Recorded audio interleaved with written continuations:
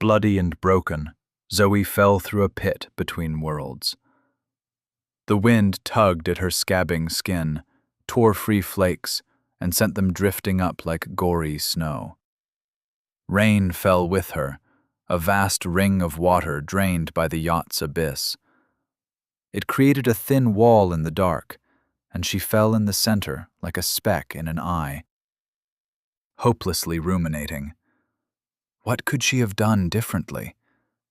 There was no way to run, no way to get past the boss's barrage of lightning. The island, ever elusive, was a tease, but never a target. She thought she was strong enough to take down the boss. Hadn't she taken down everything else that came her way? Wasn't that the lesson of her life? That if she was strong enough, she could win. Her strength let her survive after her mother abandoned her.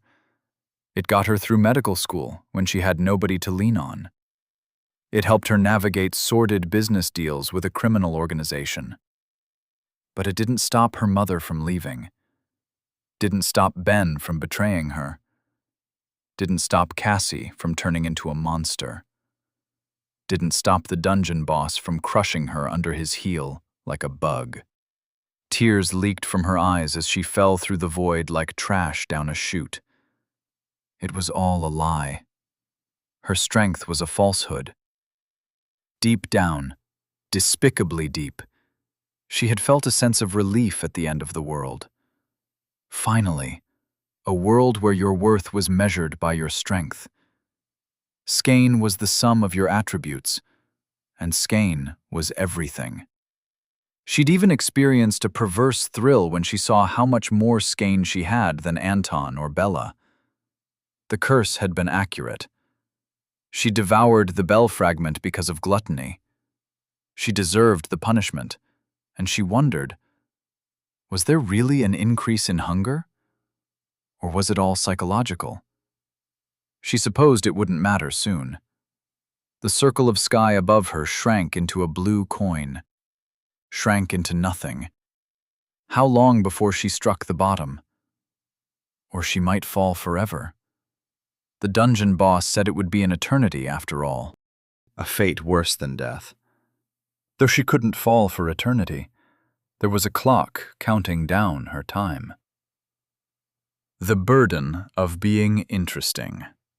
Objective: reach level 20. Time to complete: 4 days, 15 hours, 34 minutes, 12 seconds. She had hoped that the quest would deactivate when she fell into the hole. Falling here felt like falling through a dream. If she passed beyond the world, beyond her dimension, then surely the quest would end. Why should the system punish the others for her mistake? Because she had the pride to act as a leader. Tears rose as she fell. Skein 7/117. Every time her skein ticked up, she instinctively redirected it toward vitality, healing her body as much as possible, skin sealing over as scabs flaked away, for no reason other than her flesh stubbornly refusing to quit. Skein 5/117. She wanted the deep unconsciousness that came from reaching zero. She wanted to close her eyes and never open them again. Skein 3/117. A tooth wobbled and fell as a new one pushed into place. She barely felt the pain after everything else that happened. Skein 1/117. How long now had she fallen? Tie to complete: 4 days, 15 hours, 32 minutes, 37 seconds. She frowned. The expression drew blood from her scorched flesh. Something was wrong. She counted, slow and even under her breath. 1 minute in full, and then checked again. T to complete: 4, 15 hour, 31 Nate, 36 Ekin. Her eyes widened. What? Her vitality continued repairing her body. She continued falling through the shaft of darkness, counting under her breath, trying to keep the number even despite her rising mania. Another minute. 4, 15, 31, 35. That confirmed time was slowing. 1 minute registered as 1 second on the clock. She experienced something like this when crafting her technique, but this felt different. This wasn't her perception of reality, but reality itself slowing down around her. But why was the system scrambled? Why couldn't she understand the voice in her mind? She counted another minute, and this time, when she nudged the system, it came faint, like a whisper from the other side of a hallway in a language she couldn't understand. And then the whisper died. For a moment, the purest silence she ever experienced. So absolute, she heard her stomach gurgling in her ears. Before, ding! Welcome to the Black Star System. Chapter 27. The Chains That Bind. Zoe fell down the wide shaft. Total blinding darkness. Raindrops scattered about her, stinging cold when they struck the burns covering her body. Vitality chewed skein to repair her flesh, but it would take time. Though time was something she had now. Something scrambled the countdown for her quest. But the last time she checked, it had slowed to a 60th of the pace. Basic math showed she now had around 277 days before the timer ran out and the quest failed. 3/4 of a year before everyone in her party died because of her failure. This should have been a moment of celebration. She had more than enough time to grind to level 20, even if combat gave increasingly diminishing returns of death energy. If only there were enemies to fight. She turned in the darkness like a fetus in a cold womb and saw nothing. No sign of any life. Except the unknown voice in her head. Ding! Welcome to the Black Star System. She knew she was in a Black Star dungeon, before the dungeon boss threw her into the pit. But what was a Black Star System? The Black Star System is me. Zoe turned again, wind scraping at her wounded face, at the clothes stuck to her burnt skin. What? Ding! You deserve a special reward, plus 1 chain for curiosity. Something horrible wrapped around her neck. Cold, ghostly, slimy, metallic. A confusing jumble of tactile sensations as it slithered into place around her throat. She grasped at it, but touched only her skin. The sensations were inside her mind. Link after link pressed against her until it clicked like a lock. The strange chain stopped moving, but the vague, insubstantial pressure remained. What was that? Ding! Chains are a measure of the Black Star System's love. The more chains, the closer we are, and the closer we remain. She groaned, vitality repairing her throat as she spoke. What are... The sentence concluded in her mind, where the alien entity listened. Ding! I am the Black Star System. You are inside me as I am inside you. I see you remain tainted by the Crimson Armada system, but time will erase that evil presence. Plus 1 chain for curiosity. The giggle started in the crown of her skull and slowly inched its way through her bones. A cool tingling along the inside of her skin like 1,000,000 spiders laughing their way to her toes. Another chain slithered its way around her ankle, like an old banana peel come alive and constricting, and settled. She felt the weight upon her soul. So, questions would lead to these chains, whatever they were. Ding! Chains are love. She stilled her mind. This system was far more intrusive than the last she encountered. It boggled her that there even was a second one, but she supposed having reality peeled away a second time didn't have quite the same effect. Going off instinct, she checked her status. Zoe Chambers, 8. Metal, mirror, 36. 20, 11, 35, 15, 2/117. Intrepid, lodestone, fools rush in, incomplete. Questbreaker, glutton. Our hearts toll as one. Chains, 2. The new system was garbling the information, like trying to open a file with the wrong program. The new stat disturbed her. Chains. There had to be more to it than the Black Star System's words, for she certainly felt no love toward this system or any other. But what if this was like a transplant? What if one system tried to reject the other? Something brushed against her consciousness. She flinched and withdrew into herself. Falling through the cold dark. Abandon terror. Calm yourself. Empty all thoughts. Be nothing.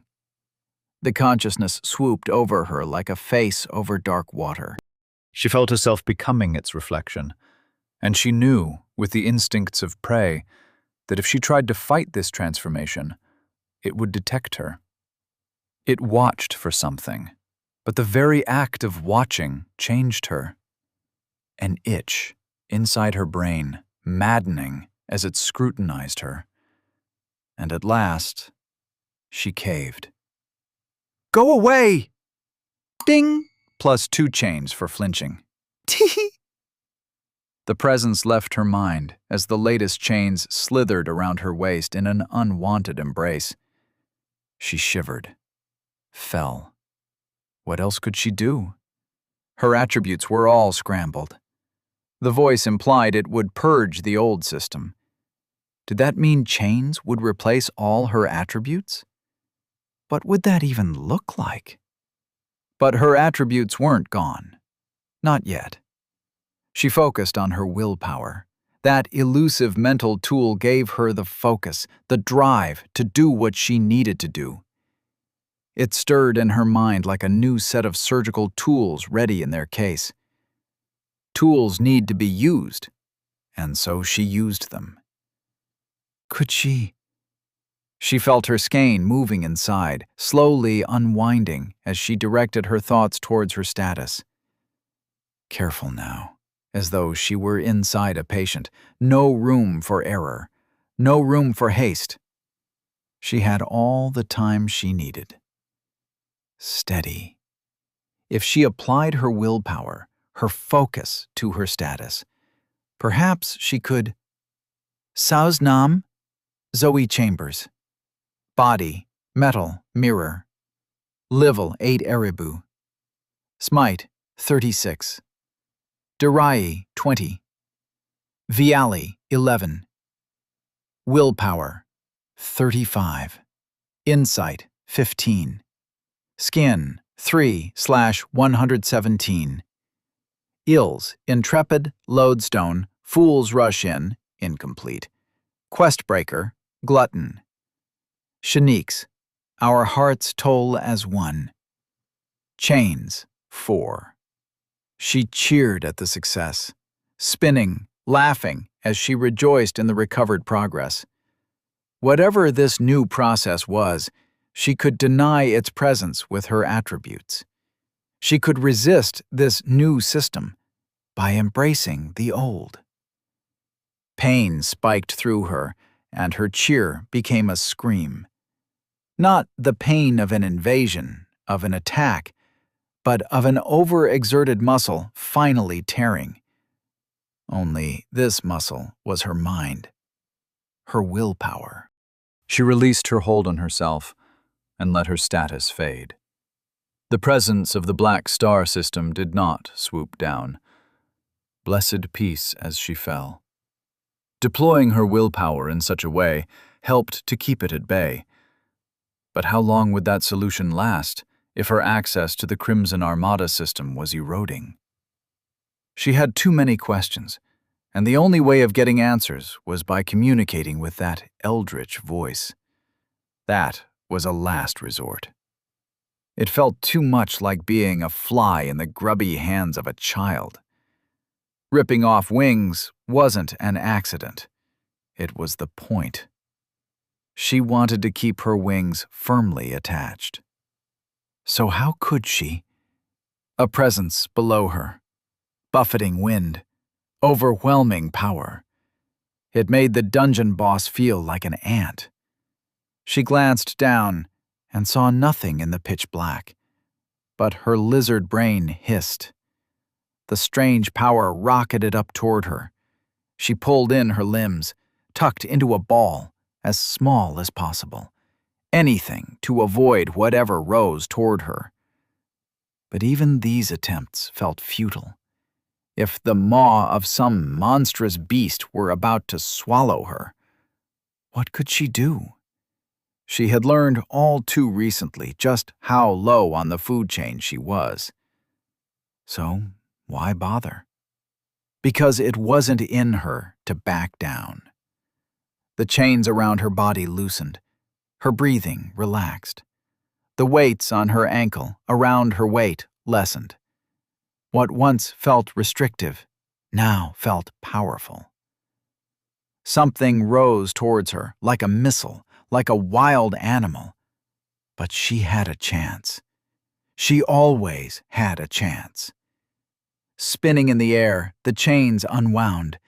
Tethered to her flesh, they flailed out, long, lashing, their tips vanishing into the surrounding darkness. 4 whips of ghostly metal. If she was to die, then she would die striking back. The mystery approached. A fearsome aura buffeted her in waves. The very air rumbled. She continued spinning, lashing. Her chains clanged. Against another chain. Before she could react, the mysterious chain wrapped around her own. Entangled, it pulled in her like a fish on a line. She flailed, but there was no escape. More chains, countless chains, encased her body. Something rushed past her in the dark. Her body jerked painfully. Wind screamed in the opposite direction as chains hauled her up in the wake of the rising creature. Details cleared as it reeled her in. Humanoid. Dark green fur, sleek and shaggy as pine needles, covered bulging muscles. A bestial head turned towards her, no bigger than her own, though the physique was swollen to the size of a house. Male. A twilight aura shone from him, the glow of thousands of ghostly chains attached to every inch of his body. "Hello," he said. "You wouldn't be Zoe Chambers, would you?" Zoe blinked, stunned, as they sailed back up the dark chute. Was it more shocking that the strange creature knew her name, or that he spoke English with a voice like a soft sea breeze? Yes, that's me." He laughed, and she saw his sharp, overlapping teeth. "I knew it." She flinched, but the chains encased her. Even her might was useless in the face of this power. "Knew what?" He snuffled his snout with obvious amusement. "We may never meet again, Zoe Chambers, but can you do me a favor?" "Yes?" "Tell them Trench sent you, and that he won the bet." "What bet? Tell who?" Silvery termites crawled through his smile. "Find the tavern, and the rest will fall into place," he frowned. "I'd love to talk longer, I really would, but you're affecting my trajectory. Wish me luck, for I wish you the same." Before Zoe could ask any more questions, the colossal man spun. His shaggy fur was like underwater weeds as his chains whipped out, and on the end of the chains, Zoe. He flung her down, faster than she fell before. Wind pulled open her eyelids, shrieked out all thoughts, peeled back her lips. She plummeted and pierced the dark, shot through the edge of the vast chute of darkness and into a strange gray sky. A desert expanded out below her, as far as her insight could see. Even the curvature of the world was more of those pale dunes. They billowed, moving like waves, marching across the surface of a strange new world. Was this another planet? Another dimension? This is the last planet of the Black Star System. Welcome to your new home. And Zoe continued falling. Only now there was a ground rushing up toward her. She didn't have long, minutes at the most, before it was as though she fell through a dream. But a sickening feeling rose as the dunes below grew taller and taller. Some of them were as tall as skyscrapers, a strange, papery white. Peppered throughout the dunes were shafts of darkness, tall pillars of impenetrable shadow, as though someone removed the land surrounding a sunken well. She spun in the air, and there was such a shaft behind her. Below, she saw lights, the golden, red, flickering light of fire. Where there was fire, there were people. She hoped. Find the tavern? She spread her arms and legs wide, tried to slow her fall as much as possible. She wasn't sure how strong 36 might was, but maybe it was enough to survive smashing into the ground like a... Better not think about it. She spread her limbs, and she focused. Skein 4/117. Could she use the chains? She wasn't sure how, or even what they could do. Better trust in the system she knew. Maybe that little skein boost would be enough to save her, but she would have to time it right. Instead of a parachute, she would strengthen her body and hope it didn't... Nope, bad thoughts. The ground rushed up. She cleared her mind and gripped her skein. There would only be one chance, no room for mistakes. She readied herself and angled towards the nearest dune. Chapter 28. Fresh out of pity. Zoe rushed toward the desert like a stone thrown by God. She would strike the pale dune and splat into a puddle of blood and bones. Nothing would remain of her except a pink stain upon a tall, pale dune, like a wave of frozen bone. Even this remnant would fade, as the grains continued their endless march and buried her in time. She had seconds before she struck, and so she seized her skein. And a perfect time for indecision. She could boost an attribute, and 4 skein was the equivalent of a normal human's total in any of the categories. But which category should she boost? Vitality would heal her after the impact. Might would strengthen her body. Dexterity would let her land safer. Seconds away from the ground, she boosted her might. Dexterity was useless if she wasn't awake. Vitality was useless if she didn't survive. Might could strengthen her enough to survive the impact. She hoped. Her skin flashed like dull steel, and her consciousness slipped into that dark place between waking hours before the pale ground embraced her. ###. Going unconscious probably saved her life. The limpness of her muscles stopped her from becoming so stiff she snapped on impact. Quite the first thought to have after waking. The second thought was pain. Everywhere. Bruises across her entire body. Breathing ached from fractured ribs, and the minute clicking as vitality set them back into place. But her legs felt like molten lead. She tried to move and screamed.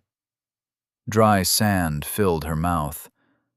She was face down in the sand. Her legs shattered from the hip down. Bone shifted slowly inside her, scraping against the flesh. The agony made her wish for unconsciousness again. Skein 21/117. Her vitality was 20, so she'd been unconscious for a little over an hour. She tried to move, but couldn't stand the pain. After everything that had happened, it was too much. She gripped her skein and pumped it into vitality. Skein 0/117. Vitality 20, 41. Blessed darkness swooped down as her vitality surged. She barely had the mind to turn her mouth out of the sand before she passed out. ###. Vibrations under the sand woke her. Footsteps. A strange, hopping gait across the sand. Distant, but approaching. She stirred, and cool air brushed her skin. Twinges of pain, but lesser than before. Her bruises had faded, and her ribs settled into place, but her legs still ached like a fiery mess. Each heartbeat sent a slow, dull pulse from her toes to her hips. She dreaded movement. But the footsteps drew closer, and she needed to see what was coming. Her hands gripped the sand, and she pushed. With her enhanced strength, it was trivial to move her body, but it still hurt. She gritted her teeth against screaming as she flipped over, her legs dangling, useless as she rolled onto her back. Sharp hiss of breath as her feet sank into the sand. Even if she kept pumping her vitality up to inhuman standards, it would take days to fully heal. And they might heal wrong. She had to splint them, but first she let herself lay there. Slow her breathing. Let her body rest. Listening for the footsteps. On her back, barely turning her head, she scanned the surroundings. The sloping dune must have been a dozen stories tall. Lavender clouds floated across the gray, sunless sky, darker now than before. Cooler. Some kind of night neared. Where were the footsteps coming from? There. An impression in the sand. Another. Divots that trailed back up to the top of the dune. More were forming. Was something moving beneath the dune? She tried to shift, but the pain made her groan. Maybe if she focused her vitality, she could suppress the pain enough to move. Or did that require willpower? Her attributes floated like tools beside her mind, ready to use. The divots hurried closer. Blue smoke burst out of nowhere. Before she could react, a baboon lunged out of the azure cloud, teeth bared, wings flapping. She lifted an arm. Too slow. Yellow fangs sank into her face, gouged her eye. She smacked the baboon and sent it flying. It flapped its wings. Large, crow-like expanse where its arms should have been, and shrieked. 3 more bursts of blue from the dune around her as blood gushed from her eye. Damn! The winged baboons ran along the dune toward her. Vitality 29. Heat pulsed in the hole of her missing eye as vitality flared. The bleeding slowed, but the baboons sprinted. Their nostrils flared as though they could smell an opportunity slipping through their hands. With one hand to prop her up, Zoe readied a fist. She would have to be quick, but she knew she could knock them away. If she was lucky, she could even crack a skull with a good blow. But could she get all of them? 3 charged toward her. Fingered feet flicked up sand as they flapped their wings for speed like demonic chickens. Jaws wide and long teeth bared as they shrieked. A threat that worked. She couldn't stop shivering as she stared at them. Her fist trembled. A metallic sheen coated her fist, and it stilled like any other piece of machinery. But these efforts cost her willpower. She could feel her attention growing sloppy, wavering between the incoming targets. What was she missing? The flying baboon swooped down and grabbed her face with its dexterous toes. Claws dug into her flesh, pulled open her wounds. It flapped, lifting, ripping her flesh free. Her scream garbled as she tasted the foul creature's foot. The others crashed into her. She swung a fist out. Her knuckles crunched into a baboon's skull, but her attack gave the creatures an opening. Teeth closed around her arm and pulled it aside. She couldn't see anything in the fray. One of them bit her chest, digging for her heart with clawed toes. She choked on another scream. This couldn't be happening. No! Ghostly chains unfurled from her body. They whipped out and struck the baboons. A heavy clanging reverberated through her as the chains sent the creatures flying away with a will not entirely her own. She'd almost forgotten the chains were still attached, their weight lost amongst the pain of impact. But they moved now, alive in their own strange way. Had they acted on her subconscious desire to live, or did they act on their own? She breathed, waiting for a second attack, while the chains hovered over her like guardian snakes. Wing beats. One baboon limped away through the sky, flying at an awkward angle before it vanished with a burst of blue. Only the sound of feathers swishing air remained, until that too faded. Another lay crumpled with a fist-sized dent in its skull. The cross-eyed expression of confused dismay almost made her laugh, or that could be the adrenaline racing through her system. She spotted the third further up the dune, its neck twisted at an unnatural angle. The fourth. She spied it further down the dune, stumbling on two legs and dragging broken wings. Blue dust sputtered and leaked and floated in the air behind it like some genie's tail. Fur and feathers flickered in and out of view, but the creature failed to turn completely invisible.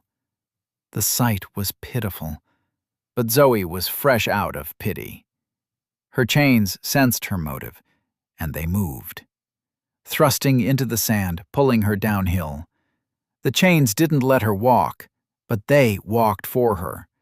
4 tentacles charging like a spider down the slope as her body hung suspended at the core. She snarled with pain as her legs dragged along the sand, but she gained on the running baboon. Nothing mattered except the hunt.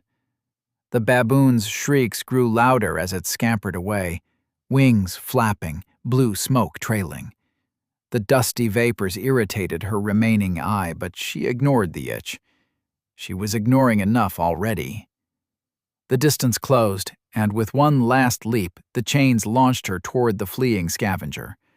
Her metallic hands closed around its neck and snapped it instantly. As the creature whimpered, bloodied teeth bared in one last act of defiance, Zoe bit down on its face. Taste of fur, of gore, of death. And her mind raced back to her youth, after her mother's death, when she lived in a forest. Alone, but for the lost dogs.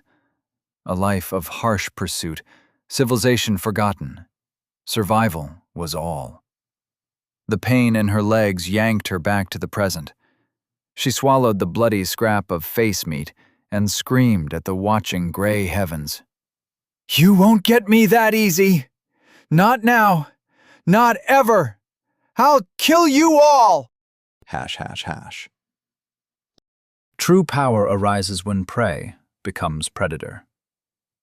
Zoe lay near the bottom of the dune, the dead baboon by her feet, and winced at the pain in her body. The chase had reopened injuries, and she knew she must stay as still as possible. With the flesh beside her, she could eat. Had she eaten since the dungeon fruit in the safe room? She couldn't remember. But it didn't matter now. She had flesh, and though it tasted like ass, it would fill her belly. A giggle escaped her lips. Speaking of, it was a wonder she hadn't gotten sick from eating fruit and random animals and whatever that puppeteer had been. Maybe enhanced vitality improved her digestion? She didn't care. Exhaustion rolled through her as the world darkened. No stars, no moon, just as there was no sun, only the lavender clouds shifting across an iron sky. The dune persisted to glow with a pale light like phosphorescent bone. Hopefully, there would be fewer scavengers at night, and she could sleep. But she didn't believe that. If she wanted to survive, she needed to find some kind of shelter.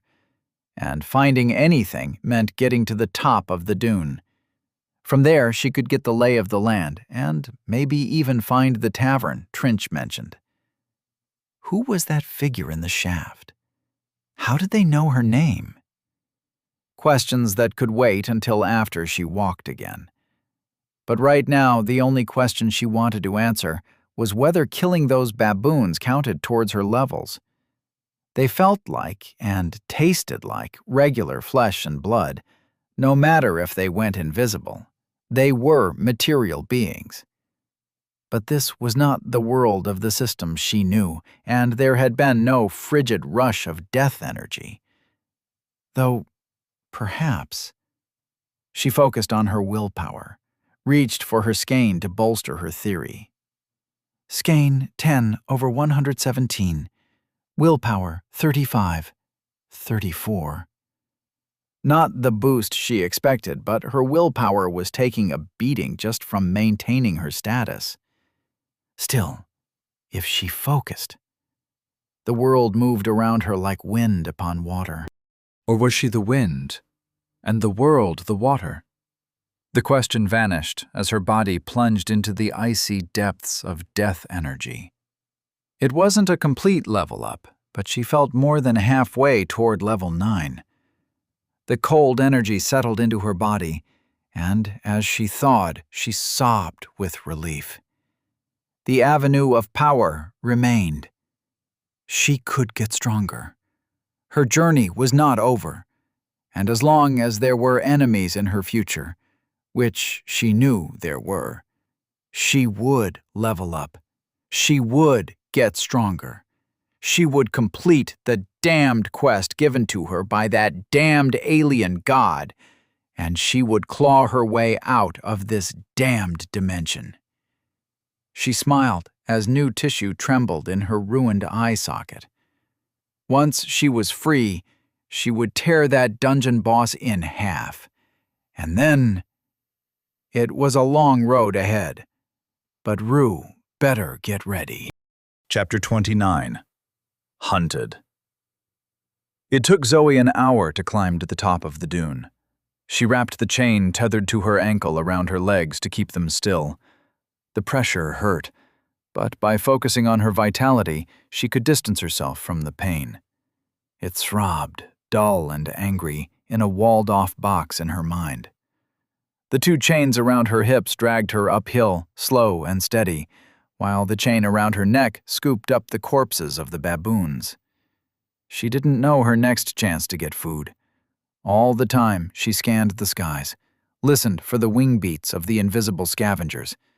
But if there were any, they were out of range of her insight.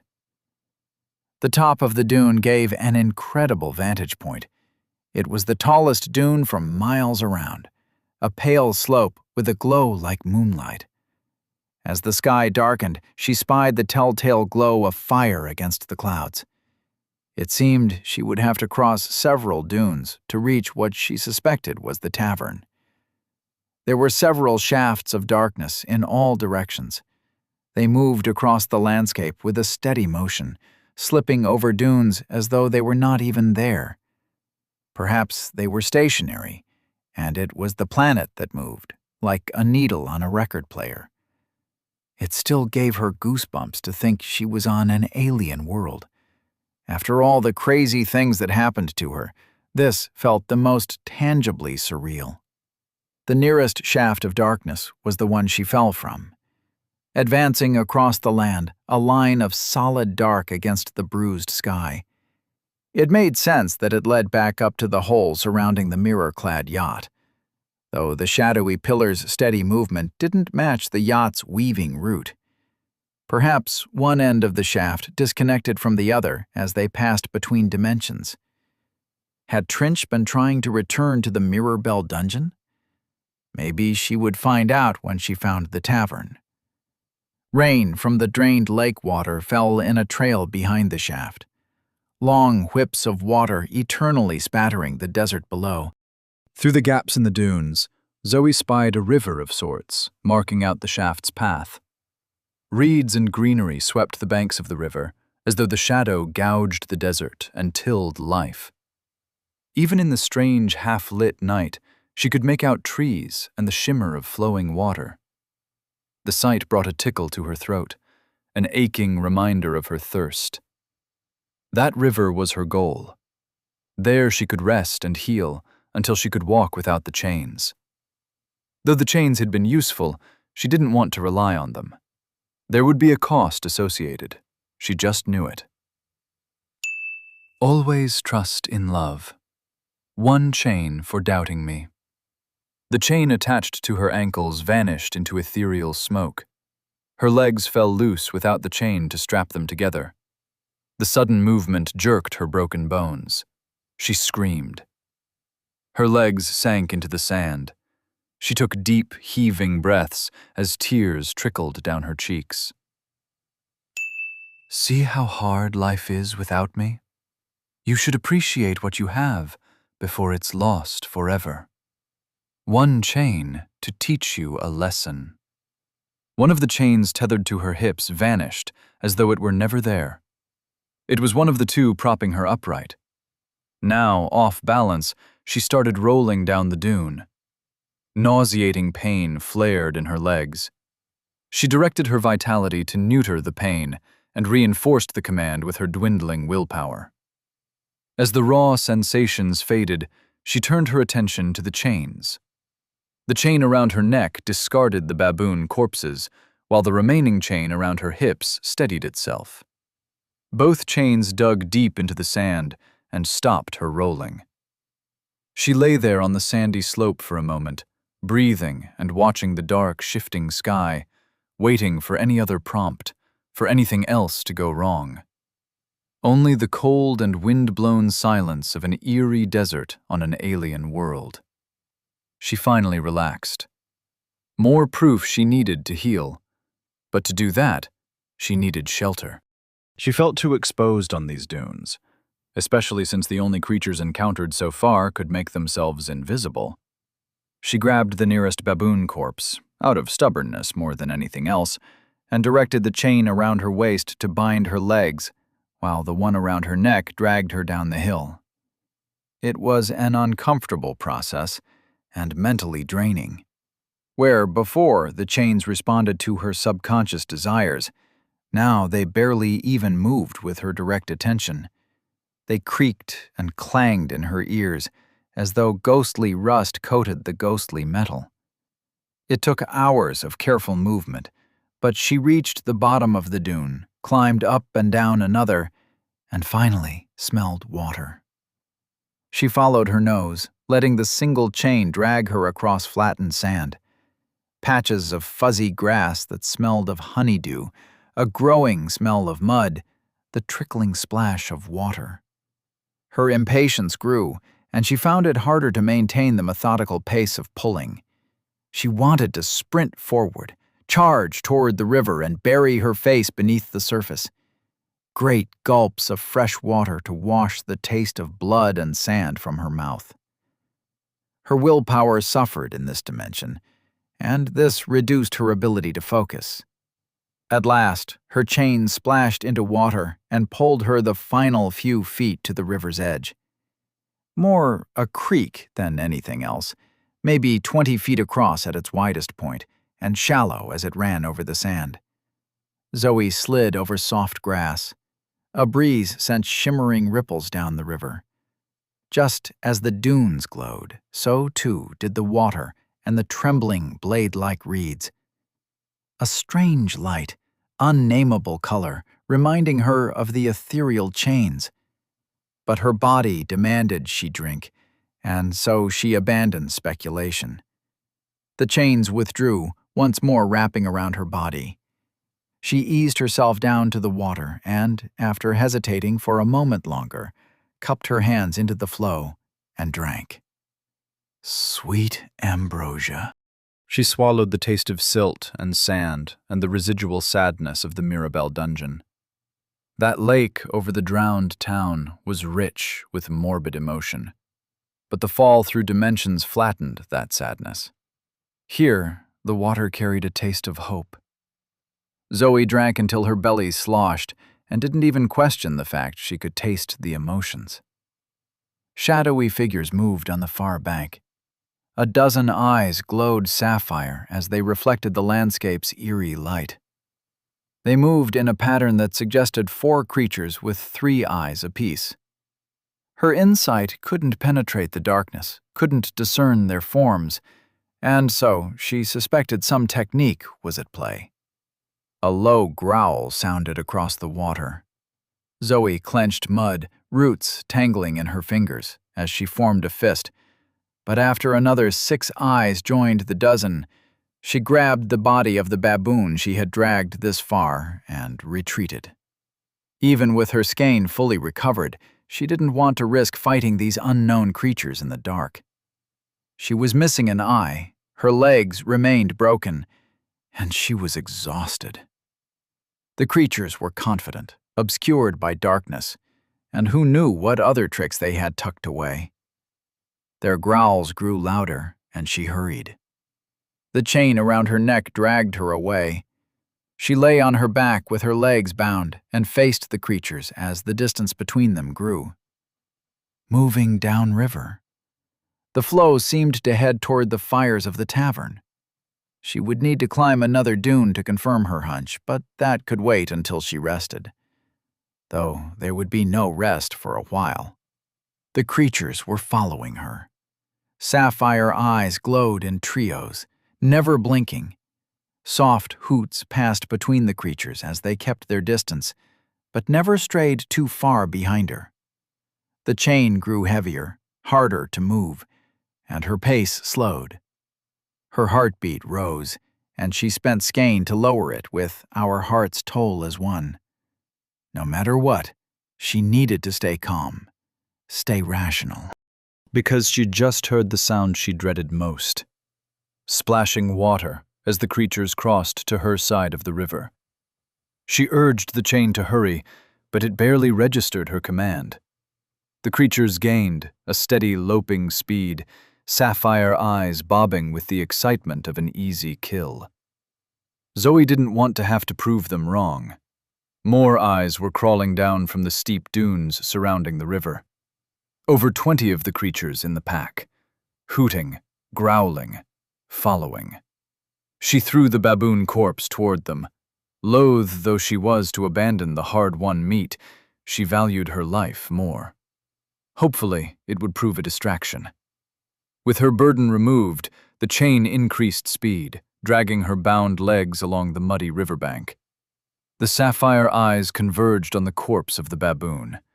They frenzied, hoots pitching into whining shrieks like a cluster of demented power drills. They fought amongst themselves, a shifting mess of shadows. Foul, sulphurous odors reached Zoe's nostrils as she continued dragging herself away with her chain. The ghostly lynx plunged into the soft earth, yanking her away from the pack with a jerking pace. Not all the creatures went for her distraction. Some streamed around the chaos over the corpse, crystalline eyes unwavering as they pursued Zoe. Hooting, hollering, clawed feet pounding the muddy ground. They charged toward her, the distance vanishing. Zoe's chain skidded off hard stone. She risked a glance and saw the ruins of a temple. Columns, collapsed roofs, tiled floors, all lit by sand piled in the corners. The stone itself did not glow. The creatures charged in silence. Zoe forced her chain to wrap around the nearest column and pull across the tiled floor. The river ran through the ruins, sound of running water bouncing off the ancient walls. If she could find a room, she could collapse the entrance, hole herself off. keep the creatures at bay until she healed. She aimed toward the nearest room, chain grabbing at rubble to haul her along the sand-swept tiles. A cacophony of whirring shrieks punctured her ears. She cried out at the sudden pain as a warm, wet trickle flowed over her earlobes. The world grew muffled, pain, but she hauled herself on with the sluggish chain. Not long till the room. She risked a glance back. The creatures paced at the border of the ruins, blue eyes watching, segmented mouths gnashing in the shadows that cloaked them. Zoe stopped moving, and the creatures remained outside. They refused to enter the ruins. She wasn't stupid. Either fear or magic kept the creatures at bay. She didn't know which, but she didn't care. Skane boosted her vitality, and the pain in her ears diminished. The creatures snarled, paced, and retreated. Zoe waited until they all vanished into the darkness before she leaned over to the river running through the floor and puked. All the jostling with a full belly. She washed out her mouth with the flowing water and looked around the ruins. The piles of sand offered scant light, but they illuminated the carvings in the walls. It seemed a parade of snakes, or a carnival of worms, in various gestures and poses, formed a bas-relief across the walls. Was this history? Or graffiti? The broken walls obscured any real meaning. Columns supported sections of cream-colored roof, or they stood alone like dead trees. As Zoe calmed, she studied the ruins and spied signs of habitation. Scatterings of charcoal, broken glass, the bones of an animal flecked with hardened scraps of gristle. She pulled herself toward a darkened room. There were blankets rolled out inside. Faint body odor lingered in the air. 3 beds for 3 campers. She bit her lip. People were staying here. They were gone now, but they would return. Should she stay? Or should she go? She decided not to risk an encounter, especially not with her body in the state it was. Maybe she could find some provisions to help her. Did she dare risk it? The pain in her legs compelled her into the room.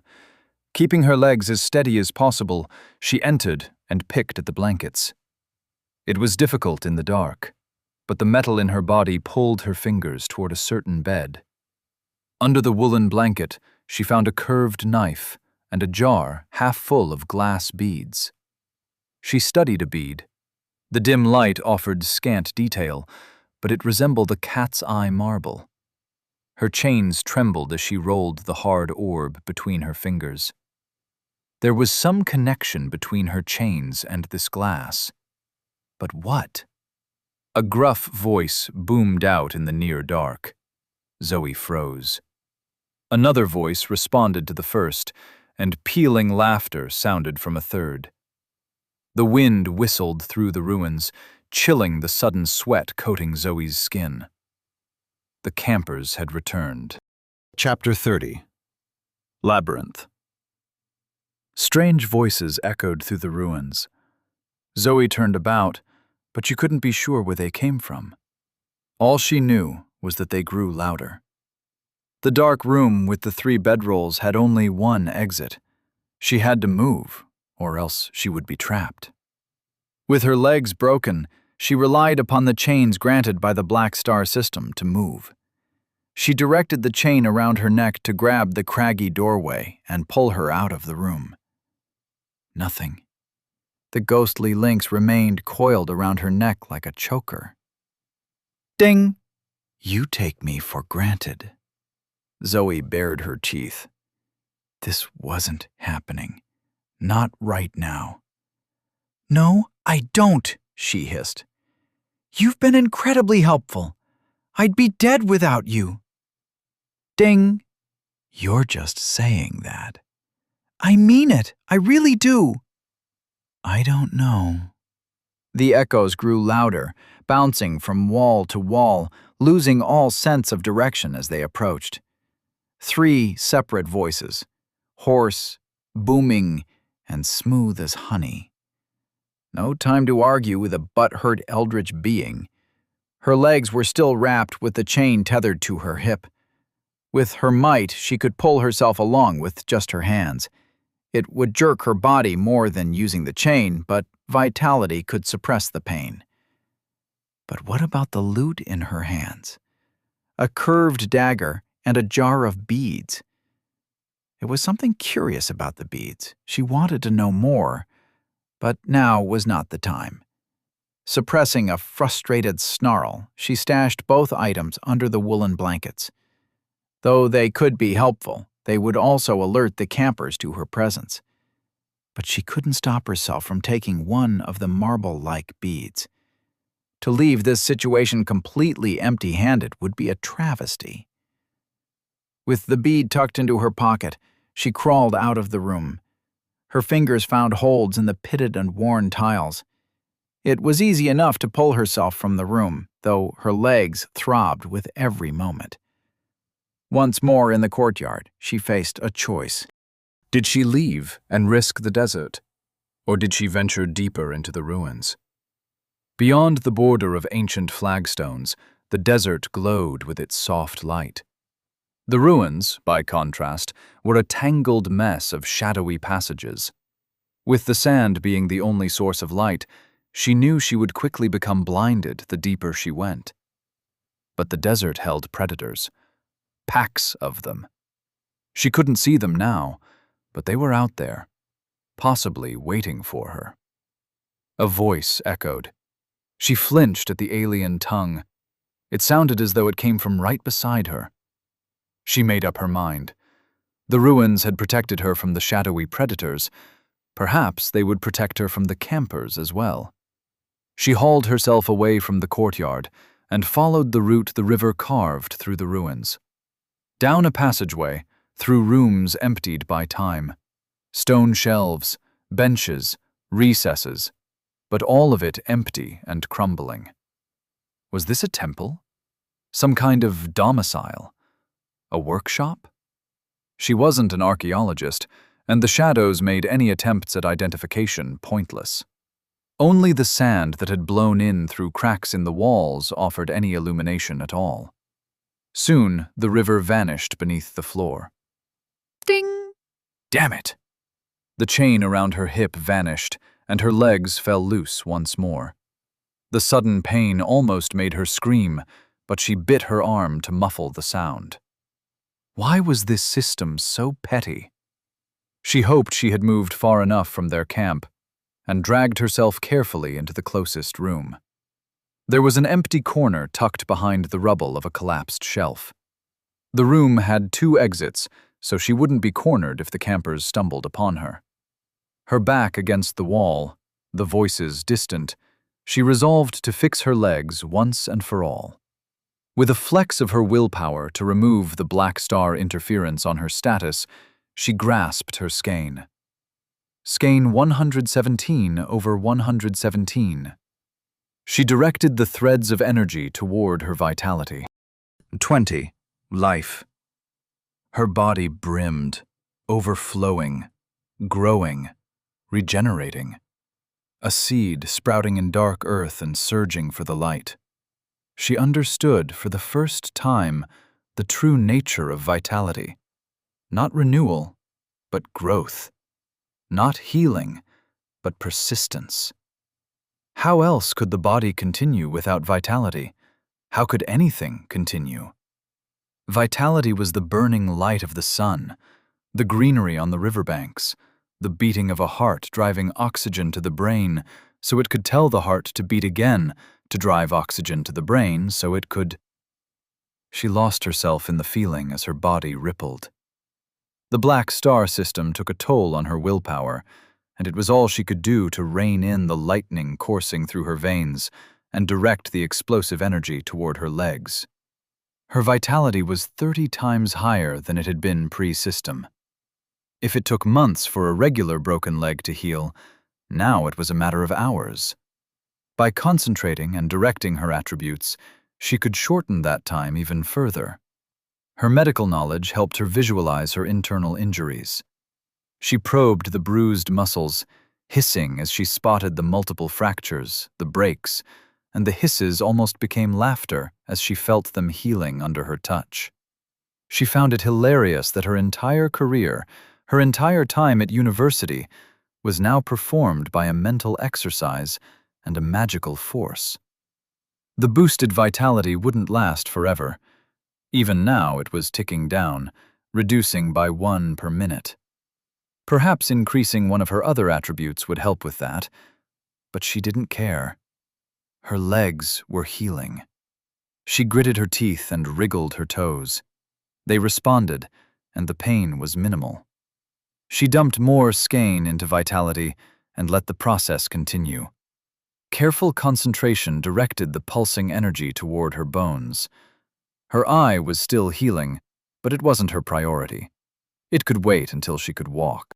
After hours of this repeated magical healing, her willpower hit 0. The world became a fuzzy place. She giggled as she kicked in the dust and collapsed in the rocky corner, utterly spent. Dawn came without sunlight. The sky blooming from dark to pale gray. No lavender clouds to shroud the gray heavens. Soft beams of sourceless light spilled through holes in the walls to strike Zoe's face.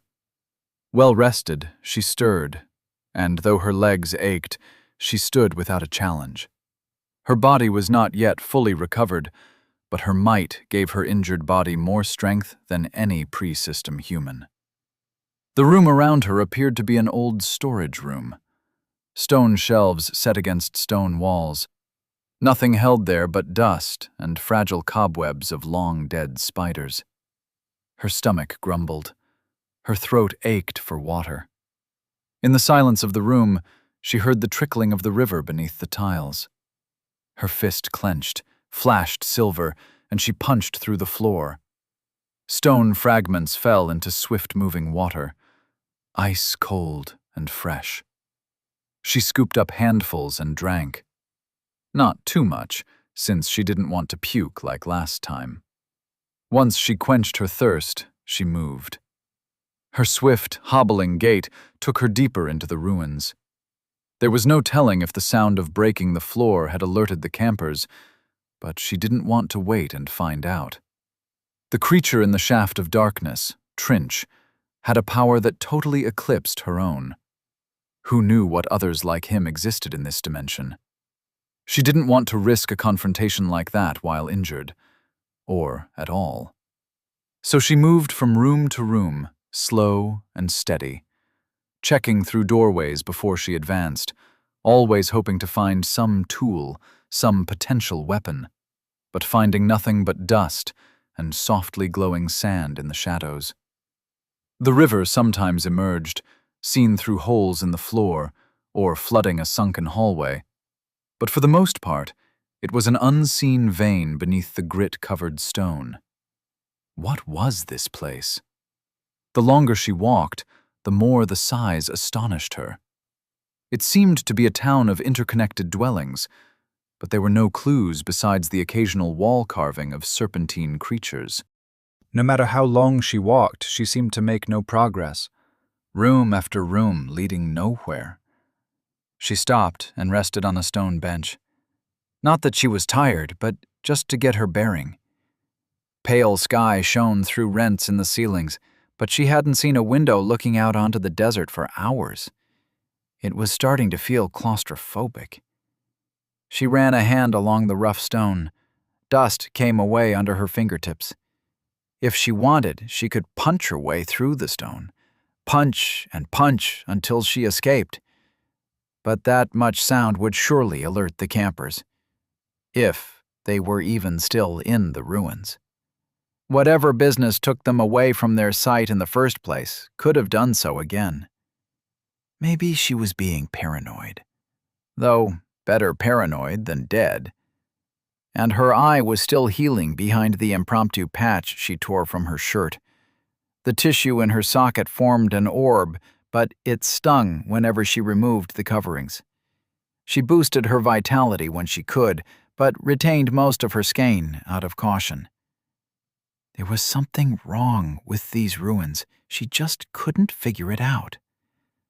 To distract her from her frustration, she pulled out the glass orb she stole from the campers. Daylight shone through the clear glass and highlighted the squiggle of red in the center, as though someone had captured a burning candle wick. The chain around her neck twitched.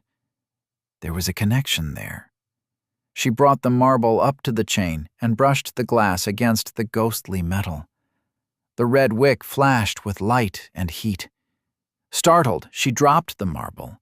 It rolled away, dull and cool. Her face and hands flushed with the fading heat. Gingerly, she picked up the marble and placed it back in her pocket. Some kind of fire starter? It must be a feature of the Black Star system because it highlighted how useless the chain around her neck was without the system to assist her. A voice distracted her from her thoughts. Hoarse, alien, close. She looked about, saw nothing, and moved in the other direction. The voice called out again. Alert now, and the other two answered. She didn't need to know the language to understand what they said. Somehow, they had found her. She ran. Her legs ached with every step, but she forced herself on. Down halls, through rooms, sprinting as fast as her enhanced limbs could propel her. Her footsteps echoed off the walls, but if she could outrun the sound, it wouldn't matter. She tripped, stumbled, fell, crashed into a stony wall, and groaned at the agony in her recovering legs. What? She glanced back at a fist-sized hole in the tiles. Water rushed underneath. No. She was back in the room she woke up in. When had she been turned around? It didn't make sense. The voices hollered, closer. She sighed at what she was about to do. Hello? Ding! Well, well, well, look who's come crawling back. Can you help me? Yes. Zoe waited, but nothing happened. She tried to move the chain around her neck. Nothing. This wasn't happening. She gritted her teeth. Will you help me? No. Echoes bouncing from every direction. Closer, surrounding her. She looked up through the hole in the ceiling at the gray sky and clasped her hands. Please, help me, she whispered. I'm sorry for ignoring you. I'm scared, and I don't want to die, and I don't know what's going on. I need your help. I can't do this on my own. Silence stretched inside her mind. Footsteps slapped the stone. Excited grunts, calls in the alien tongue. Laughter. They sounded like hunters drawing in on wounded prey. Ding! Plus 10 chains for groveling. I'm glad you finally appreciate me. 10 ethereal chains sprouted from her back as though she were some kind of spider. They twitched as they connected to her subconscious. Their tips grabbed at the loose stone in the ceiling. With a clanging heave, they pulled down the stone. Zoe coughed on the dust as the chains dragged her up through the new hole in the ceiling and onto the roof. No! She stood under the gray sky and stared at an endless labyrinth. No desert in sight, only a twisting maze of ruined stone. Voices called from the room beneath her. She ran. Chains hauled her from roof to roof, but it seemed futile. The collapsed houses, the hallways, the cream-colored buildings extended to the horizon in all directions. No trace of the dunes, only the pale, sunless sky. A voice hollered. She looked back and saw a dark green silhouette. A creature like Trinch, but smaller, lithe, and sprinting after her. She put her head forward, leaping gaps, skidding on dust and sand, begging for some way to escape. But within seconds, a solid body of dense muscle tackled her. Arms wrapped around her, and together they crashed through a ceiling and struck a damp, tiled floor. "Breathe!" exploded from Zoe's burned lips. She struggled, flailing with limbs and chains, as the green Sasquatch of a being pinned her down. A pulse of dread aura filled the room, choked the noise from her throat, and sent her chains crashing lifeless to the floor. She couldn't breathe as the creature looked down at her. Slowly, it stood and backed away, hands raised and empty. A chain slithered from around its foot and brushed against hers. "You understand me now?" Zoe could only nod. "Good," the creature continued in her hoarse voice. "You are new here. I am Prince. What is your name?" She coughed, her face growing red. She suffocated under the leaden aura. The creature realized her discomfort, and the aura vanished. She scrambled back to the wall, staring, massaging her throat as her chains stirred like drunken worms. "My name is Zoe Chambers." The creature pinched her stubby nose. "Trinch was right. We'll never hear the end of this," she sighed. "Well, Zoe Chambers, you're officially in our custody." Zoe wanted to run, but where would she go? How could she escape? She forced herself to meet the creature's yellow eyes. "What do you want with me?" Princh smiled a grin of gray and overlapping teeth. "You're our ticket out of this forgotten dimension." Chapter 31. A Meeting in Chains. Zoe trudged through the labyrinth with the slumped shoulders of a prisoner. Her 10 chains wrapped around her torso, a weight she could only bear with her might, and though the chains twitched, they remained docile, unresponsive. The chain around her neck ran behind her like a leash and connected to the chain of the being called Princh. "Turn right," Princh said. "Then straight ahead." Princh acted as though the leash between them was perfectly natural. She was around the same height as Zoe, and of a slighter build, though her dark green fur gave the appearance of extra bulk.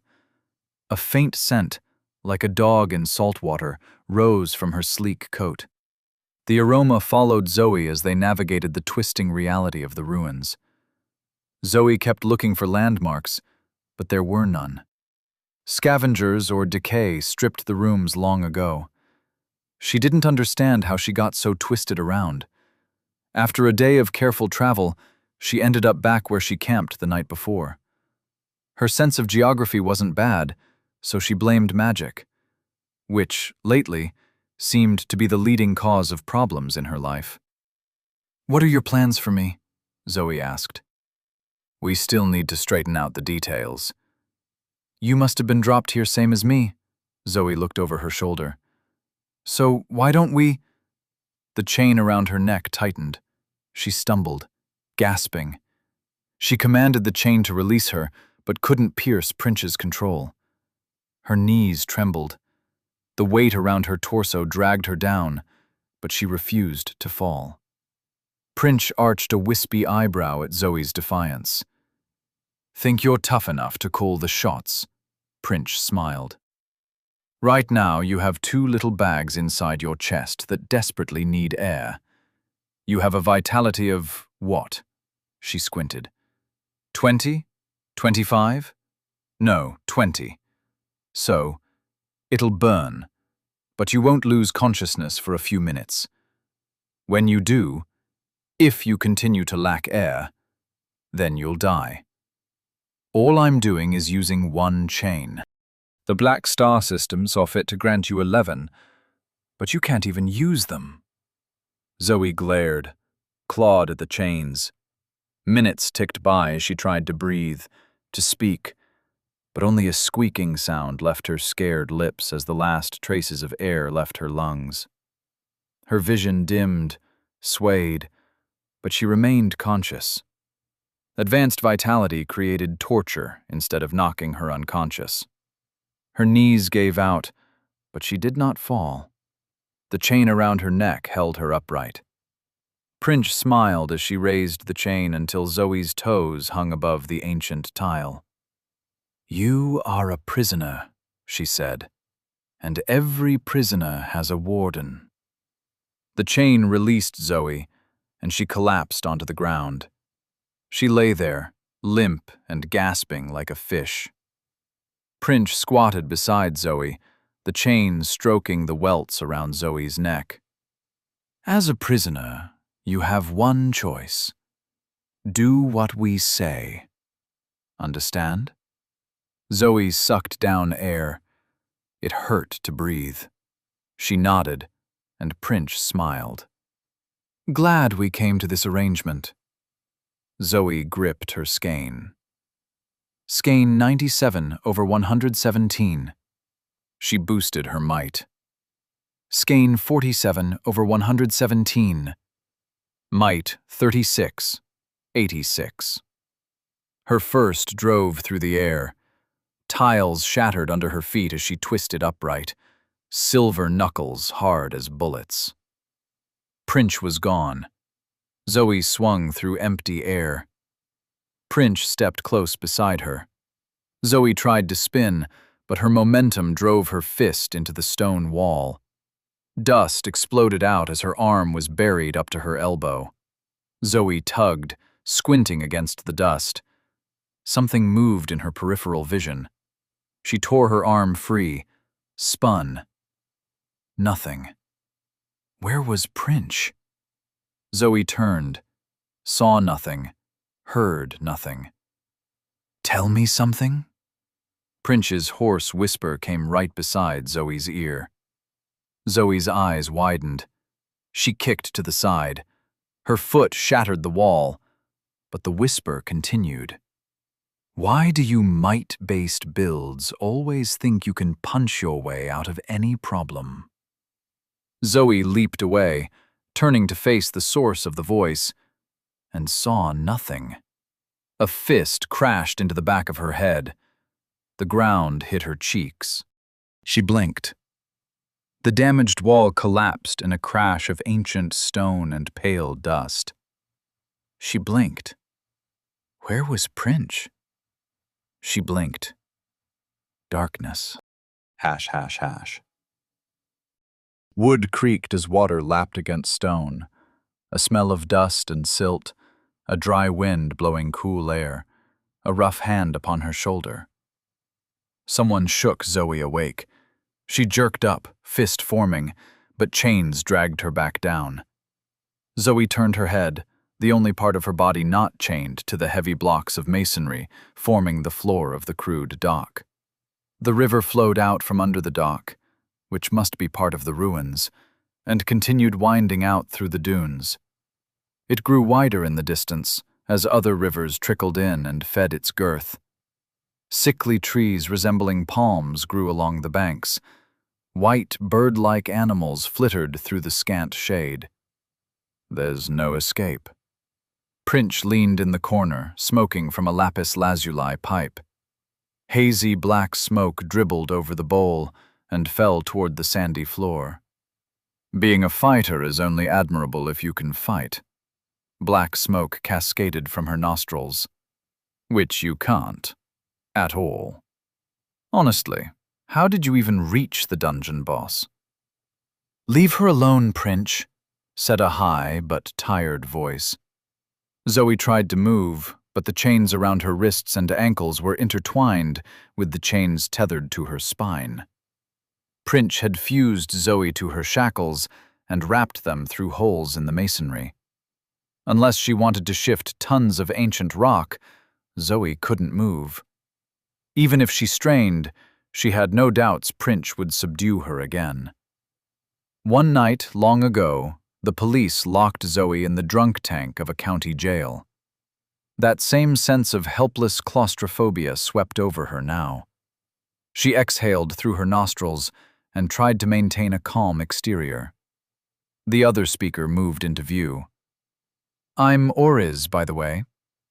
An androgynous human with high cheekbones, long, corn-colored hair, and eyes like dirty honey. Her skin a subtle gray, as though she had poor circulation. A long indigo gown swept a pattern in the sandy floor. Zoe stared. "You look like the dungeon boss." Oriz shrugged as she tied her hair into a bun. "Are we your first aliens?" she grinned. "We don't all look alike." "No," Zoe shook her head. "I didn't mean—" "I'm joking. The Crimson Armada system created the Mirabelle dungeon from memories of my world. The dungeon boss is called Zazatha. He's the same race as me, but he died 1,000 years before I was born. He was a ruthless priest who drowned his congregation for power and—" "The dungeon is his punishment?" "Well, it is called a dungeon." "Oh, you really don't know how anything works, do you?" "Let me guess. You heard a voice in your head and then everything fell apart? Too slow to join the tutorial? Barely survived horrific encounter after horrific encounter until you, what, stumbled into a dungeon?" She frowned and looked at Princh, who shrugged. "It's what makes sense to me," Princh said. "Doesn't explain why she's alive, but it explains why she integrated a damned dungeon quest item." "It gave more attributes," Zoe mumbled. They both stared at her. Princh tittered. Oriz laughed. Zoe blushed, and they both guffawed until Princh coughed and heaved up thick black spittle. "Don't make me laugh when I'm smoking," she hawked a dark glob into the river. "No wonder you got those burns on your lips. Pure gluttony. You swallow every little trinket you come across?" "No!" "Then how do you explain the gilded parasites swimming through your guts?" Zoe's eyes widened. Her stomach itched. Had it always itched? Or was she only noticing it now? Were they messing with her? She glared at Princh as the green woman wiped spittle from the hairs around her chin. "You're messing with me," Zoe said. "Nope." Princh squinted as she drew from her pipe. Aura rippled across Zoe's skin as Princh flexed her willpower and accessed her system. With a flicking gesture, Zoe received a prompt. Eyes of the Healer. User can observe the hidden interactions of essence and flesh. At higher levels, the user can share these observations with others. Zoe blinked away a sensation of dust in her eye, but was distracted by something moving inside her guts. She looked down with dread. Her clothes, her flesh, became translucent. Through clear skin, she saw veins, muscular fiber, organs breaking down her scant meals of the last few days. A half-dome surrounded her heart. Metallic tissue, the physical manifestation of her technique, our hearts toll as one. And throughout her body, long threads of glinting metal, of reflective mirror, interwove themselves with her mundane anatomy. This essence shone in stark contrast to the gunk of normal flesh. It took her breath away, to see skein glowing, folding in upon itself, and passing through her cells like a billion threads through the eyes of a billion needles. Amongst the wonders of her body, something malignant stirred. A gigantic golden worm slithered through her bowels. Foul aura leaked from its oily skin. A foot long, thick as a garden hose, nosing through the passageways of her intestines. Tendrils and antennae bristled its head like a prawn mated with a catfish. These whiskery feelers tickled Zoe's insides. She bucked, horrified, trying in a futile effort to move herself away from what squirmed inside her. The chains clanked in mockery as they shackled her to the floor. The worm stopped moving and turned two dull white eyes towards her, as though it could see her through her skin. Zoe saw the bile rising from her stomach toward her throat. "Get it out of me!" "No." Princh waved her hand, and the technique cancelled. Zoe stared down at the tattered shirt covering her stomach, her skin once more dark brown and opaque. The feeling of gilded whiskers persisted as a shiver-inducing memory. "Please, remove it," Zoe said. "I'll do anything." If you didn't want it inside yourself, then you shouldn't have eaten the cursed item. What was it, anyway? Zoe racked her brain. Did she even remember? Wait. It was Zazatha's earring. I bit his ear before he threw me down the shaft. Why would you do that? Oriz asked. He was going to kill me. Why wouldn't I? Oriz and Prince exchanged another glance. Eh? Oriz gestured toward Zoe. Fine, Prince said. I like her. She pinched her fingers a quarter apart. This much. It's enough. Don't talk about me like I'm not here. Oriz crouched beside Zoe. 2 things, she said, as she fished in a worn leather satchel. 1, both of us could kill you without trying. We're not even combat builds, by the way. You're just that low of a level. So some respect is in order, lest we rip out your tongue and use you for our purposes anyway. Her yellow eyes crinkled as she smiled. And before you think about it, yes, there are ways of injuring someone that even vitality won't fix. The scars on your lips are a testament to that. She produced a cork-stoppered vial of a rich red liquid. And 2, we really aren't that bad, just desperate. How desperate? Desperate enough to put our fates into the hands of a complete and utter stranger. Not just a stranger, but someone who doesn't even understand the most basic principles of the system that has blessed them. She pulled the cork from the vial. Try to see things from our point of view, yeah? Have a little empathy. It will make everything much easier.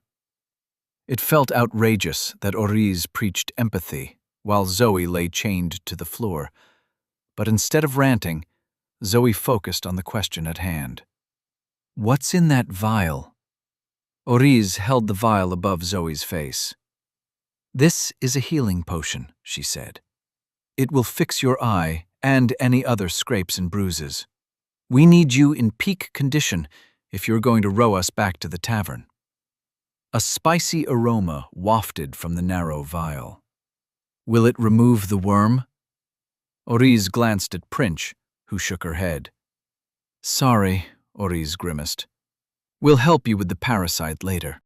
Why don't you think of your little passenger as self-inflicted leverage? Now, she waggled the vial. Open up? How do I know it's not poison? Why waste poison on someone chained to the floor? Zoe sighed.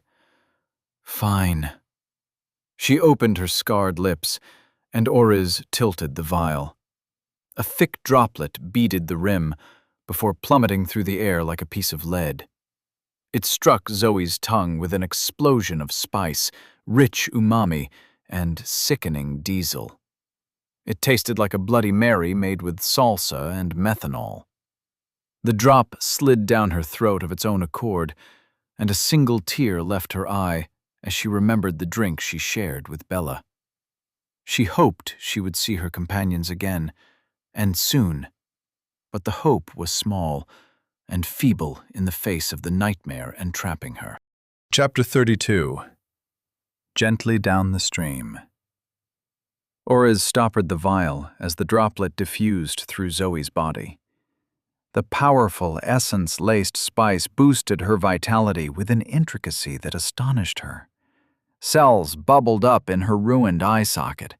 Her skin peeled and sloughed to reveal an unblemished layer of dark brown beneath. Oriz removed her eye patch. Zoe's eyes were whole again. She could see. Her ghostly shackles slithered away. She sat and rubbed at her wrists, blinking as she readjusted to proper depth perception. See? Oriz smiled. We aren't so bad. Zoe nodded at her, still stunned by the regrowth of her eye, and glanced at Prince, who remained smoking in the corner. Prince bared her teeth and growled. Get in the boat and start rowing, newbie. And if you try to run, I'll rip your feet off. Zoe glared at her, but stood, uncertain for a moment, before her vitality-enhanced blood flow removed any lingering numbness. and walked toward the wide, canoe-like boat waiting further down the dock. She hadn't seen the boat while laying down, but the wooden vessel creaked as it bobbed on the river. As she stepped aboard, her mind spun. Nausea made her reach out for balance, and she leaned against a wall? Wait, where was the boat? She stood back above where they shackled her, head spinning, stone firm beneath her feet, against her palms. Solid, but wrong. It shouldn't be there. She shouldn't be here. She bent over and vomited. "What?" she spat. "What's happening?" Orez rubbed her back with sympathy. "This place is clingy," she said. "It's part of the Black Star system. Here." Willpower-driven aura rushed over Zoe, and the nausea ceased. "It won't let you leave unless you focus. Better?" Zoe nodded and stood. She looked between the two alien women. It spoke a lot to the recent insanity that she wasn't even fazed by speaking to aliens. Well, maybe a little. "What about your third?" "He's staying behind. Now, no more questions and hop in the boat." Zoe nodded, still unsteady, and walked back toward the boat. She gripped her willpower and forced herself to take a step at a time. The shadowy predators must have known about the ruins twisting reality and avoided it with the good sense only animals possessed. She gritted her teeth. No ancient labyrinth would pull her back. Her willpower dipped as it fought against this hostile system, but Zoe persisted. She marched toward the boat, and each step brought her closer to her goal. ###. Zoe rode for the rest of the sunless day. She tried not to think about the worm growing in her stomach and focused on the simple, repetitive motion. Even with her might to empower her and her vitality to refresh her muscles, her shoulders ached. Despite the burning pain, the impatience, and the thirst, she kept her mouth shut. If they wanted to tell her what they planned, they would. Her asking questions would only lead to more suffering. She told herself that she was biding her time for later defiance, but couldn't deny the leash around her neck. No matter the motive, if you do what your captors say when they say it, you are just like any other prisoner. But she was biding her time, and they would regret the way they treated her. Orez sat on the end of the boat with her back to Zoe. She dangled a bright green line in the water and rarely reeled it in with a catch. The fish were small and shaped like arrowheads. Their mirrored scales glinted in the light, and they must have fallen with the lake water from the Mirabelle dimension. Had any Miradiles survived the fall? Or were their splattered corpses dried out in the dunes?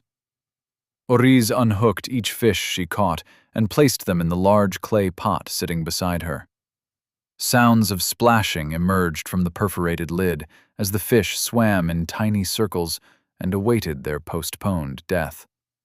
Princh sat smoking on the bench opposite Zoe, her legs wide, arms crossed, and a glower of disdain crinkling her upturned nose. Whenever the boat slowed, Princh blew a languid ring of inky smoke into Zoe's face. "Don't," Princh said as the boat slowly rounded a bend. Zoe raised an eyebrow. "Don't what?" "Questions," Orez said, without turning around as she secured a dried centipede on the end of her hook. "It's fine," said Princh. "We're almost at the tavern." She ashed out her pipe and began repacking the bowl with midnight herbs. "Don't. Simple as that. Don't plan whatever you're planning. Don't think whatever you're thinking." Zoe grunted and continued rowing.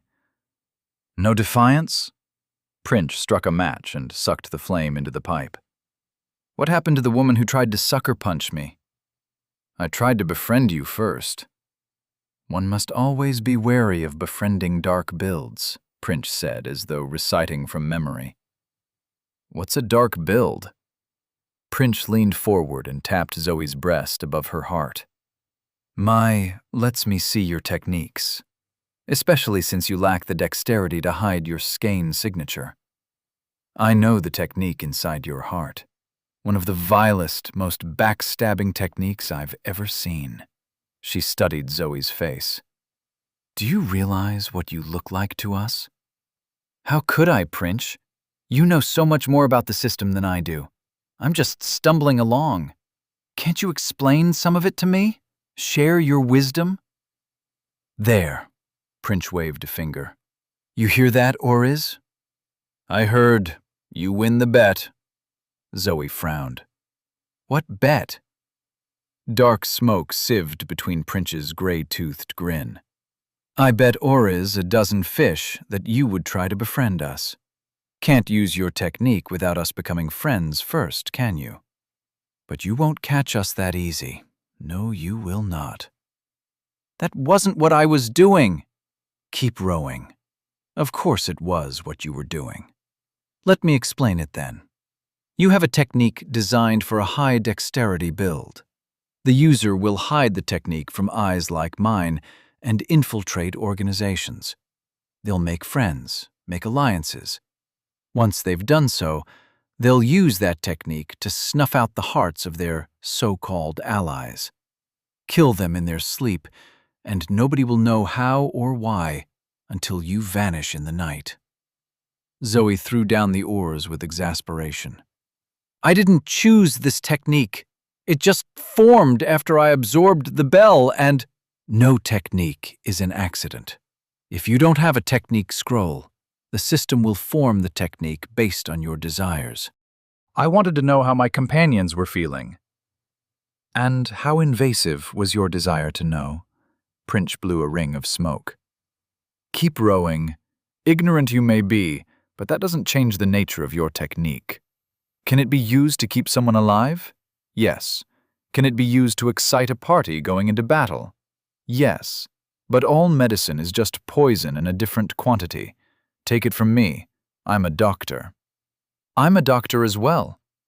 Prince leaned back with an air of insufferable smugness. Then you know exactly what you have inside you. But that's not the worst of it, Zoe Chambers. No, you also have the scars of gluttony. Those burns on your lips? They signal to everyone you meet that you prioritize your own needs over those of your party. Nobody can trust you, and anybody foolish enough to do so gives you their heart to hold in your hands. Zoe shook her head. I was goaded into incorporating the Mirabelle fragment. I didn't know about the curse or the technique. I didn't know. So you didn't receive any warnings from the system? Nothing suggesting it might be a terrible decision? Zoe remained silent. That's what I thought. You're only upset there were repercussions. Prince spat black phlegm over the edge of the boat. You make me sick. Now keep rowing. Zoe picked up the oars. The rough wood stung her raw palms, but she continued rowing. Beat after beat, she pulled the boat downriver, rowing and pondering on Prince's scolding. How much of it was wrong? She wanted to say all of it, that Prince didn't understand her situation, didn't realize the stress of stumbling blindly through the apocalypse. But that was just an excuse. In the end, her actions had consequences. Just because the consequences were worse than she hoped, didn't make her the victim. She bowed her head and rowed, fighting to keep the shame from rising to her eyes, but Prince noticed the brimming tears. Who was it? Zoe glanced up at her. What? Who goaded you into incorporating the fragment? Nobody who knows about the Crimson Armada system would tell you to do that. So, was it a friend? A lover? Zoe sniffed, wiped her nose with one hand, and went back to rowing. I don't know him, Zoe said. So it's a him, Prince nodded sagely. He's not a human. Some kind of… I don't know, but he calls himself Rue. Prince dropped her pipe. It hit the deck and snapped in half. What did you say? Rue, and Zoe's eyes widened. She wasn't supposed to tell anyone about the meeting with the gods. Was everyone about to die? She flinched, waiting for her heart to explode, for fire to strike her down from the heavens, but nothing happened. What? She checked the quest again. The burden of being interesting. Objective: keep your meeting with the cohort a secret. Time to complete, until the completion of Phase 7. She supposed she hadn't mentioned the meeting with the cohort, but only that Rue had goaded her into incorporating the bell fragment. Was this loophole left intentionally? It seemed like the thing a god might do. Though there was another explanation. This other dimension was interfering with the quest. The second she stepped back into her world, the ramification of the quest would play out in full. She and all her party would die. "I don't believe it," Prince said as she picked up her broken pipe. "Judging by your expression, I'm sure you mean Rue, the Blade Forest, the Crimson Armada's personal god of war, mowing down battlefields like a hurricane of knives. You didn't mention this earlier?" "No, why would you? You don't even know the significance." Prince vanished. The boat rocked in a sudden, heavy swell. Zoe fought to keep her hold on the oars as Oriz placed a hand on the clay barrel to keep it in place. "She just needs to take a walk," Oriz said. A few hundred feet away from the river, dust plumed. Zoe squinted and made out a figure pacing through the rippling heat. "I don't understand why she's so upset." Oriz wound up her bright green fishing line. "Prince and we're ranked as city busters. Since we're support builds, the exact definition becomes vague, but that's about how powerful we are. You met Trinch in the shaft? He's capable of subduing a continent. But Rue? He and his cohort are each ranked as planetary, as in, it takes an entire planet of fighting forces to make it an even battle." She sighed. "I'm afraid you've just made things a lot more complicated for us." "How so?" "She'll be walking for a while. Why don't you pull the boat over to the riverbank? We can take a break." Zoe nodded and favored one oar to swing the boat around. She pulled toward the bank, hopped out, and dragged the boat up the mud and onto the sand. Again, she marveled at the strength of her recovered body. How much more powerful must someone like Rue be that they could take on an entire planet? Strength like that would be hers one day. Oriz stepped off the boat onto the pale sand and studied the dimming sky. Lavender clouds drifted here and there. In the distance, a shaft of darkness crawled toward them. "It will rain soon," Oriz said. "You didn't answer my question." "Might as well be honest," Oriz sighed. "If you've attracted Rue's attention, then we can't just use you however we want, can we? Once we get back into your reality, we'll be in his domain, and best we have you in perfect condition to make a good impression. Understand?" Zoe blinked. What did they think her relationship with Rue was? Well, whatever they thought, she would not argue. "I wanted to work with you from the beginning," she said. I know. That's probably what's gotten Prince so worked up." Zoe was about to ask about the plan to return to her reality when her stomach rumbled. Her knees weakened. She collapsed onto all fours. Heat flooded her. Something oily and pulsating squirmed in her core. The worm. Her eyes widened as she coughed and hacked. She felt it travel up her body like living cement, thick and clogging. Bile filled her mouth. She cried as she heaved. It crawled from her stomach into her throat, so bulbous she couldn't breathe. Long golden whiskers emerged from her lips. They flailed in the hot desert air, brushed and caressed her face with hideous familiarity. She wanted to swat them away, but her limbs were numb as she vomited up the disgusting creature. It plopped onto the sand and squirmed in a bubbling sheath of gray mucus. The segmented mouth opened, sucked air, clapping fat, chitinous lips. It swelled to the size of a toddler, larger, wriggling in the sand and slithering away. Zoe's limbs could hardly hold herself upright. Oriz rubbed her back.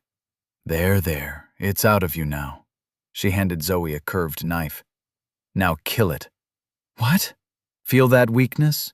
You just let a cursed item feed off your energy and essence. If you don't kill it and reincorporate its corpse, you'll never recover.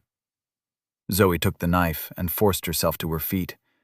She wobbled, lightheaded, but remained standing. Oriz gestured and her willpower trickled over Zoe, solidifying the connection to her system and her attributes. The worm continued sucking down air. Its body expanded as it lay panting at the foot of a small dune 40 feet away. The whiskers on its head stiffened and grew. Barbs upon their shafts, each one as long as a broom. Its body was the size of a horse and grew longer by the second. Rolls of fat hardened from a buttery yellow to dull bronze. It faced Zoe with dull eyes gleaming like headlights. A long, forked tongue flickered out between the lips as they curved into a mocking smile. Zoe took a deep breath as her connection to the system and her attributes solidified. She gripped the knife so hard it hurt her palm and charged. Chapter 33. Confront your shame. Zoe's feet sank into the sand as she sprinted toward the worm. The creature had swollen to the length of a bus, and its carapace shone like plated bronze. Bristles extended from its head like lobsters' antennae, waving and twitching to scent the air. It faced Zoe, bright eyes shining with glee as she gripped the dagger. She stumbled in the sand, and its mouth curved in a hideous smile. "Come to me, sister," it said in 1,000 overlapping voices. "Feed me the rest of your essence." Its forked tail thrashed the base of the dune and sent up a plume of sand. Zoe charged through the raining grit, but her muscles ached. Her entire body felt wrung out, as though she had pulled a double shift at a hospital. Everything felt too heavy, too dull, even with her advanced attributes. It wasn't just the day of rowing. Her vitality should have helped her recover from that. This was something more. While the influence of Oriz's willpower lasted, Zoe checked her status. Status. Name: Zoe Chambers. Level: 8. Body: metal, mirror. Condition: siphoned essence, minus 50% to all attributes. Attributes: might, 36, 18. Vitality, 20, 10. Dexterity, 11, 5. Willpower, 35, 16. Insight, 15, 7. Skein, 117 over 117. Titles: Intrepid, Lodestone, Fools Rush In, incomplete. Questbreaker, Glutton. Techniques: Our Hearts Toll as One. The drastic change in her attributes almost made her trip and fall. What was this new line in her status? Condition. Her attention prompted a longer explanation. The knowledge unspooled in her mind as she stopped running and stood a dozen feet from the worm. There was no point in charging into a fight when something was obviously wrong. Condition: siphoned essence. A parasite has drained the user. They have received a percentage of your essence. If you do not take retribution within the time limit, the attribute loss will become permanent. Time until permanent loss: 29 days, 23 hours, 45 minutes. No wonder the creature looked at her with such obvious glee. No wonder she could understand the emotions on such a monstrous face. It fed from her. It was her. Her limited insight traced a spectral link between parasite and host, a system conduit granting it her power. That thing stole half of her attributes, the attributes she sweated for, bled for, earned. Zoe screamed. The dagger fell into the sand, forgotten. She gripped her skein. Skein 117 over 117. Skein 60 over 117. Fed the strands of energy directly into her might. Might 3668.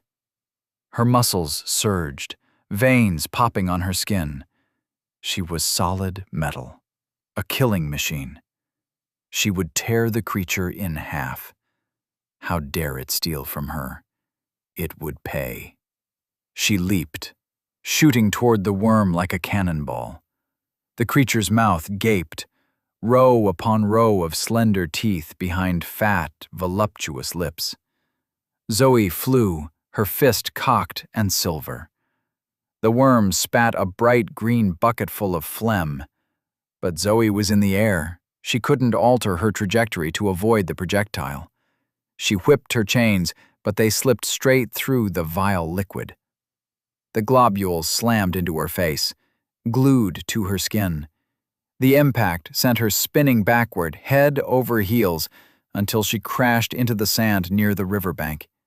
The phlegm hardened around her face, blinding her, suffocating her.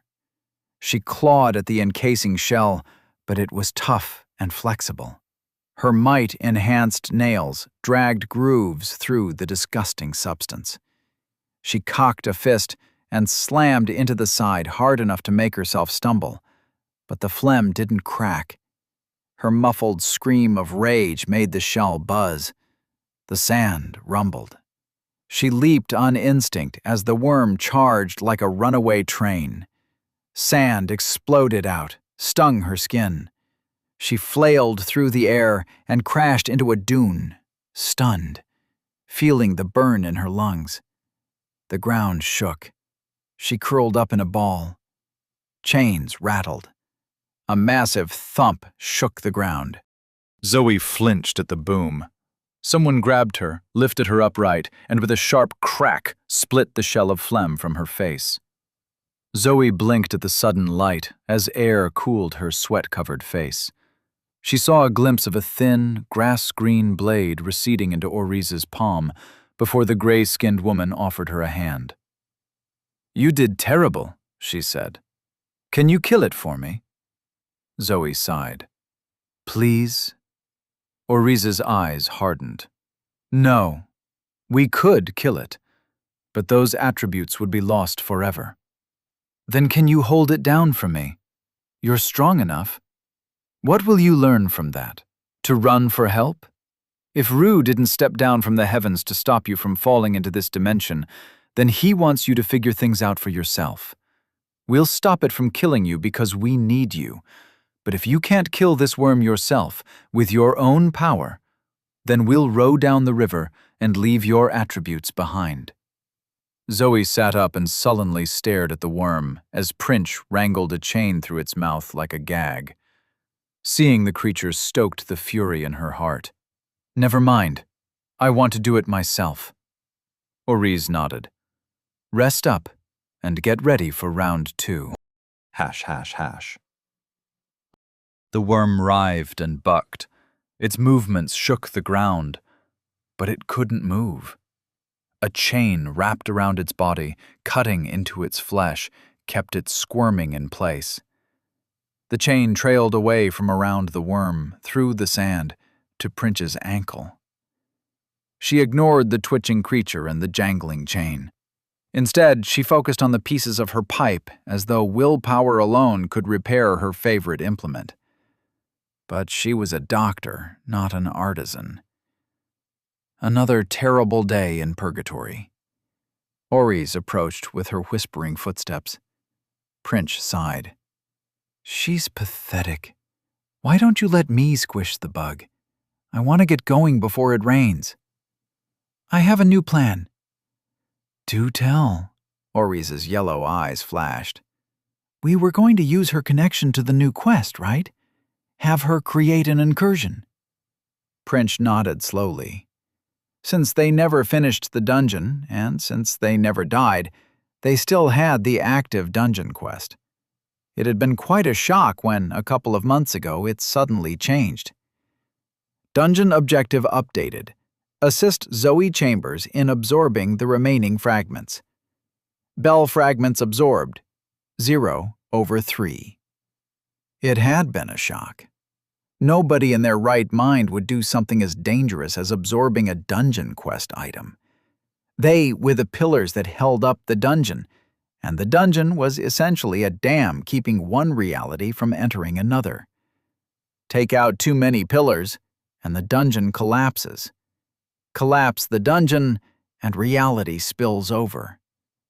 In this case, the Black Star dimension would incur on the Crimson Armada dimension. Her eyes hovered over that hopeful prompt. Black Star incursion, 35%. How lucky were they that Zoe fell down the shaft and right into their arms? "Yeah," she said. "I still say it's our only shot." "Of course it is. Not even Trinch can jump between dimensions. But hear me out. She doesn't have a body. She hasn't met the Smith." "Yeah, she's useless." What about it? Damn your poor company when you're not smoking. Oriz reached out and gripped the pipe. Her technique flexed, and a long strand of emerald monofilament wrapped around the broken pieces and bound them together.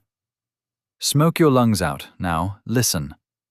We level her up, we get her a meeting with the Smith, and we encourage her to choose a body that will help us." Princh packed a bowl with charcoal-colored herbs.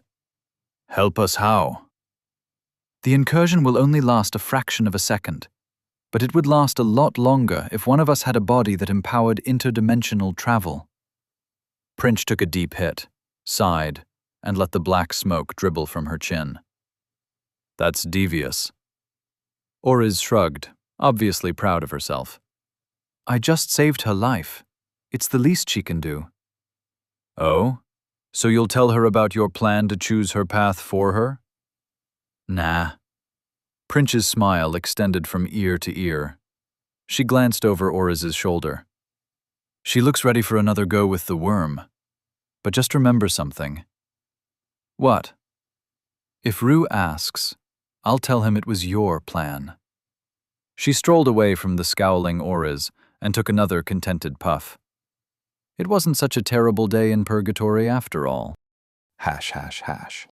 The second time Zoe charged, after Oriz saved her, she didn't leap. She flexed her skein, but remembered Princh's disdain at her previous tactics. Rather than boost might alone, she split her skein between might and dexterity. It stung to see her attributes so low, even after boosting them with a third of her total skein, but she couldn't argue with the results. Why had she ignored dexterity? As a surgeon, it made sense she would favor that skillful attribute, so she supposed it spoke of her personality that she poured her effort into maximizing might. Something about crushing everything in reach resonated with her on a fundamental level. She hadn't chosen metal accidentally, after all. Really, nothing was ever an accident. Even this fight with the bestial gilded parasite arose from those first choices on the plane.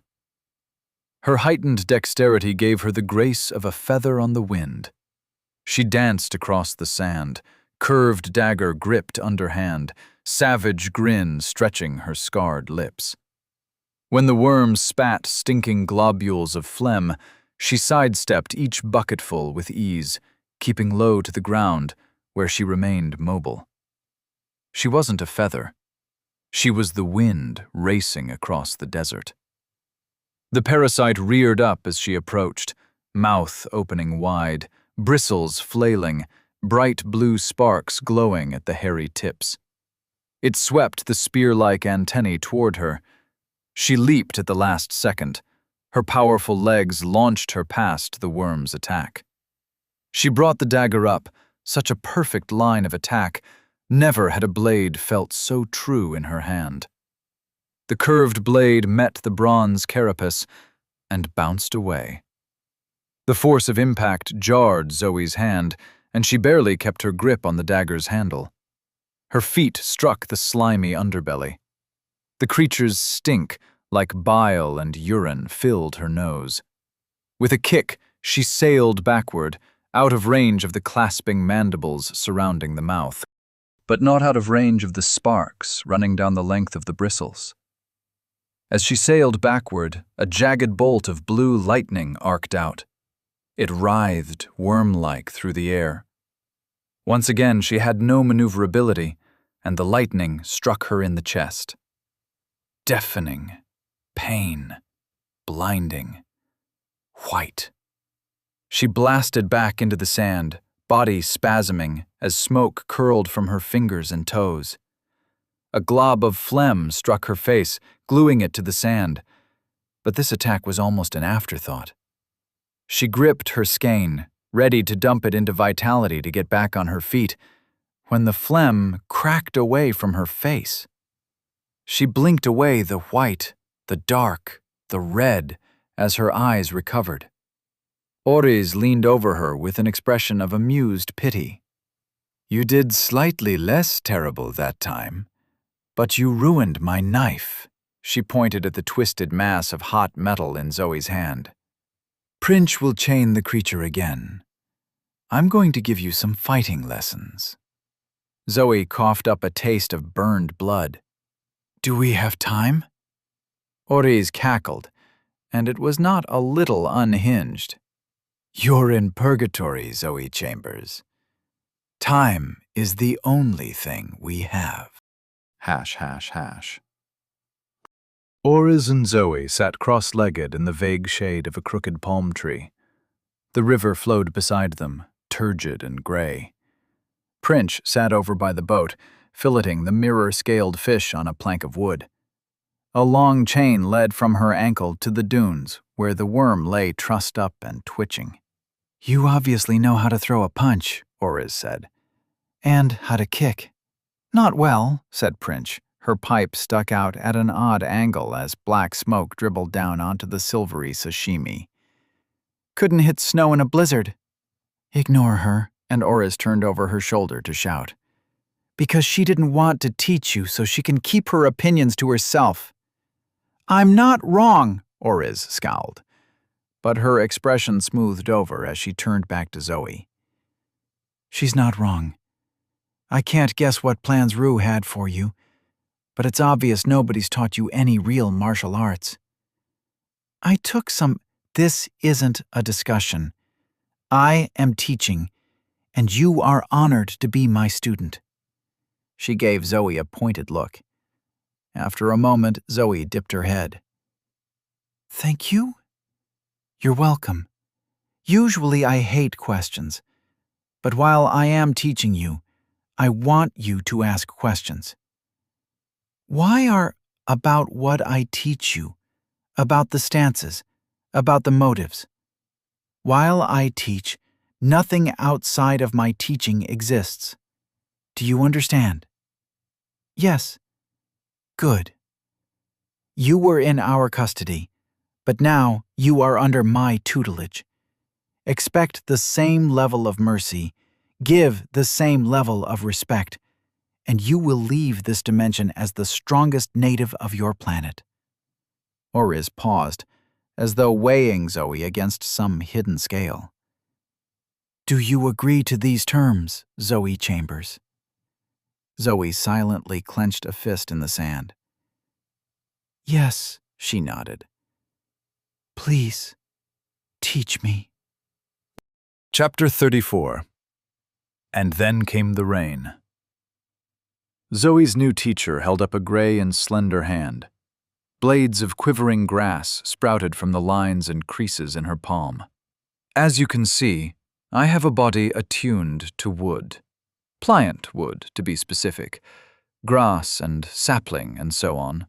She took a deep breath, a slight rounding of her shoulders as her gaze went somewhere far away. "Long ago, I lived in a sect that practiced a style known as the shifting forest. It took me a decade to master the 7 stances. In the 200 years I've spent trapped in this desert, I perfected the stances. My isolation may have led to a deviation from the source, I do not deny that. But this won't matter to you. I will teach you the first stance, the grasping vine. I don't expect you to master it, but I expect you to try. Zoe nodded.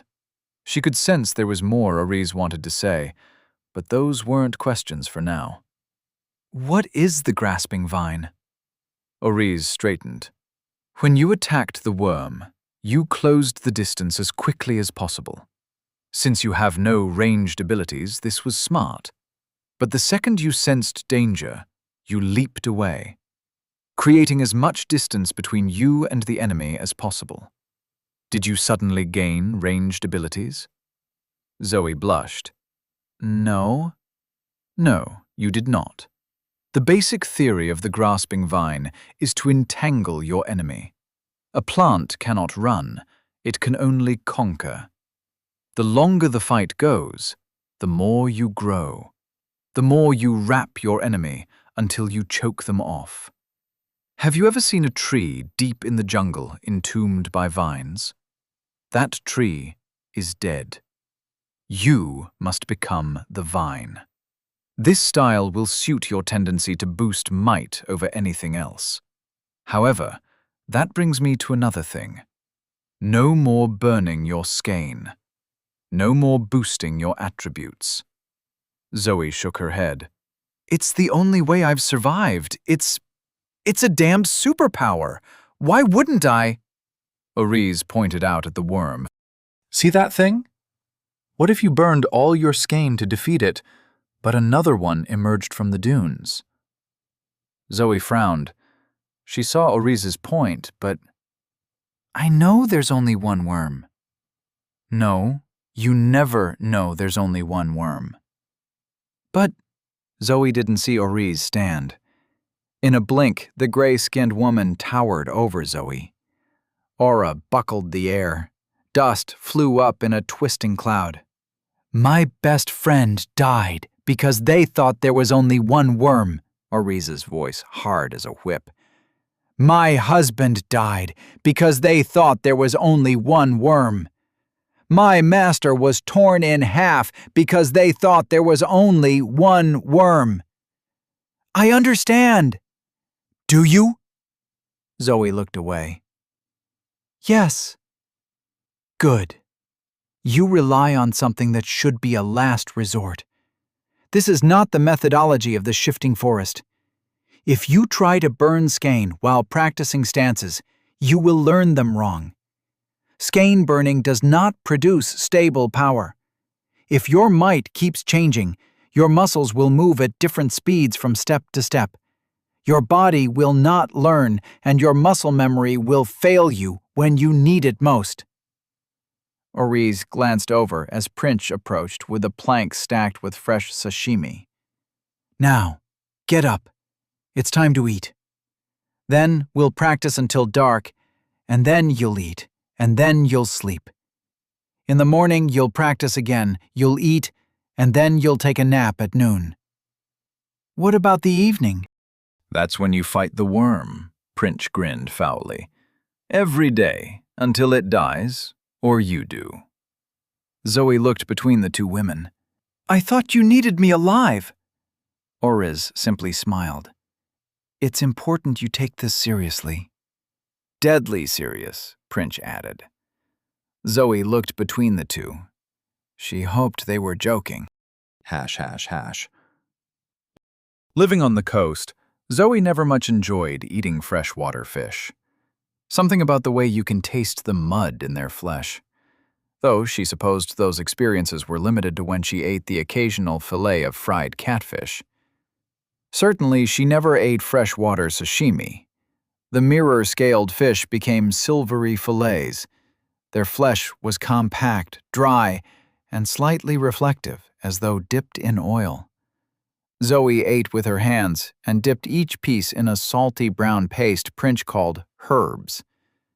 Besides one or two questions, the three women ate in silence. There was a pile of fish, and Zoe found her appetite to be bottomless. It had been so long since she felt truly safe while eating.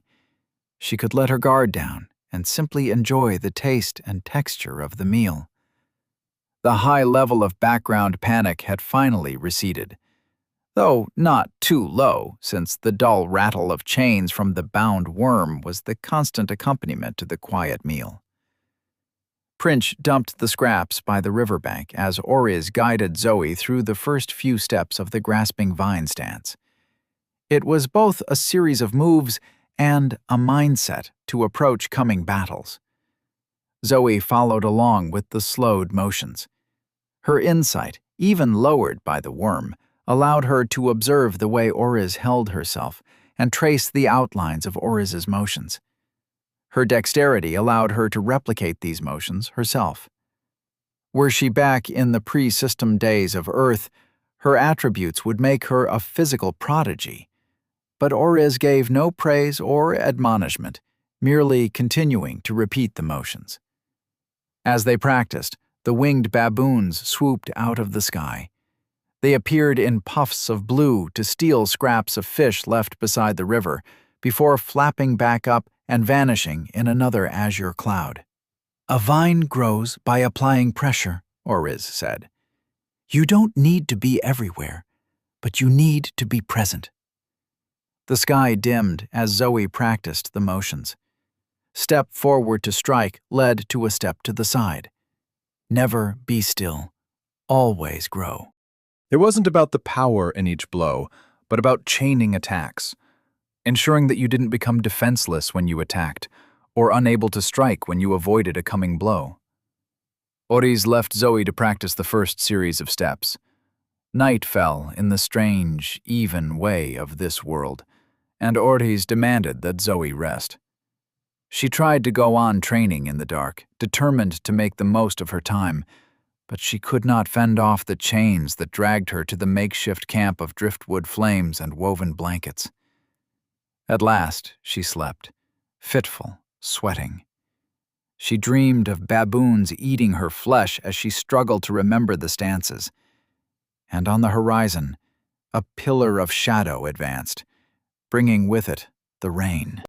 Hash, hash, hash. Prince shook Zoe awake. Zoe blinked, half the sky lit by dawn, and yawned. Paused. Shouldn't the entire sky be lit up evenly? Prince nodded at Zoe's confusion. The rain has come. She led Zoe away from the river to a low dune. They stood, the sand cool about their ankles, and gazed out at a vast plain of rippled sand. Dominating the plain, a pillar of swallowed light swept over the desert toward them.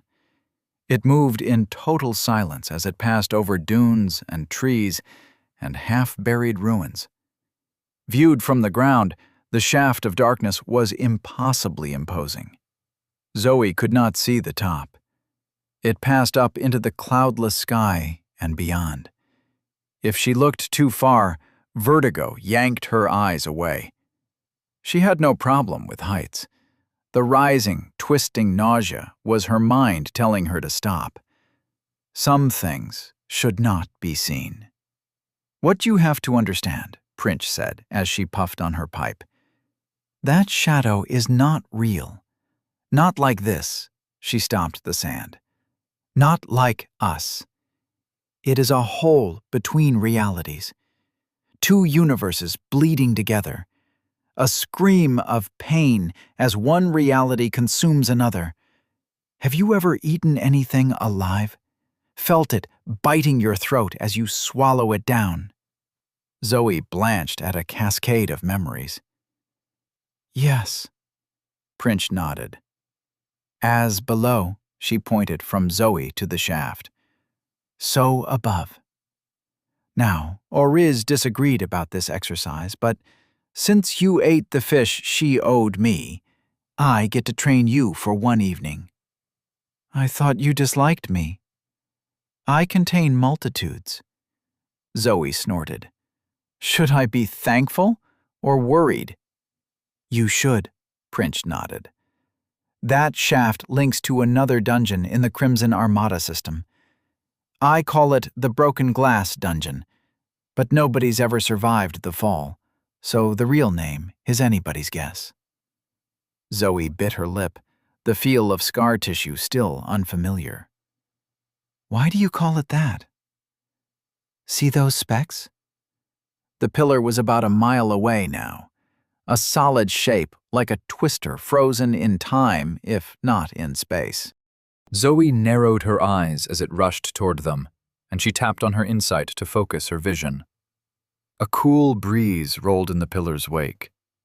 This wind blew dust ahead like a vanguard, and in the movements, Zoe spotted dark specks, as Prince had pointed out, falling from the insubstantial pillar like darts. The unceasing rain sent a shiver down Zoe's spine. "That isn't water," Zoe said as the pillar bore down on them and the wind grew stronger. "I'm guessing it's glass," Prince grinned. "Jagged blades of natural glass. You know how sharp glass is? They make some scalpels from obsidian, sharpest things in the world. But brittle, yeah?" Zoe turned to look back at the camp. Oriz was nowhere in sight. The blankets were rolled up and tucked away. The boat lay upturned like a tortoise shell. Zoe felt exposed out on the dune, but turned back to face the pillar. Only a quarter-mile away now. Thousands of blades fell in glinting sheets every second. Her mouth was dry. "Why are we up here?" "So you wouldn't have a chance to hide." "Those things will skewer me." "Listen up," Prince pointed her in the sternum with a hairy finger. "You've filled yourself with metal and mirror. Why should you be afraid of glass?" "Oriz told me not to burn skein." "And well, you shouldn't. But burning is not the only use. Ignore the rain and follow my lead. Everyone is full of essence. They have to be, or the system has no use for them. Earn levels, swallow essence. You know this. Now, your skein and your essence are linked. I want you to take hold of your skein. Activate it. With your willpower, it should be easy." Zoe forced herself to turn her back on the approaching pillar. She could hear the rain now. Blades slipped into the sand like whispers, clacking and cracking on each other in splintery explosions, blasts of shrapnel that could cut any flesh with surgical ease. No. She gripped her skein, felt it wriggling within her mind's control like a worm on a hook. Her mind followed the instinctual motions. She pushed the skein down the channels of her might. Prince flicked her nose. "No." Zoe blinked and released her skein. She rubbed at her stinging nose. "What?" "Just grip it. Don't force it anywhere." Prince seemed uncharacteristically calm. "There's no rush, all right?" The blades fell closer, like a crowd shouting far away, and Zoe gripped at her skein with jittery concentration. It slipped from her control. She cursed, grasped again, lost it again. She kicked the sand. "I can't do it!" "Turn around." Zoe turned, and the pillar was upon them. Dust blasted up the slope of the dune, driven by the cool wind trailing the pillar. Glass sliced through the air, struck the sand, and sank. Zoe couldn't breathe. She squeezed her fists until her nails pierced her palms. She exhaled, closed her eyes, reached for her skein without any thought. Shadow swept over, achingly cold. Glass struck her neck and shattered. Prince laughed in her ear. The hairy woman was invisible in the darkness. Zoe spread out her chains, and they glowed enough to give light to the dune. Blades fell and struck Zoe's metallic skin. She felt her skein dance under the silvery armor. Not going down the channels of her attributes, simply moving through her body, flooding her flesh with spiritual essence, bringing her two halves into one. She raised a hand, inspecting the fingers as a glass blade, chipped and rippled, shattered in her palm. The raining blows were heavy, like standing under a waterfall, but resisting such force was a joy in its own right. Prince laughed, her mouth's movements silenced by the thunderous shattering of glass. The pillar of darkness gave way to light. It continued away across the river and into the distance. Vitality repaired Zoe's ringing ears, and she marveled at the chrome finish to her skin. Prince clapped her on the shoulder. Some people need death staring them in the face before they grasp the basics. You're a healer. You wouldn't have let me die. That's true. Prince lit her pipe and puffed at it victoriously. But you forgot that in the moment, didn't you? Zoe couldn't help but smile, and Prince's laughter boomed out until she sucked too much smoke and coughed herself sick. Chapter 35. Secrets Within. The green-haired woman spun a long icicle of ruddy glass between her fingers. Her grin crinkled her cheeks from ear to ear. The pipe puffed like a merry chimney. You harnessed metal easily enough, she said. Now it's time for... Zoe snorted. It wasn't easy! Prince flicked her wrist. The glass shard sliced through the air. Zoe blocked, and splinters exploded off her metal forearm. Razor-edged glass flakes bounced off her metal cheeks. Skein pulsed beneath her skin. What are you... Prince appeared inside Zoe's guard. Zoe's eyes widened. She swept up a knee by reflex. Never had she felt so slow. Prince's forehead descended. Her headbutt crashed into Zoe's chrome nose. Metal crunched. Zoe shot down into the sand. She blinked away tears, head throbbing with splitting pain. Feebly, she tried to move, but the blow had buried her up to her waist. Prince placed a hairy foot on Zoe's head in a posture of absolute triumph. Do not interrupt. Zoe grabbed Prince's foot and yanked. Nothing happened. Prince looked down her stubby nose at the growling woman. I respect the spirit of the effort, I do. She leaned down and pulled Zoe out of the sand. There are 2 reasons I could do what I did. The most important is that I outclass you in every possible way. Strength, speed, intelligence, looks, you name it, and I have it. The second reason is, let me put it to you like this. What happens when you strike metal? Zoe pinched her nose. Vitality wriggled through the cartilage, but it still hurt. I don't know, she said, distracted.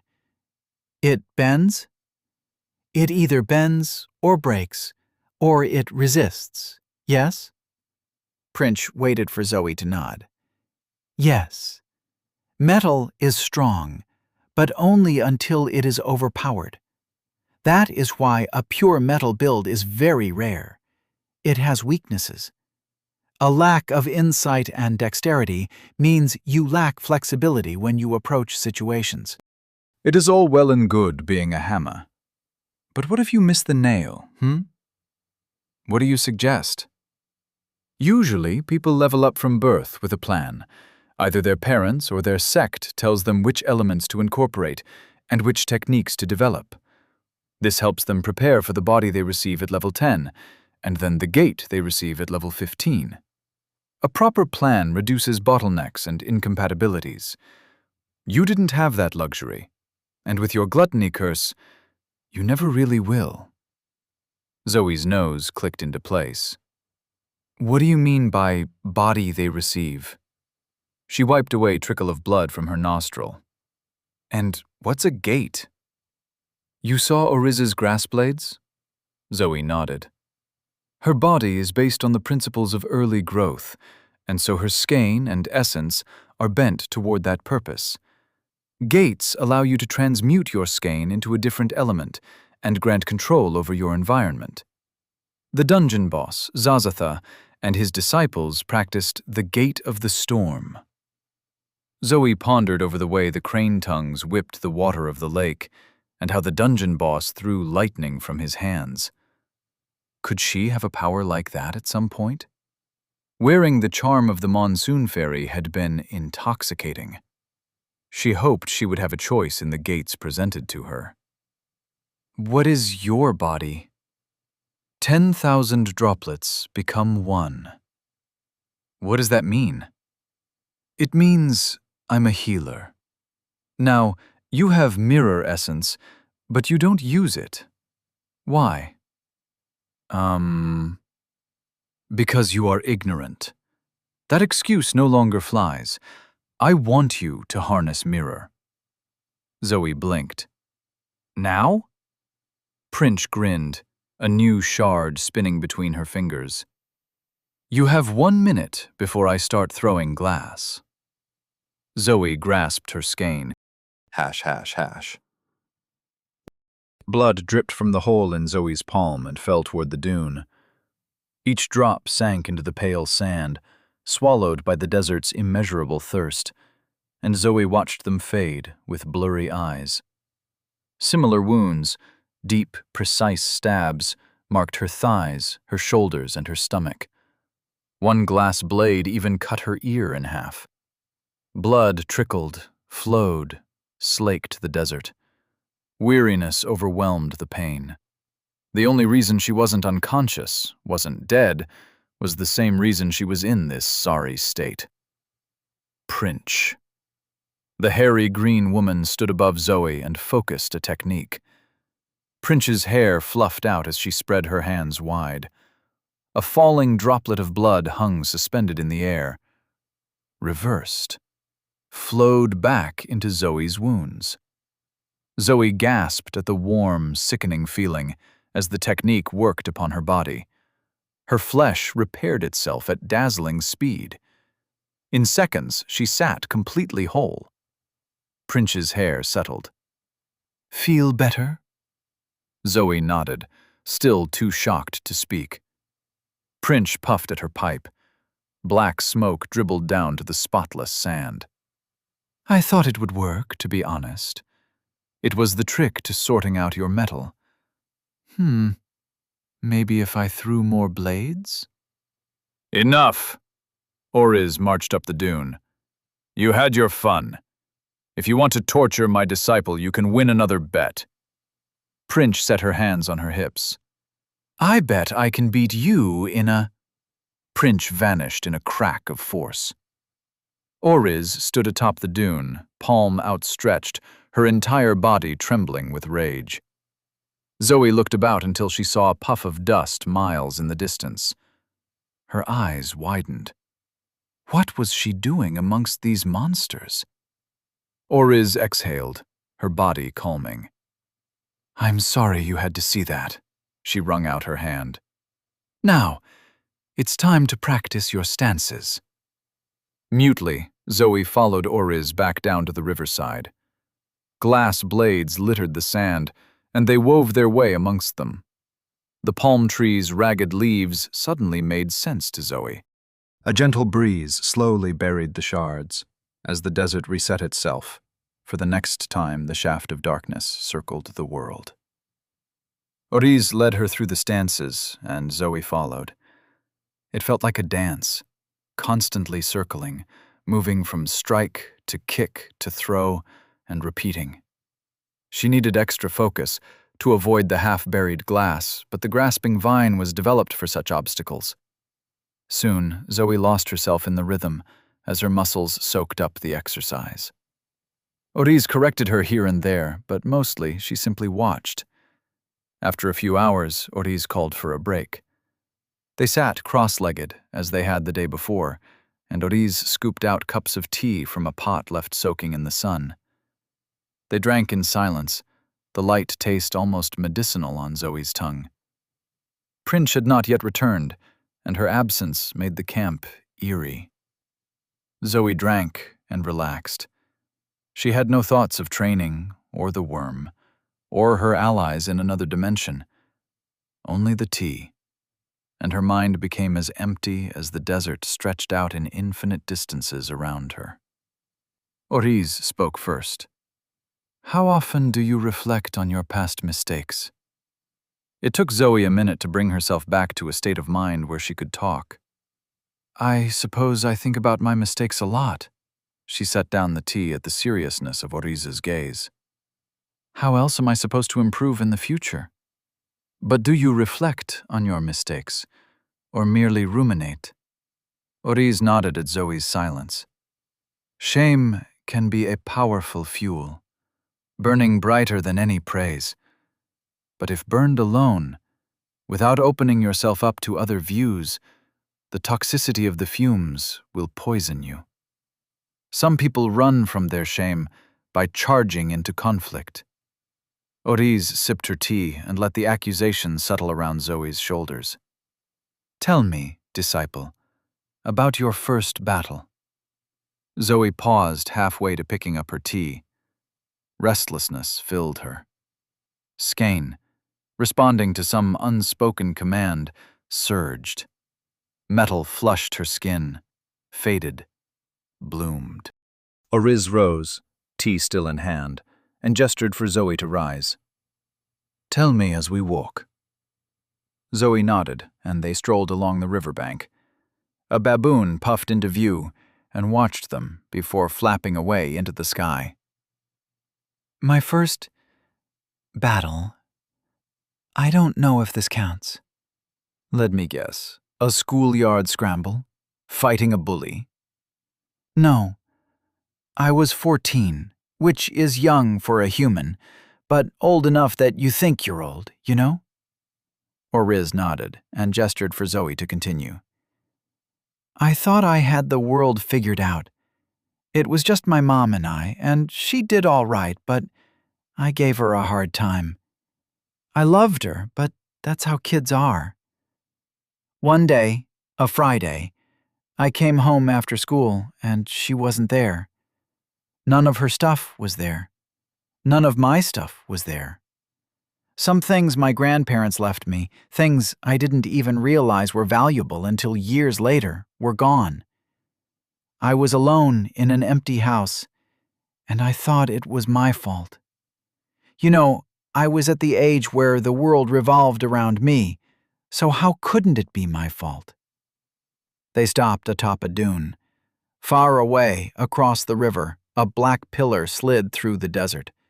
Green fire fell in its wake like the aftermath of fireworks. Oriz sipped her tea. What did you do? She asked.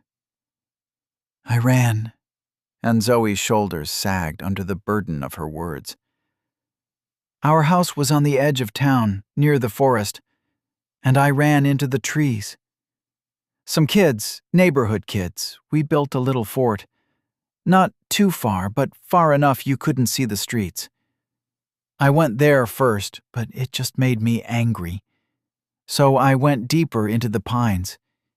Deeper and deeper, until I knew I was lost, but I didn't care. I slept on a pile of leaves. It was summer. Maybe I would have died if it wasn't. I don't think something as simple as cold weather could kill you. Zoe didn't react to the compliment. She spoke like a stone rolling downhill. Wild dogs found me in the night. I woke up and it was so dark. Living in the town, I never knew what true darkness was. I woke to growls, and then they started biting me. I ran, but it was a forest, all downhill, and I was just a little girl. She stopped and stared out into the distance. They chased me until I fell. Rolled to the bottom of a hill and hit some rocks. Might be the first time I really tasted blood. I thought there was a second where I saw the stars through the treetops, through the clouds, and I thought I was safe. But they came down. So much quieter than you think a pack of dogs can be. I backed up against a tree, and I didn't even realize I had a rock in my hand until the first dog charged me. It was too dark to see anything but the motion. I swung. If I think about it, I still feel that jarring collision right here. She tapped her wrist and elbow. But it takes more than one hit, and I kept bashing that dog. Another attacked me, but only one more. The rock broke against the second's skull, and I wrestled it on the ground. It bit me, and I bit back. I tasted its blood as it died. The others didn't attack you? To be honest, there might have only been the two. It might have only been one. I don't remember. I kept walking after that, just crying. Crying for my mom. Deeper into the forest like the fool I am, she chuckled, wiping away a tear. The funniest thing is, I don't even blame the dogs. I was hungry as well. And a few days later I found a cave. There were more dogs, and my heart almost stopped in my chest. But these ones were friendly. Some still had collars, the poor things. They were lost, like me. I think I lived with them for 6 months. I can't be sure, until some hikers found me. They sat on the dune and watched pieces of wood, scraps of tools and clothing, leaves and other dungeon debris float down the river. "Thank you for sharing that with me," Oriz said. "I see that you have grown beyond the little girl in the forest, but some part of those memories shackles you as much as the chains on your back." I know. I need to move past it. I need to... No. The past is the soil from which we grow. This is the grasping vine. The first move is the sunlight that helps us break free of the dark earth. And with each move, each strike, each step, we climb ever higher. But the vine never leaves the earth. If it did, it would die. She looked away, as though contemplating her own advice, before she smiled. "So, Zoe Chambers, are you ready?" "For what?" "To face your worm and climb ever higher." ###. The worm lay in chains, baking in the sun, its gilded carapace glinting and swollen. It twitched in the sand as it slept, and within it liquid organs congealed.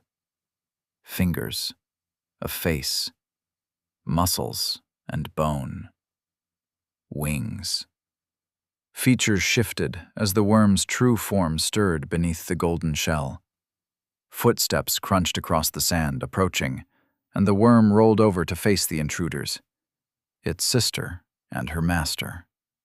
It smiled with gleeful anticipation, and, deep within its shelled exterior, a second smile formed on its true face.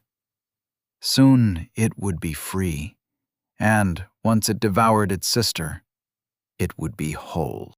Chapter 36. Psychic Turbulence. Princh limped over to where Oriz sat cross-legged under the shade of a tattered tree. Nearby, at the foot of a dune, Zoe bounced on her feet, warming herself up for the coming fight. Princh gripped the tree and twisted her spine. Vertebrae cracked. She leaned against the trunk. "Took me hours to find my pipe. Did you have to hit me so hard?"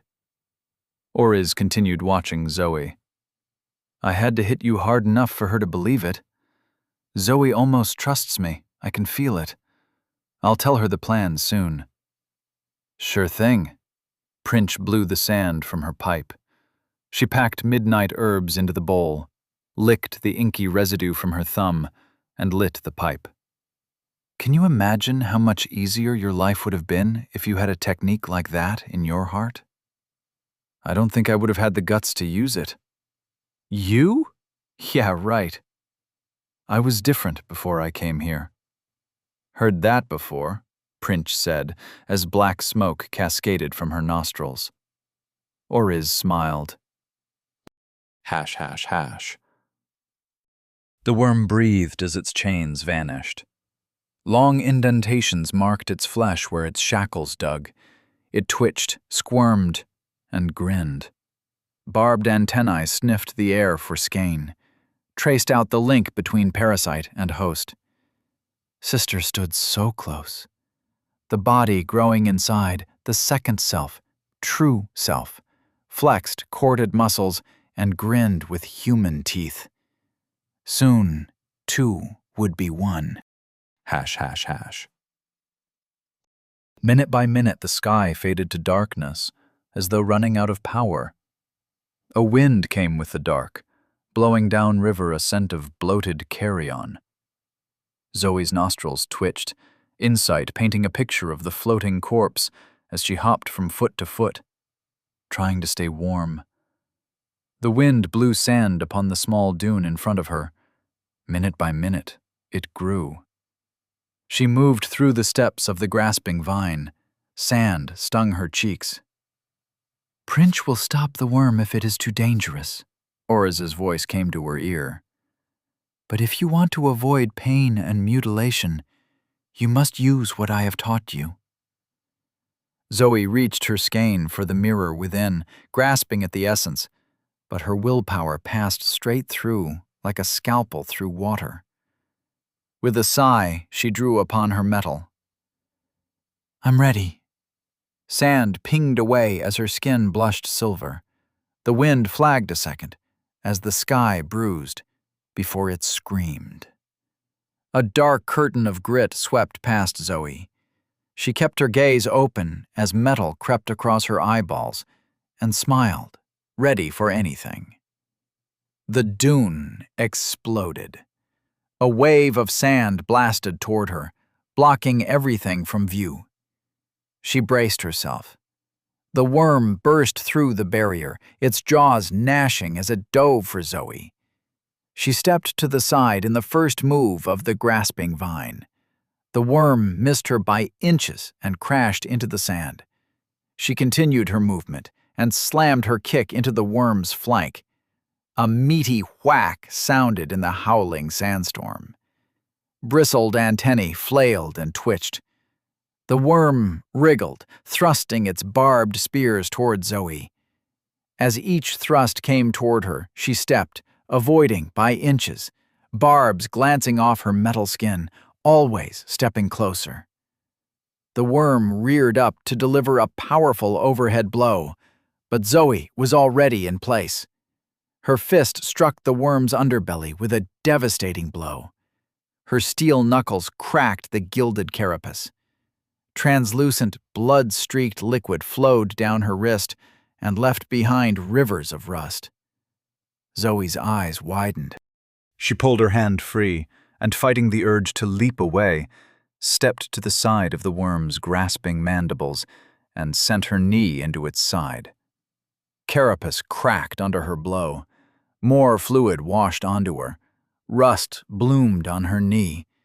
She grimaced and forced herself to step into the follow-up punch, but the worm twisted and leaped into the whirling sandstorm. She lost sight of it. The sky neared total darkness.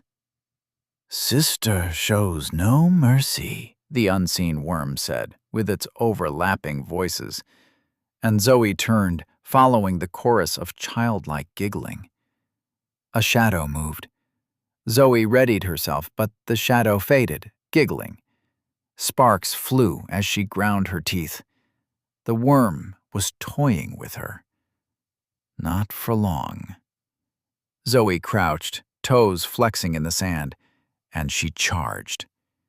It was harder to move like this, her flesh flooded with essence and half her might stolen. But power still exploded down the steel fibers of her muscles. She felt like a tank picking up speed, and she charged toward the densest point of shadow where she hoped the worm lurked. Heartbeat pounding in her ears, howling wind scraping flakes of rust from her forearm and knee. She roared. The shadow vanished as blue lightning played along the worm's antenna, its face horrifically cherubic. "No mercy for sister." Lightning blasted toward her, but Zoe was ready for this. The first time, the lightning surprised her, but now she braced herself. She was fully metal. Dodging would require far more dexterity than she could access, though her skein flexed as it begged to burn. Her 2 feet grounded, she extended a fist to punch the lightning. The rust on her fist disintegrated. In a fraction of a heartbeat, the lightning coursed through her and flowed straight into the ground. She exhaled and flexed her fingers. The tips glowed a dull red. The pain was excruciating, but fading as her skin cooled. She grinned. Lightning struck her, again and again. She weathered each bolt, her guard diverting the power into the ground, leaving a trail of footprints in the glass as she advanced. Her skin glowed red, a splattering of brighter orange, a searing pain even as it faded in the cool wind. Specks of sand stuck to her, melting into glass, cooling, cracking as she advanced. It had been so much easier when she possessed the charm of the monsoon fairy. The worm twisted out of the obscuring sandstorm. Lighting flashed, leaving trails of burning glass. It stabbed at Zoe. She stepped through the grasping vine, drawing close, but her pace was heavy, the essence in her flesh like boots of lead. Flailing antennae swept out her leg, and she buckled. She caught herself on one knee, groaning heated steam. The worm reared, lightning crackling along its raised spears. Her skein stuttered, skin flashing dark brown. Ruddy metal became burned and bubbling skin. Sand stung the wounds. Zoe screamed, bit off the pain, and forced her metal sheath to reform. Harder than ever, thicker, her willpower bent to one purpose. She dashed forward, aiming at the gash in the worm's underbelly. Fluid still leaked from the opening. She kicked with all her strength. A hand thrust out of the worm's wound, skin the texture of living mirror. It extended a palm and stopped Zoe's foot. There was no harsh rebound. It was as though her foot came to rest against a stuffed pillow. The sandstorm hushed, though the wind continued spiraling, stinking of rot. Force speared from the mirrored palm and into Zoe's fist. Her own blow returned in double. She flew backward, metal wrist warping, and rolled through the sand. Limbs heavy and tired, skin flickering between metal and flesh. She couldn't sustain her skein. The worm slithered closer. Zoe rolled over, but failed to stand. The mirrored hand waved as the arm slipped back into the healing wound. The split carapace closed. Zoe forced herself up as the worm slithered closer. She stepped to the side, punched, and the barbed antennae thrust through her gut. Zoe gripped the wound, tried to hold the antennae that speared her still, but the worm tossed her up. She slid free and tumbled into the air. Lightning struck her, and she hit the slope of a dune. Unconscious by the time she tumbled to the bottom, burned and bleeding. Hash, hash, hash. Oriz woke Zoe, gently, by setting a cup of tea on the sand beside the blanket where she slept. "You did better," she said. Zoe threw an intact hand over intact eyes to hide from the day's flat light. She felt finer than fine, but the memory of impalement sat cold in her guts. "I would have died without your help." "Which is why we helped," Oriz sipped her tea. "You are level 8, the worm is level 8, but you are fighting with half your resources. Be proud you lasted as long as you did. It is all thanks to your commitment to the grasping vine." Zoe sat up. She expected her fingers to tremble as she picked up the tea, but they were the steady surgeon's hands she always had. Strange, the disconnect between body and mind. She blew on her tea. What was the mirrored hand? The worm took your essence. You had metal and mirror inside. But why take that form? You are struggling to harness mirror. This parasite is part of you. It might be best to look inside yourself for the answer. Zoe nodded and sipped the sour and fruity tea. "I want to fight the worm again," she said. "And you will, but I should warn you, it will be stronger." "How?" "Come." Zoe rose and followed Oriz away from the camp toward the dune where the worm rested in chains. A layer of sand coated its slumbering body. Oriz rubbed her fingers in the air. "Can you feel that?" Zoe reached out. "No?" When two beings fight each other, they generate psychic turbulence. This turbulence is ethereal. If your insight becomes high enough, you will notice its strange, cloying presence. It sticks to those who generate it, and whoever wins the fight will collect more. The more each fighter puts of themselves into the fight, the more turbulence they generate. What if they aren't the same level? When you are low level and still learning, you cannot help but put your all into every attack. When you are higher level, you learn restraint. But even still, a single high-level technique can provide a wealth of experience to an opponent. Oriz smiled. Should they survive? How can I use this turbulence? Oriz nodded approval at Zoe's pragmatism. On its own, it is useless. But there are two ways to make it useful. The first, as you will know, is by landing the death blow. Killing your opponent will catalyze the psychic turbulence into death energy. It fills you with a cold rush and pushes you toward your next level. And the other way? Meditation. By letting your experiences wash over you, you can integrate the knowledge within the psychic turbulence, just as you would integrate an element upon leveling up. This method is slower, but it grants an instant reward. Zoe stared at the pulsating worm, her tea forgotten. This thing meditating? What instant reward? By meditating, you push your level up by a fraction of a decimal point, but you push it up. Through this method, one can train and level up without needing to kill opponents. Oriz pointed back toward the camp. Go, find a space to sit and reflect upon your fight with the worm. Let the memory wash over you and soak up the enlightenment. The worm gained more turbulence than you, but that does not mean you cannot gain any experience. When the sky dims, I will collect you for your next duel. ###. Zoe found an old pillar of stone half emerging from a dune and used it as a bench. She sat cross-legged in her approximation of what deep meditation should look like and closed her eyes. She focused on her breathing and inhaled the psychic turbulence. It flowed into her as ephemeral as an idea. Shivers ran down her body. She tried to clear her mind, but again and again, she saw that mirrored hand thrust out, an open palm rejecting her final attack. Everything she had reflected back at her. She hurt herself by attacking, but what other option did she have? The worm stole from her. The worm wanted to kill her, consume her. If she didn't fight back, she would cease to be. But why could it harness the essence that eluded her? Over and over, this point refuted her.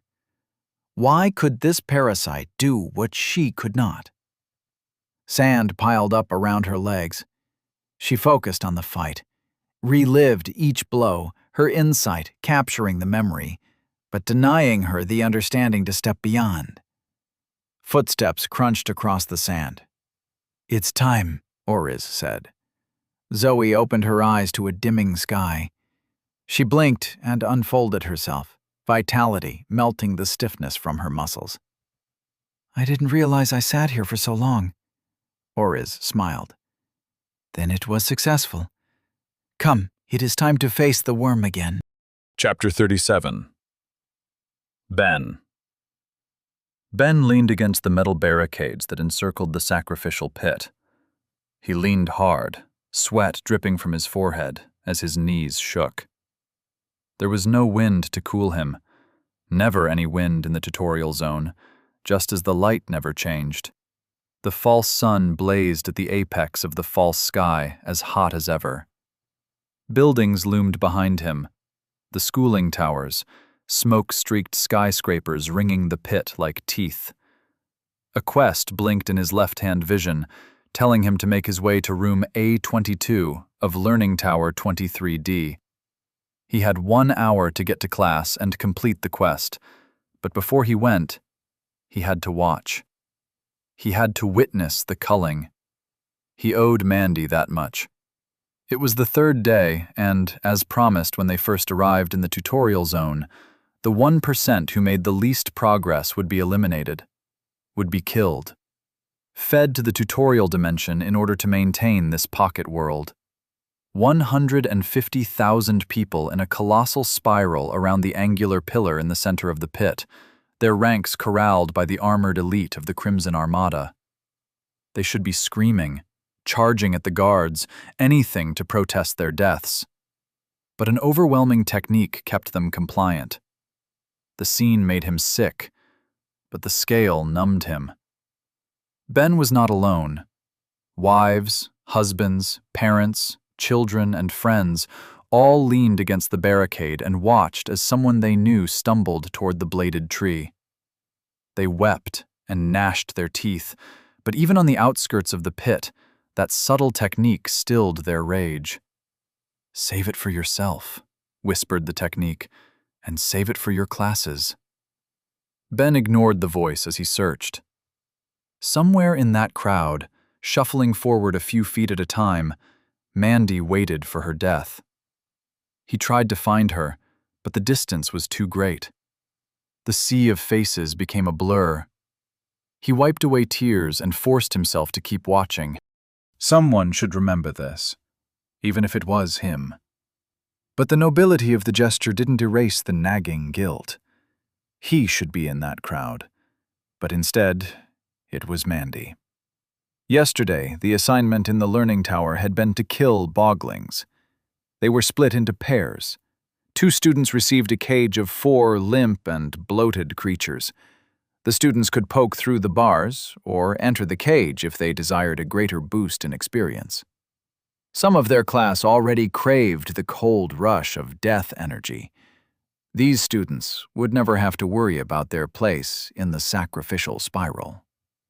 But Ben still felt revulsion when he gripped the spear or the sword or the axe. He was a doctor, not a dealer of death. But that wasn't true anymore, was it? He had entered the cage, and he had decapitated the drugged but snarling boglings one by one. All 4 of them for himself, taking all the cold death energy, while Mandy watched on with a blank gaze. Nobody said they had to share the boglings, but everyone else in the class did. The experience took him to the top of the class and sent her to the bottom. She knew what he did to her, even before he realized the truth himself. Later, when he tried to apologize, the words couldn't even come out. And why should they? Why waste time lying about an apology to the woman you sentenced to death? The spiral before him was smaller now, shockingly so. 150,000 people is so much, too much. But the razor-studded roots embraced a handful of people every second. It would take hours for the tree to consume them all, but it would happen, and in full view of the learning towers. Students need only glance out the window to have a reminder of their fate should they slack in their lessons. Their lessons in the nature of the Crimson Armada system, in its truth. Conquest. Hadn't he learned that lesson, internalized it, long ago? He used Zoe for her skill and the money that skill could make. How had she reacted when she found his notes? He could imagine her quiet footsteps as she walked down the hall of the surgery. Would he have been able to talk his way out of that problem? He sighed. His tongue was magic, but not that powerful. Hell hath no fury and all that. The quest to get to class continued, blinking.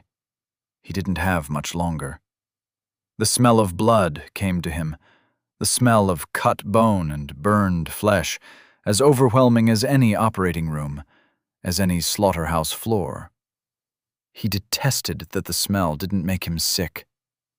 To him, it had always smelled of money, of the road to success. The quest blinked, and he turned away. Time to go to class. Hash, hash, hash. Later that day, though it was always day, Ben jogged toward his designated sleeping tower. His powerful body made short work of the miles. Trees lined the pavement, providing shade and a sense of wealthy urban life. It reminded him of postcards of Manhattan. If there were people in those postcards, they would look like him, healthy, handsome, and driven. Hell, he looked and felt like a goddamned superhero. Today's class had been a stepping stone to something greater. He knew it. The class of 34 coordinated together to take down a demonic bird.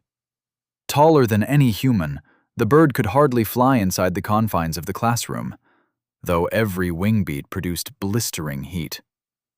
Ben formed a spearhead with the other leading students. Together, they cornered the bird and pelted it with weapons. One of the slower students, he forgot the name, was immolated by the arterial spray. But Ben survived. He was level 6 now. An assessor had been present in the class, a woman wearing a cloak of bladed leaves, her head hidden by a helm carved of delicate ruby into the shape of a single, staring eye. Had her gaze passed upon him as blood sizzled and smoked from his hands? It must have. Had she seen his potential? How could she not? He allowed himself the slightest grin, the slightest pride, as he jogged through the throng of people making their way to their designated zones.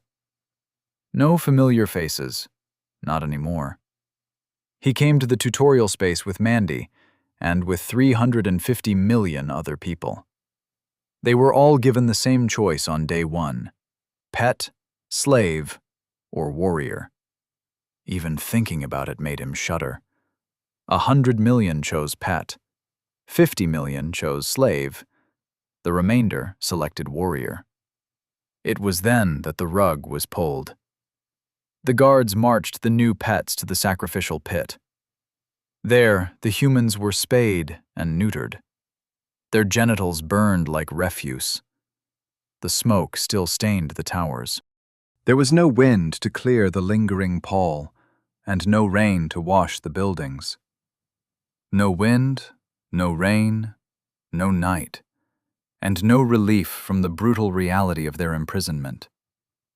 The slaves and the pets were already gone, shipped off to other galaxies. Only the warriors remained, and every 3 days their numbers would dwindle. On day 30, the tutorial would end. Ben spent every night praying until he fell asleep, praying that he would make it through the end of this nightmare, that he would make it back to Earth. Hash, hash, hash. The sleeping zones were a city unto themselves. How else could they fit everyone? The population of a country squeezed into an enormous city. The sleeping zones were row upon row of stacked cubicles. Each stack stood 10 high, with spiraling staircases leading to each front door. They stood on a perfect grid, 200 cubicles to a block, and all it took was time to find the one assigned to him. Jogging through the moans and groans of the cubicle occupants, desperate pleasure or despondent grief, each emotion made indistinguishable by the thick alien cement. He jogged for an hour before he reached his apartment. His body refused to tire, but he needed the escape of privacy. The surrounding faces, the grim expressions, the hopeless eyes, ground away at his sense of achievement. He needed to be alone. So the sight of his 4th-floor front door ajar made him pause. Almost made him run back down the spiral staircase to the street. and then on to… where? There were guards, elites of the Crimson Armada who took their responsibility of enforcing peace seriously. There had been no mayhem in the streets, no matter the doomsday scenario the tutorial participants found themselves in. But did he want to put himself on their radar after performing so well in class today? Many of those sacrificed, poor Mandy, had gone to the guards at some point in the last 3 days. They had complaints about their conditions, about the behavior of others, about anything and everything. Those who complained loudest found themselves in the bottom 1%. Was it correlation or causation? Ben decided not to find out and entered his quarters. It was dark inside his living room. The drawn curtains blocked the constant sun with near-perfect efficiency. Dark and cool. Normally, he would make his way to the shower and wash away his day before stumbling into bed, where he would pray or weep until he slept. But not today. Voices were coming from his bedroom. He crept down the narrow hallway. The voices stopped. So much for stealth. He burst into the room. Someone sat on his bed. He leaped for them, but an iron grip hoisted him out of the air and slammed him into the wall. Ben's ribs cracked against the alien plaster, but the wall remained intact. He slumped down on the ground, and a familiar voice robbed him all of bravado. "Hello, Benjamin.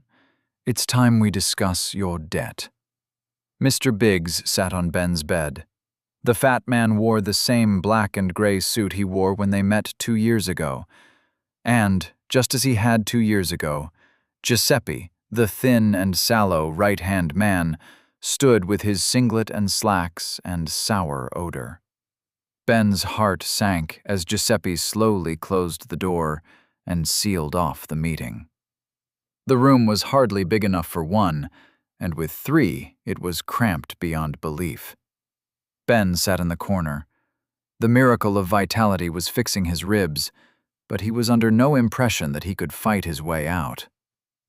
"Hello, Mr. Biggs," Ben said, and he smiled with all the Hollywood charm that got him the loan in the first place. "What are you talking about, debt? Surely the world ending has cleared my account. I mean," he laughed and hated that it sounded nervous. "What's a few million compared to the apocalypse?" Giuseppe cracked his knuckles. "Let me eat his toes, boss. That'll make him talk." Mr. Biggs held up a thick-fingered hand for silence. He didn't smile or scowl, his pudgy face as flat and fish-cold as ever. "Benjamin," he pronounced every syllable of the name. "Do you know how I found you?" Ben blinked. No, he didn't. There were millions of people in the tutorial city. He knew there must be some people he knew here, but how could he find them unless he went from door to door? "How did you find me?" Mr. Biggs sniffed. The air in the room stirred. Pale threads of skein sucked off Ben and towards Mr. Biggs' nostrils as he fanned the scent up into his brain. "I can smell your debt." The filthy, sweat-stinking sense of owing someone. "You reek of it, for you have taken your whole life without giving back. Now it is time for me to claim what is due, in the name of all those who you shortchanged." Giuseppe flexed a wiry bicep and planted a kiss upon the muscle. "We reached level 10 today," he said. "It's quite the experience." Mr. Biggs nodded. "Suffice to say, we have abilities now, Benjamin. Abilities that let us find people, that let us get into places we shouldn't be in." He nodded at Giuseppe. "And these abilities will only grow. So too our power will grow. Power enough to take over the world." His flat voice trembled slightly with trepidation. "But first, we must survive the tutorial. That is where you come in." Ben swallowed. What can I do? Mr. Biggs sniffed. Work for me. Pay off your debt in servitude. You will find there are perks, such as maintaining your position at the top of the class. My network is growing, and we can ensure that you never slip into the sacrificial pit. What would I need to do? For now, simply excel in your classes. Help others who work for me. Enlist those you think will be assets, and cull those who will get in our way. When we leave the tutorial, the true work will begin. If you found me, can you find... Ben's heart hammered in his chest. Do you know if Zoe is alive? Mr. Biggs sniffed. The debt you owe her is most pungent. She is alive, for otherwise the smell would fade. Don't worry. We shall find her when we leave, and she shall pay back what she owes me. Ben frowned. The money? What use are millions in the face of the apocalypse? No, there are far more uses for people than mere money. What if I say no? Mr. Biggs smiled like a fish smiles, with too many teeth and too little emotion. You can always do the honorable thing. You can continue in the tutorial on your own and hope that you make it to the end. You could even try to stop us right now. Surely you've learned some tricks in your classes. Giuseppe hopped on his feet, eyes bright with a ferret's eagerness to play and to hunt. Ben shook his head. I just wanted to know. He held out his hand. It sounds like a fantastic deal. Sign me up. Sorry, Zoe, he whispered to his shrinking conscience. But a survivor has to put themselves first, or else they're not a survivor. They're just dead. Chapter 38. Grave Flower. Prince's rattling chains and saltwater techniques heralded dark dreams for Zoe.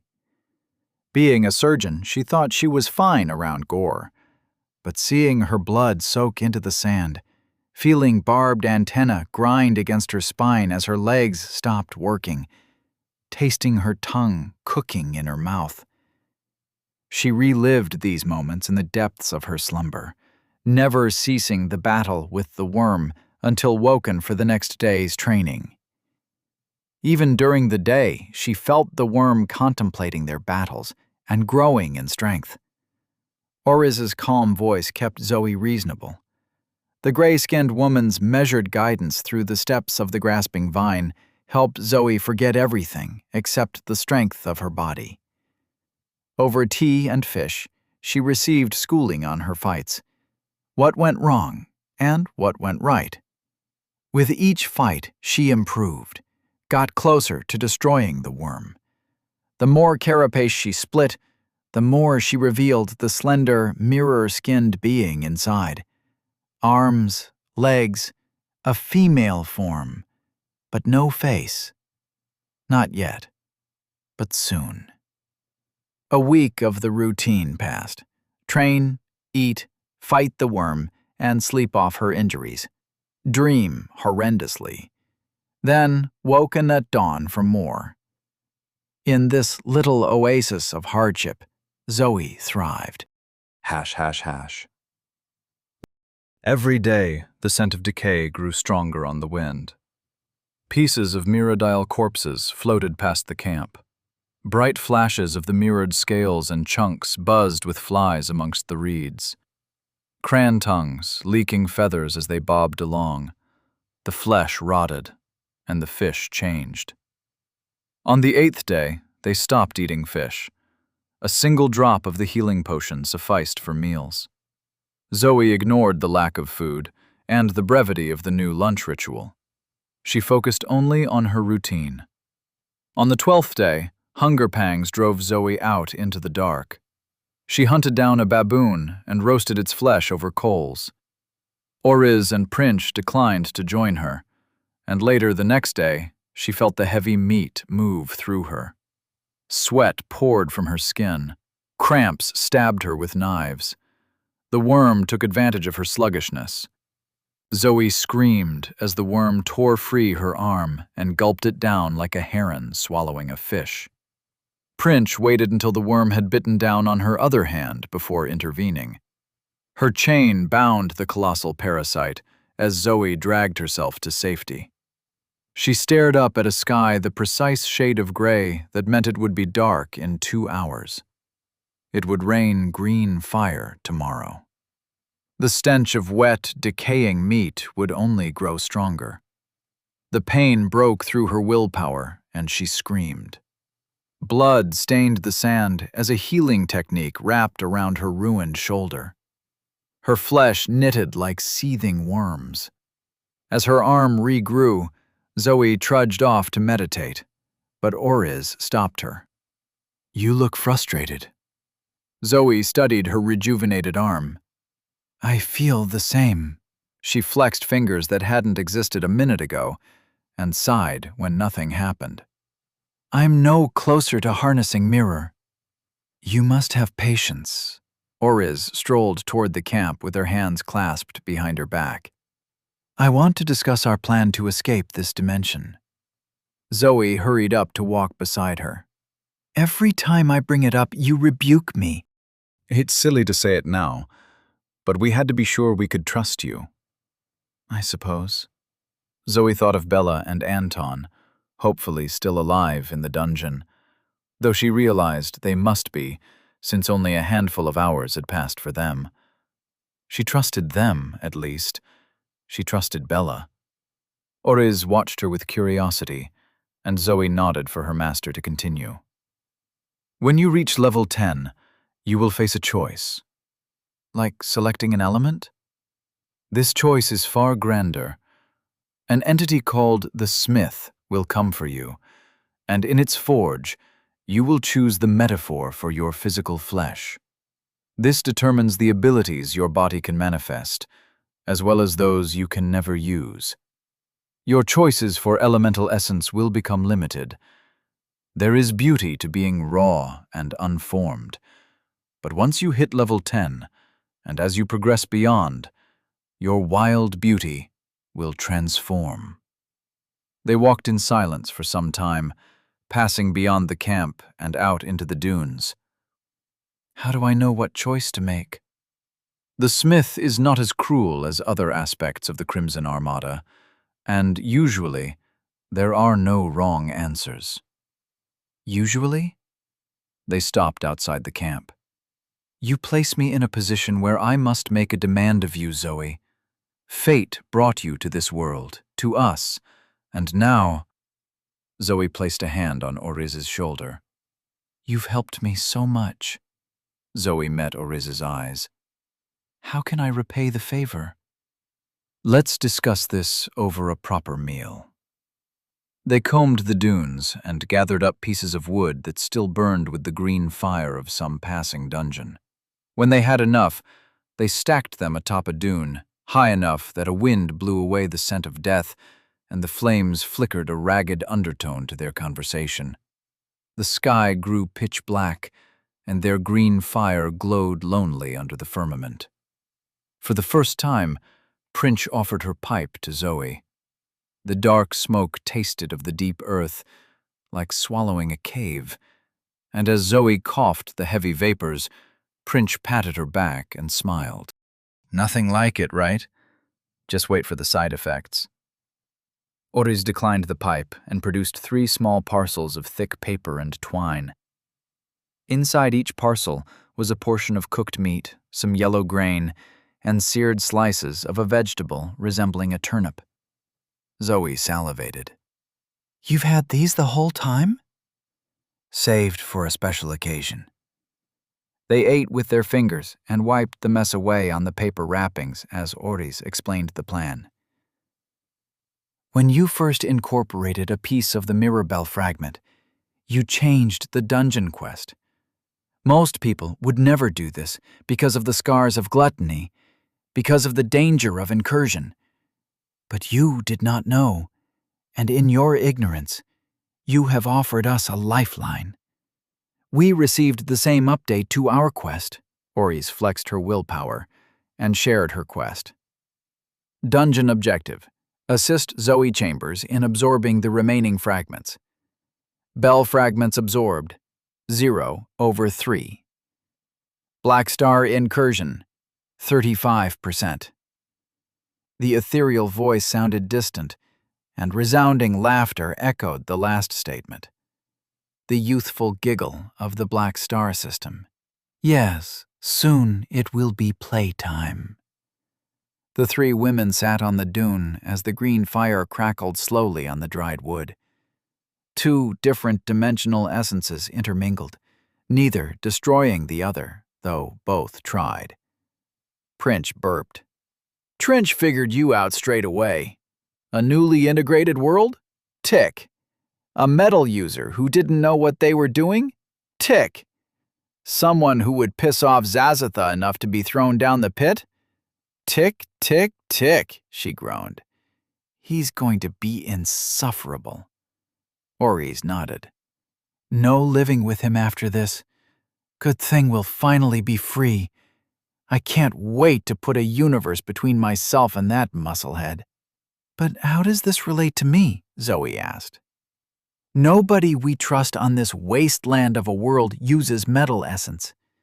Prince has explained why it is rare. But what makes it more important is that you started destabilizing the dungeon. You began an incursion and...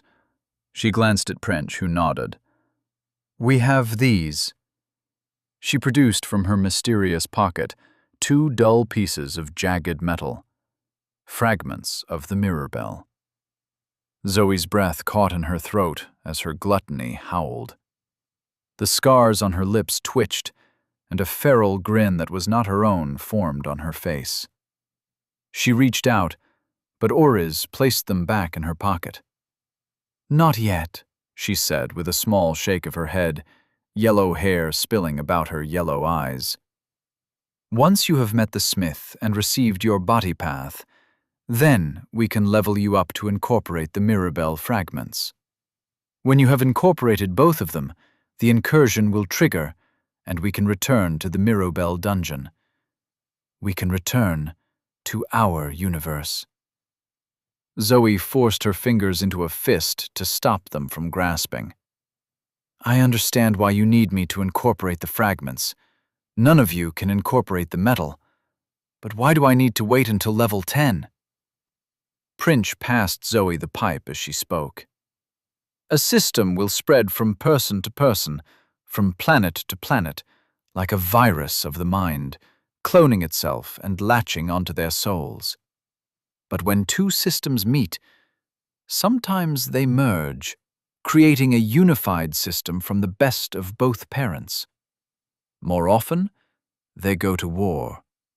The Crimson Armada system met the Black Star system thousands of years ago, and that whole time they have been fighting each other. The Crimson Armada is ruthless. It has stripped the Black Star down to its last world, down to the last vestiges of its intelligence and attributes. Eventually, it will exist only as the metaphysical bones of dungeons, the fleck of irritant at the core of so many pearls. This devouring is constant. The shafts that march across the desert are slowly shrinking, but they are not incursions. One can fall down, but never climb back up. Oris passed the pipe from Zoe to Prince. The wind died, and black smoke curled above the green-lit sand. An incursion is different, Oris said. They are true passageways between systems, between realities, but they exist for only a fraction of a second. When it does, we will need someone with a technique that can engage with the wormhole. We need someone who can stabilize reality enough to transport us from purgatory to the dungeon. Nobody has such an ability.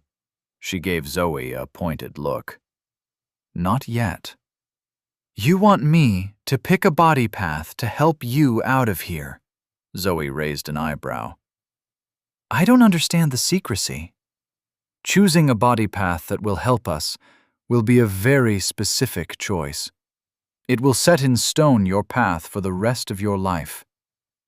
Meeting with the smith is the truest freedom most ever experience. To send you into this cosmic encounter with shackles is the foulest taboo. Zoe laughed at their serious expressions. It seems like this path you mention is the only way that I will return to my home, so I don't see the gravity of the request. I would not have considered this plan without you, so, again, I can only thank you. Oriz shook her head. The path of power is long, Zoe Chambers. You are still thinking in terms of survival, where every minute must be considered on its own, where tomorrow cannot be guaranteed. You thank us now, but in the centuries to come, you may look back on this conversation and wish it never happened. Zoe shrugged. I trust you, she said. If choosing an ability to help you is how I can repay you for saving my life, then I will do it, she smiled, genuine. You have my word. .. Zoe awoke to a head full of lead and a scrambled system prompt. She flexed her willpower. You have been poisoned by graveflower. Your body will purge the side effects in 22 hours, 45 minutes. Side effects may include euphoria, optimism, sadomasochistic tendencies, dry mouth, desire for more graveflower, numb extremities, loss of fingernails, toenails, teeth, and hair. Zoe listened to the list of symptoms with growing alarm. She sat up, looked about the pre-dawn camp, and saw Princh rocking with suppressed laughter. What did I say? She squeezed out between fits of giggles. Isn't it great? Zoe chuckled. Despite the heavy head and the looseness of her teeth, she felt good. It amazed her that Princh could be so grumpy after smoking that stuff all day. She probably built up a tolerance. Her day progressed as they always did. She was wary of her nails and hair and teeth, but nothing fell out. After a drop of healing potion for lunch, she readied herself to face the worm. When a ripple of dread passed over the camp, it stilled the wind, hushed the whisper of sand on sand, the trickling of water, the rasping of breath. She glanced up with the instinctive fear of a rabbit. There, in the sky, the forever blank sky, were two anomalies. A bright speck of burning orange and, larger and growing larger, the shadow of a colossal man. Trench. Oriz appeared beside Zoe and pushed her toward the edge of camp. Get clear, she said. What? Run, Princh shouted from over beside the worm. Run, run, run! Zoe glanced once more at the growing shadow of Trench.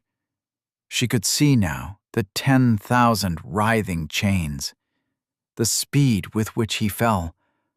What an impact that would create. She sprinted away. The sand sucked at her feet as she ran downriver, but she pushed on. Muscles burning, lungs sucking down breaths, she flexed her skein into her might and flew across the sand. After a couple of miles, she turned back, just in time to see impact. Sand exploded in a towering wave. The shock thundered across the desert. She pulled metal into her flesh, but the force hit Zoe hard enough to knock her to her knees. She stood, spitting sand from her mouth and blinking metal eyes against the grit. Sand rained down, and 3 figures argued in the center of the camp. One of them beckoned her, and Zoe returned. She wondered what became of the worm, though in a few moments she saw for herself. The camp, the worm, everything lay in tatters. Zoe witnessed the carnage with dull eyes. What happened to her attributes? Trench stood in the center of the wide crater, his hands on his hips.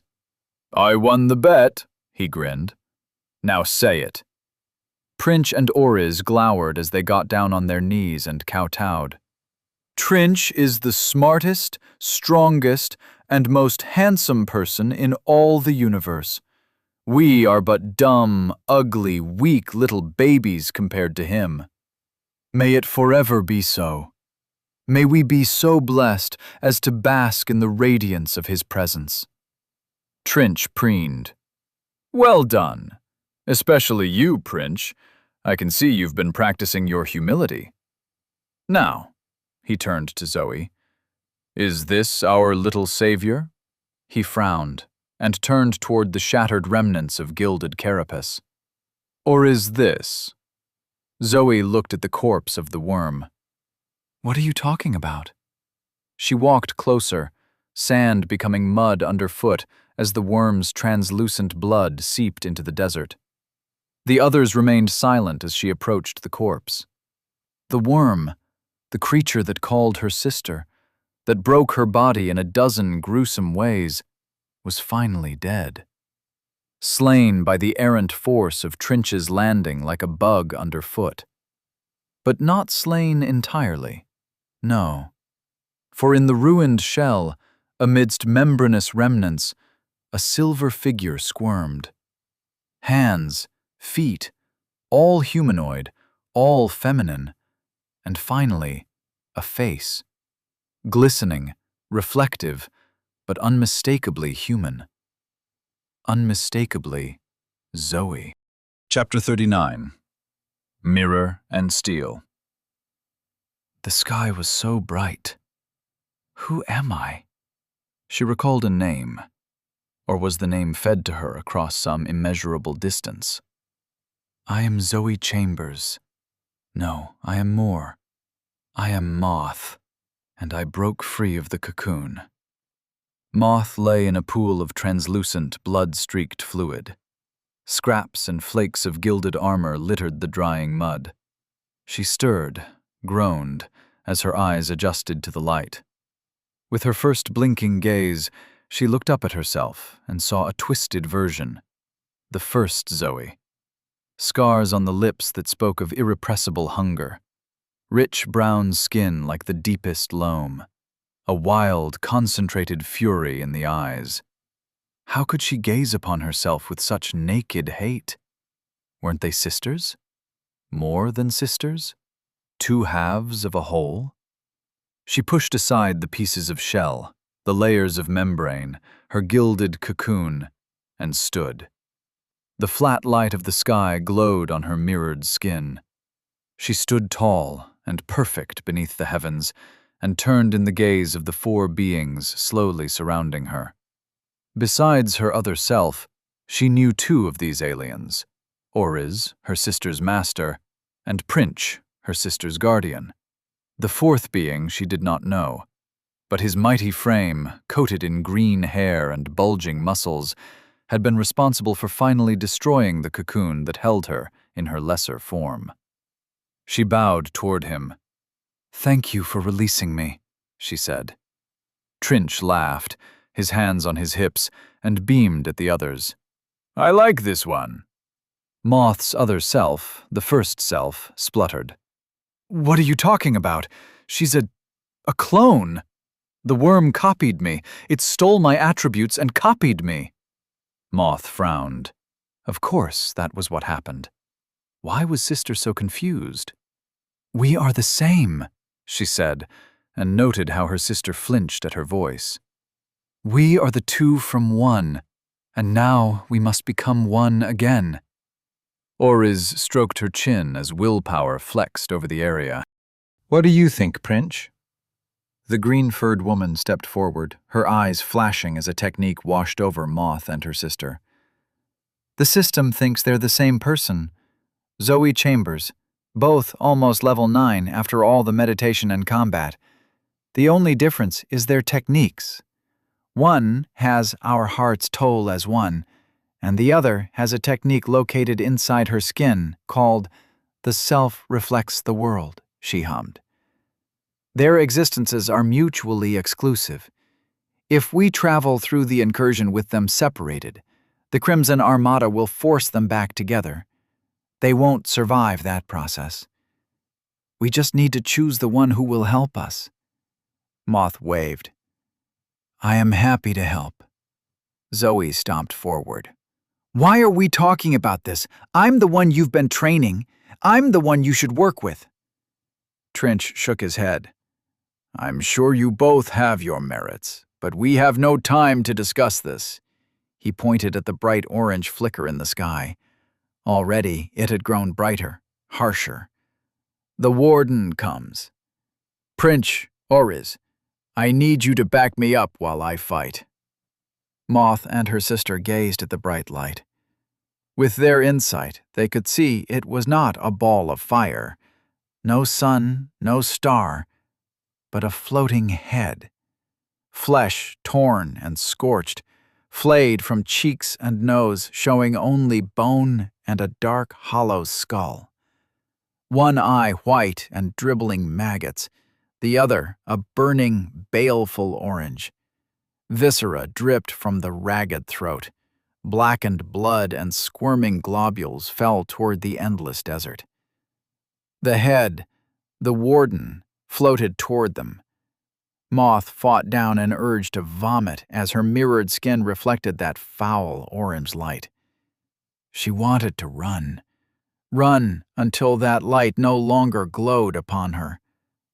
But her sister clenched her fists, feet digging into the mud in the stance she learned so well, the stance that almost let her defeat the gilded carapace of her first form. "Master," Moth's sister said. "How can I help?" "There is nothing you can do." Oriz was quiet, trembling. "That thing once equaled Rue, a power so great it continues after its head was torn from its body and lobotomized. There is nothing you can do." But even as she spoke, the great, rotting head in the sky loosened its jaw of flat yellow teeth taller than houses. From the gaping chasm flew winged creatures, bat-like, man-like, great leathery wings like whip cracks even across this vast distance.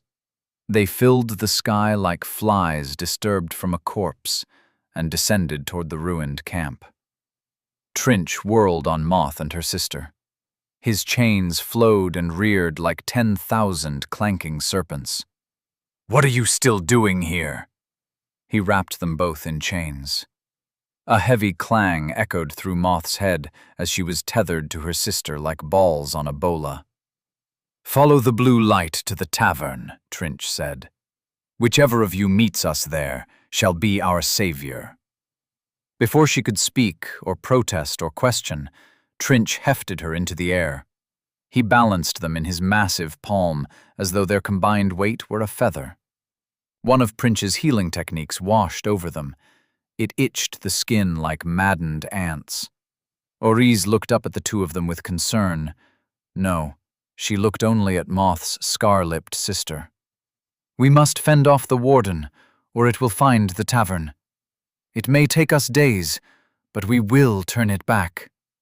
I wish you luck, and remember the—" Screaming air cut off her voice. Bound, Moth and her sister flew through the blank sky. The land raced underneath. Dunes, ruins, a river rippling like a ribbon in the wind. Vast swampland spread out before them. A delta system full of green trees, algae blooms, and vine-choked towers of crumbling stone. The water reflected the blank sky, and dark things swam in the shallows. In the distance, a pillar of blue light stood like a needle of ice against the horizon. Hash, hash, hash. Zoe crashed into the swamp, in the tangled splash of muddy water and broken bones. She felt the chain around her neck, tethering her to the mirror-skinned doppelganger that came from inside the worm. Her own chains writhed the second she struck the swamp. Until now they had been constrained, either intentionally during Oriz's training or suppressed by the frequent pulses of high-level willpower. Now, they came alive in Zoe's defense. They pulled her broken body toward a muddy islet. She flopped onto the dark soiled shore and gasped for air.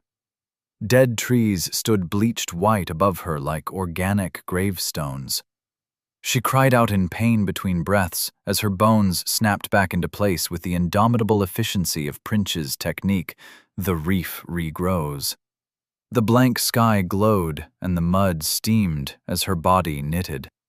On the other end of the chain, jangling and tugging at her body, she felt the mirror-skinned clone still living, swimming, making its way toward the islet. What was that thing? She knew the worm was a parasite, some consequence of the cursed item she ingested. Had it always intended to form a clone of her? To replace her? Their attributes were split, but in the end, there could be only one. Prince's words sickened her. They would have been forced together if they were back in the Crimson Armada's domain. Did that mean the only reason she was still alive, still separate, was because Zazatha tossed her down that shaft between realities? What happened when people were usually cursed? Though she supposed she needed no answer to that. The worm had tried to consume her often enough.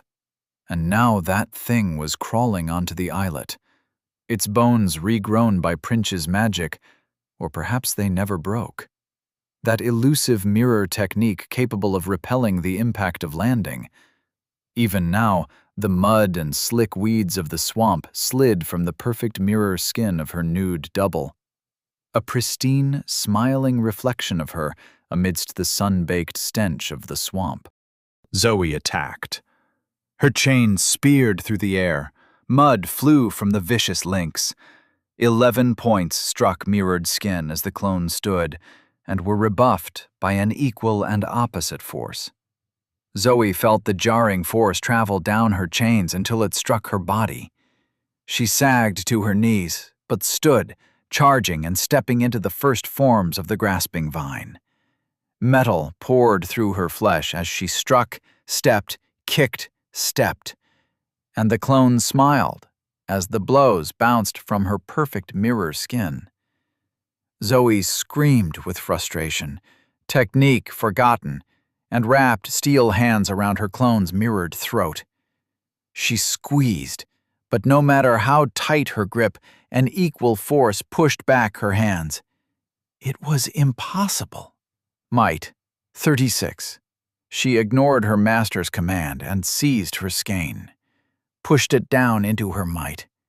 She felt like a god, howling as she squeezed with impossible strength.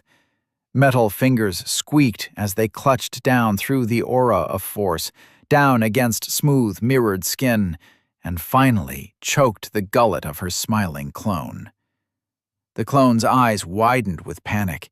She flailed in the mud, but Zoe's enhanced metal grip was unshakable. The mirrored skin, the clone's technique, cracked. Like a chain reaction, fractures spread down her throat, across her collarbone and breast, up toward her chin.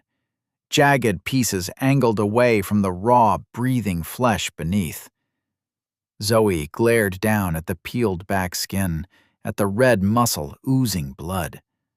A shard of mirror sliced into her metal skin, straight through like a misplaced scalpel, and her own blood fell, dripped, intermingled with her clone.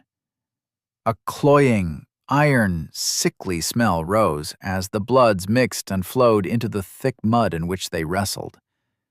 Zoe's hands fell away at the sharp new odor.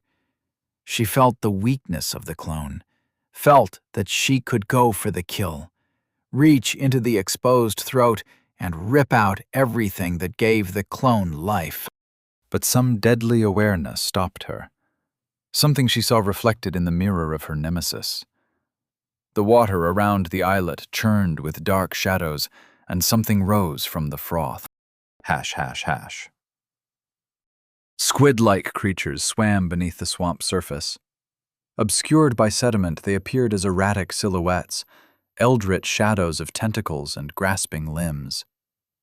Drawn by the scent of blood, the sound of conflict, or the temporal nearness of death, they circled the little hump of mud Zoe mistook for safety. She stood, leaving her clone on the ground with its wound slowly closing. It had not fought back, even when its life neared the end, so she did not fear it, especially when her entire being screamed to flee. For the shadows beneath the surface were rising, and the sight broke a little piece of Zoe's mind. Once again she grappled with the fact she stood in another reality. The shadows surged and broke the surface, but they were not tentacled monstrosities. Instead, simple bubbles broke free and floated up. Large bubbles, tall enough to swallow a person, slightly green, but translucent. They floated toward the island. The shadows vanished from the water as bubble after bubble floated free of the frothing swamp. And then the swamp stilled, for no more shadows swam. They all floated free as shapes, creatures of light and air. Bubbles surrounded the islet in their hundreds, refracting the flat light of the sky into green rainbows. One floated toward Zoe, dipping and bobbing across the now still water. She drew back, terrified to touch the living shape. "No fun! No fun! You should always play with bubbles!" Some unknown instinct shrieked at her to run. Run toward that distant needle of blue light and find safety. She listened. She wanted to obey, but she glanced down.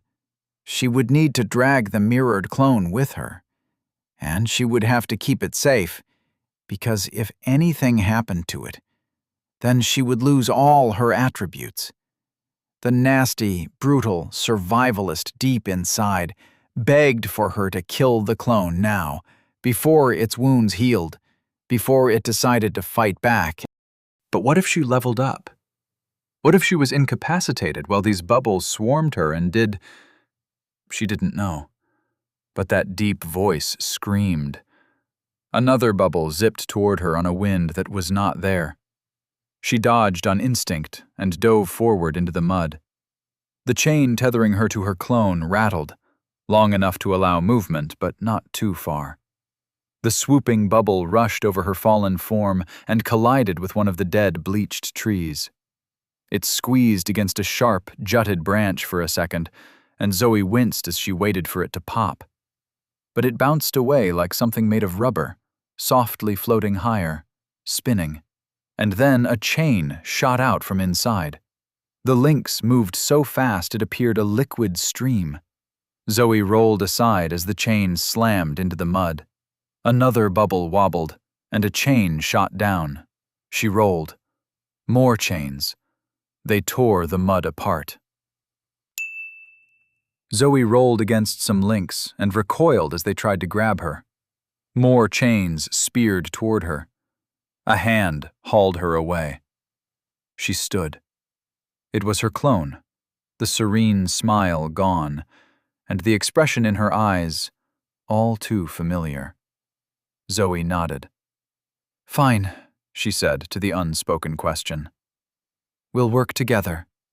For now." Chapter 40. Toll your heart for me. Bubbles surrounded the islet. Bubbles bursting with chains, though never bursting themselves.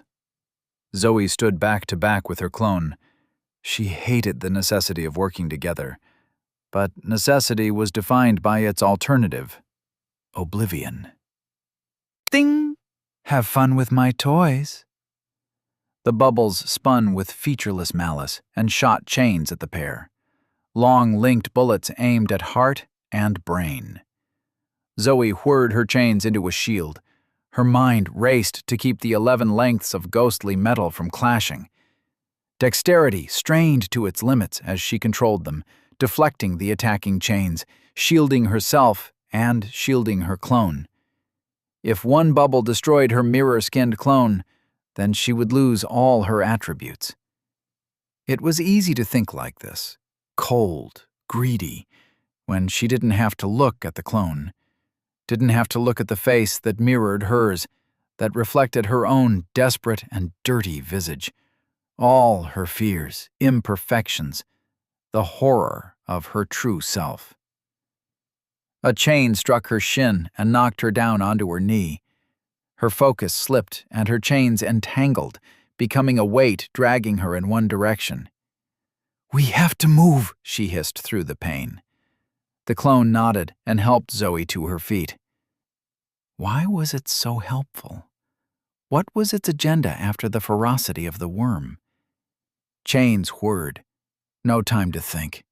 Zoe leaped from the islet toward a broken column that stood above the scummy water.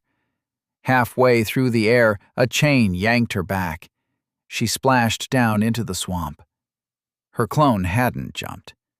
Zoe screamed her frustration, mocking bubbles spewing from her mouth as she swam to the surface and looked about. The chain slackened, and the mirror-skinned clone leaped now and made it to the column. Zoe snarled, but she supposed there was more to teamwork than stating the fact. Chains shot down into the surrounding water.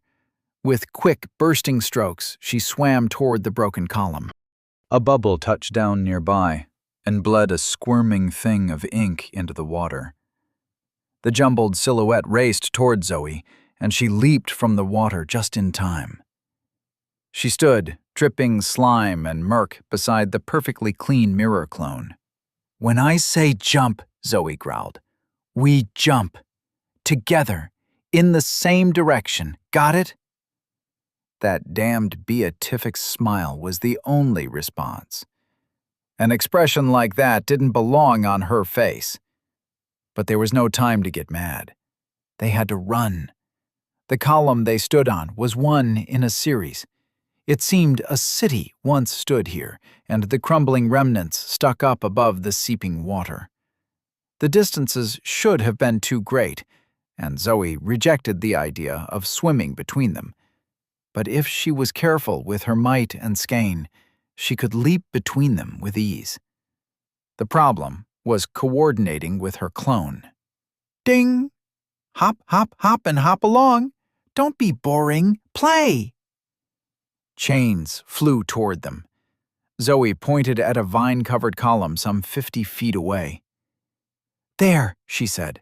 "Jump!" She leaped, her hand grabbing her clone's wrist. The mirrored skin was strange in her grip when it wasn't repelling her. Smooth, cold, but somehow inviting. There was a whole world trapped and distorted within the skin of her clone, and it was a world apart, a lonely place. Was there loneliness in that simple smile? They didn't quite make the jump. Zoe landed on the broken pillar's slanted top, but the clone fell short. Zoe kept her grip on the clone's wrist. She dropped to her knees as the clone dangled. Such a weight was nothing with her enhanced attributes, but her boosted might was ticking down. She hauled the clone back up, and they stood together on the narrow ledge as the emerald-hued bubbles floated around them, spinning and spitting chains. Zoe pointed at the nearest angled column in the mud, and they leaped. This time they made it, but the ancient masonry sagged toward the water. "Ding! Boo, you're no fun." Zoe ignored the haunting, childlike voice. She gripped her clone's hand and they continued, sometimes coming up short or overshooting, but Zoe found herself anticipating the length of the jump better. How natural does it feel to work with oneself? As they traveled through the swamp, leaping from crumbled pillar to dead tree to exposed statue on a muddy bank, they stopped pointing, stopped calling the jump, and worked as a team. The sky dimmed, and a malodorous fog rose from the water, but the bubbles pursued, drifting on a wind that was not there. Hash, hash, hash. Zoe balanced on a cracked arch, held together by fat and glistening vines. Bubbles bobbed toward her, not in range to shoot chains, but close. Her chains floated about her, reaching, eager, but there was nothing to latch onto, except the mirrored clone who stood beside her, pressed close and smiling. They faced a choice. The fog pressed about them, rank and foul. She craved grave flower, if only to block out her senses of smell and taste. A small pillar extended away to their left, vaguely toward the blue light, though they had not seen that guiding beacon for some time. The small pillar sat a foot above the water and was at the edge of their leaping distance. If they boosted Skane, they could make it, but the problem arose when they landed. With the thickening fog, they couldn't see how far they could go on afterward. The other choice was a tower, 7 stories tall, crumbling even as they stood there. Fragments of ancient rock dripped into the slurping waters and splashed, the only sound besides their breathing. Many of the tower walls were collapsed and open, but it would provide more cover than the exposed columns and fragmented leaping points in the swamp. Her legs burned. She knew she had the might, the vitality, but really, how much longer could she keep going? Her clone pointed at the tower. "Let's hole up until the fog clears," she said, with Zoe's voice. "Continuing without seeing the beacon is foolish." Zoe gritted her teeth, but she didn't want to disagree out of spite, not when their lives were on the line. Although, no. She nodded, and they tensed and leaped, sailing through foul vapor and landing on a broken lip of stone that must have once been a dock. Their impact shot cracks through the platform, and they scurried forward into the dark halls of the tower. ###.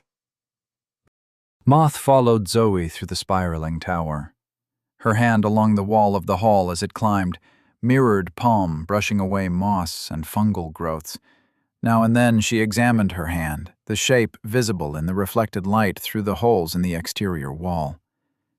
These gaps provided a view of the thick mist and, occasionally, a passing bubble. Whenever those luminous orbs passed by, Moth and Zoe pressed themselves against the wall and waited for it to pass. So far, they avoided detection. The holes in the walls were not windows. Originally, by design, the builders cut this tower off from the world. A long, winding floor that rose all 7 stories to the top, no stairs, for the slope was gradual, and no rooms. What purpose did it serve those who built this place? Did the bubbles build this place? She giggled at the thought, and her sister stopped at the sound. Back tense, muscles ready to fight. What a creature her sister was. No matter what happened, she always got back up to fight, even when her legs were broken or her flesh devoured. Moth envied the fighting spirit that pulsed within that heart. How many times had she curled up inside the worm and begged for it to stop? Well, not as many times as she would like to think, but certainly more than once. She wanted freedom. She wanted the truth of her existence to persist, but she didn't want to hurt her sister. Zoe turned on her, glaring at Moth's appeasing smile, and stepped close. "What's funny?" she said. "I just wondered who built this place." Moth stepped past, but Zoe pushed her up against a wall. Face to face, sisters, clones, halves of a whole. Zoe searched for something, but Moth didn't know what, or if Zoe found it when she stepped back, her shoulders sagging. "What are you?" Zoe asked. Moth leaned against the ancient stone. "I am Moth, born of the worm, born of you. But I am not your daughter, nobody's daughter, just like you." Zoe's gaze darted to her, wide, fearful, before anger settled in. "What do you know of me? Every time you looked into a mirror, I looked back. Every time you wished to shed your skin and step anew, you imagined me walking away from the husk of your past. Every time you looked at your flaws, at your beauty, you looked through me to see the truth." Zoe leaned against the far wall, splotched with dark purple moss, and faced her across the empty hallway. Fingers of fog drifted through cracks in the stone. Moth matched Zoe's relaxed stance, and Zoe sighed. "We can't both exist." Moth nodded. The system won't allow it. That's not what I mean. I know. They stood in silence. Fog leaked in and grasped at their ankles, climbed their shins. Foul-smelling, but both ignored it as each watched the other. I don't want to kill you, Moth said. You didn't ask for me to be born, Zoe chuckled. A small and sad sound that died in the cooling air. You didn't ask to be born. How does that make it any more right? I don't want to die. Do you? Zoe bared her teeth, scarred lips twisting, and her eyes flashed with the heat of battle.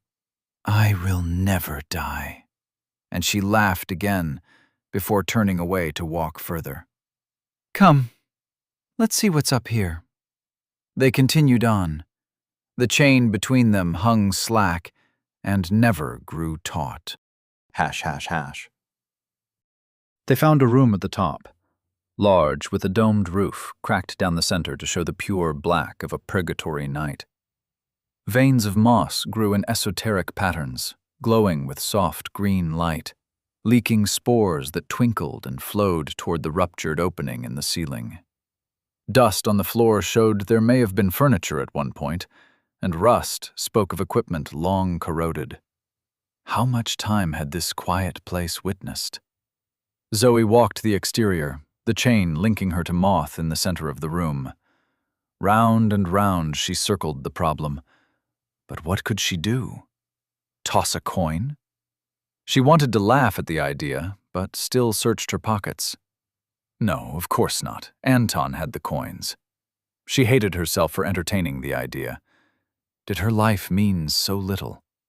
She sat against the curved stone wall, and Moth sat beside her. Silence crept out of the structure.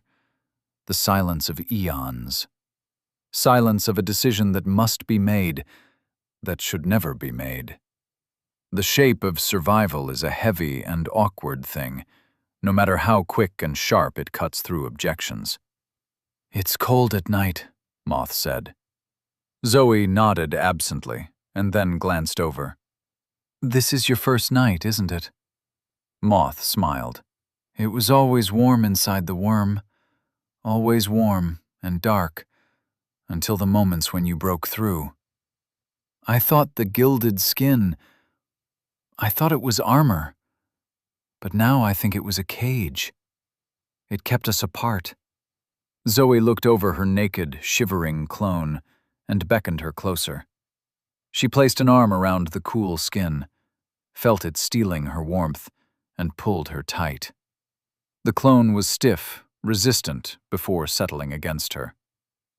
Skein 95/117. In the hours they climbed, Zoe's skein had renewed, and she flexed it now.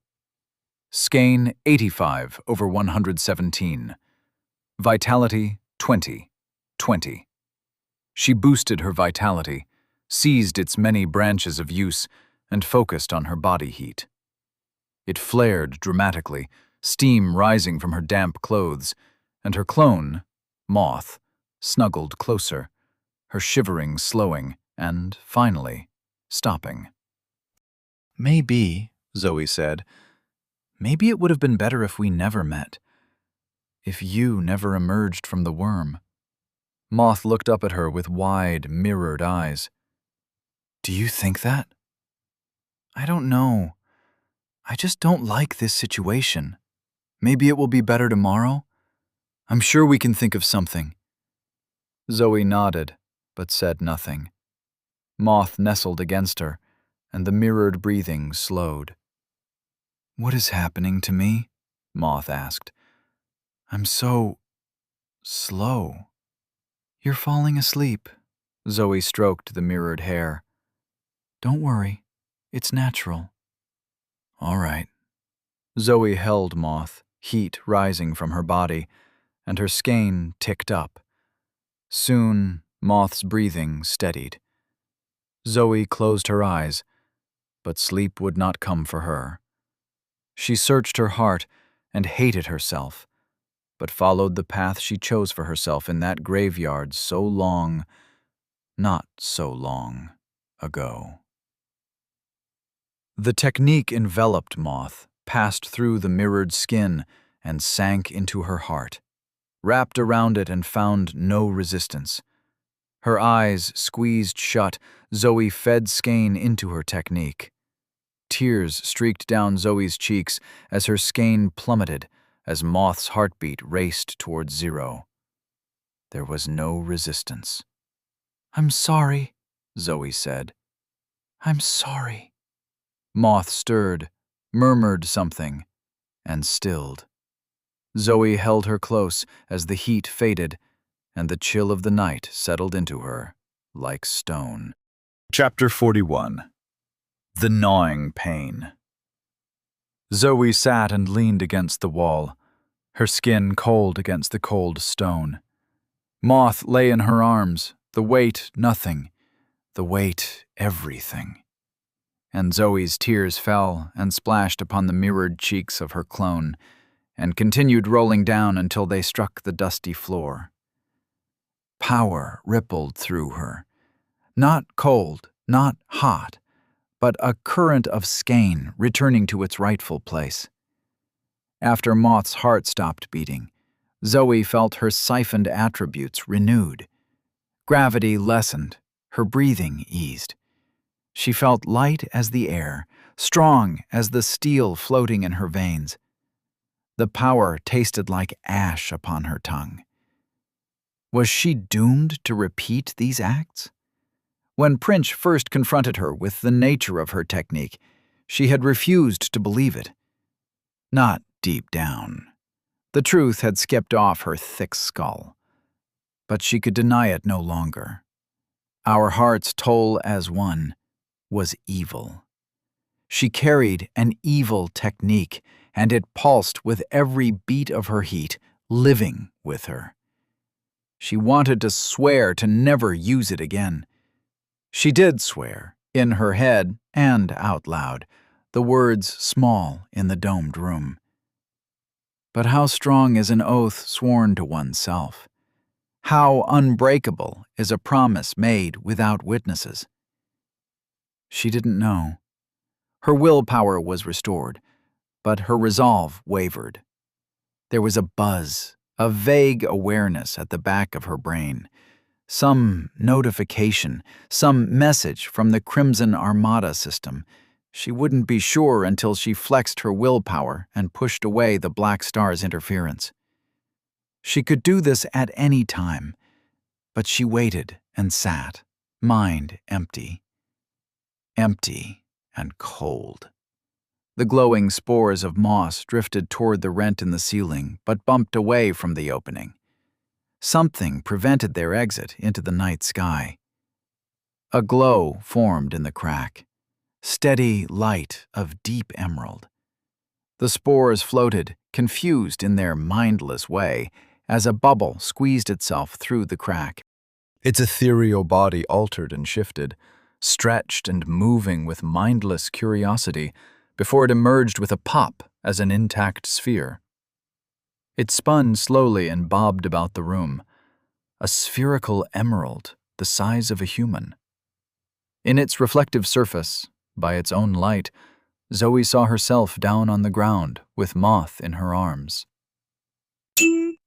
Yay! A bubble found you! Now you can play! No more sitting around moping! It's so boring! The Black Star's childlike voice unsettled her. The bubble infuriated her. The intrusion, the watching, not even a moment of her life where she hated herself, where she wanted to curl up in a ball and fade away. Not even a second of privacy to wallow in the grief of her actions. She recalled, in startling clarity, the man on the plane who stared at her chest. The man who asked if she thought God was real. If there is no God, anything is permitted. Well, now she knew gods existed, and they only wanted to play games. Anything was permitted, so long as it fit the dark designs of their entertainment. Her rage, in her time with Moth, had guttered. A low flame, almost too low, almost dying. Now It roared. She slid Moth to the ground and stood, and she screamed. 11 chains thrust out like spears. The bubble spun. A chain lashed out from its perfect surface and blocked one of Zoe's attacks. Another shot toward her face, but with her attributes restored, it was too little, too late. She dodged, leaped up, and her chains smashed into the round surface. For a second, it altered, bending under the pressure, as though it might snap back into glowing perfection. But Zoe ground her teeth, forced her chains to work for her, living extensions of her burning anger. They thrust deeper and broke the bubble's shell. It sagged like a balloon, with a strange sound like a soft puff. From 10 cracks, streams of gray liquid flowed. The bubble hung suspended on her chains, and the liquid trickled down the lengths, dripping onto the floor like ash mixed with sludge. Joe gagged as a foul pool spread across the ground. She retracted her chains, flicking away the foul substance, and scooped Moth into her arms. The bubble drifted down to the floor like an empty skin and floated atop the puddle. With an easy leap, Zoe cleared the spreading filth and landed on the other side of the dome. The puddle slowed its spread and stopped a few feet from where she sat, panting and breathing in the wretched odor. No, what have you done? Why did you pop it? Why did you break my toy? You're so mean. I hate you. I thought you could be my friend like Trinch, but you're nothing like him. He just uses my chains to jump higher, but he'll never jump away from me. I love him too much. 4 of the chains from her back slipped away into the ether. She now had 6 tethered to her spine, and 1 wrapped around her neck like a collar. The chain around her neck seemed to be the Black Star System's favorite. Maybe it served as a reminder. And it did, though she only wanted to growl at the thought. She would not be leashed. It took her a second to adjust to the lightened burden. She waited for further announcements, but the system remained silent. Still, she knew it was there, watching her. The gods would always be watching. ###. The puddle of bubble innards crept toward the entrance to the domed room. It seeped into the spiraling hallway and drained away, slow but steady. The foul odor cleared somewhat, and Zoe could think, and she knew it was time to act. The buzzing of notifications at the back of her mind persisted, as though bees built a nest in her skull. She ran a hand through her tangled hair, as though she might sweep her fingers through the annoying feeling. She touched nothing but dirty locks. She needed a haircut. The urge to shave it away swept over her, the urge to tear it out by the roots and scream. And when she noticed her twisted expression in Moth's mirrored chest, she shuddered. They were getting to her, and so she breathed. In and hold, out and hold, and she flexed her willpower into the void. Her aura rippled out, weaker than the smooth shield of auras, and smaller, but it calmed her and cut away the creeping sense of the black stars peeping. Level up! You are now level 9. The voice of the Crimson Armada system was almost relieving after all this time. It came as though from a long distance, a voice blurred by static, but she kept her willpower flexed just to hear it echo through her mind. Cold energy rushed through her. She trembled and fell to her knees as her muscles numbed. After fighting and meditating for a week, she had almost hit level 9. And now, with the 2 kills, the death energy poured into her. She could feel that level 10 was within reach. The gluttonous, treacherous hunger awoke before she even received the notification to incorporate an element. Her soul reached out with tendrils, with tongues, for anything in range. But a notification surprised her before she could satiate the empty beast inside. So many accept the boons of the system, but so few take up the cause. Congratulations! You have traveled into the dimension of another system and taken the fight to the enemy. In killing a being of the Black Star system, you have proven your loyalty to the Crimson Armada in the only way that matters. Title awarded, True Believer. The path to the Mountain of Faith has opened to you. She must have received this title from attacking and killing the bubble. Simply defending against them out in the swamp hadn't counted. Likewise, the baboons she fought earlier must have fallen from some other dungeon, because neither system had reacted as strongly when she killed them. The rush of energy was intense. She knew the bubbles were dangerous in large numbers, but the death energy almost felt compensated, as though the Crimson Armada system was rewarding her for the nature of her efforts rather than the efforts themselves. But what was this reward? She gritted her teeth in frustration. Why did everything come with a dozen questions attached? She tried to examine the meaning of the Mountain of Faith and felt as though she was sucked out of her body. A sensation of towering height, as though a being such as Trinch rushed toward her. She quickly cancelled the examination. With a feeling of smallness, she settled back into her shivering body. Sweat soaked her skin. Hunger wrapped around her spine. She turned her attention to the surrounding elements with desperate need. It burned through her willpower to keep the Crimson Armada system stable and present enough to look at her choices. She had to be quick. Please select an element to incorporate. Mirror-skinned doppelganger, mirror, blood, faith, dexterity -2, might +2, vitality +8, willpower +2, insight +2. Stone, dexterity -2, might +2, willpower +4. Churst -checked, churst -chains, +8. Her mind spun. She had expected Moth's body to be offered to her, and she had expected that it would be worth more than the surrounding elements.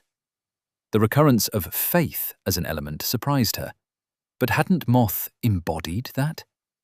Childlike optimism could be a sort of faith. The attribute gain was compelling, but she almost ignored it as she stared down at the mirrored face. At her own mirrored face.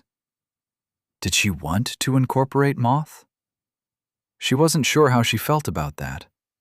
Was it more respectful to bury her somewhere in this dimension than it was to make her a part of herself? She examined the other options. Stone made sense, but the last option surprised her. What could it be? She eyed the pool of filth draining from the room. It had come from inside a bubble of the Black Star system, so maybe it was so alien that it jumbled the prompt from the Crimson Armada system. Whatever that stuff was, gaining chains wasn't worth the obvious drop in her attributes. Even the sight, let alone the smell of the stuff, made her gag. It seemed to be the stuff incorporation forced out of her body. There was no way she wanted to put it inside her. Though that raised another question. If the Black Star denizens were filled with what the Crimson Armada considered impurities, her hunger screamed. Patience gone. Restraint snapped. It seized control. Her scars grabbed her lips like fingers and peeled them back into a crazed grin. Her hands moved, but not with her motions. Zoe was a trapped puppet as she grasped Moth's hand and brought it up toward her mouth. Locked inside her body, she couldn't move. The hunger had never been like this before. She tried to scream, but the sound only came inside her mind. Her gaping mouth moaned, hunger, pleasure, as her teeth bit down upon Moth's mirrored finger. The taste of sweat, glass, and skin upon a tongue she could not control. No! With all her dwindling willpower, Zoe selected mirror-skinned doppelganger. She wasn't a cannibal. She wasn't a monster. She was going to carry Moth with her for the rest of her life. She would take her inside herself, just like where she had been born. But she would do this on her terms, not her hunger's. Moth's mirrored skin became tendrils that flowed toward Zoe like fingers of mist. They settled on her skin, softer than any other incorporation before, and flowed into her pores.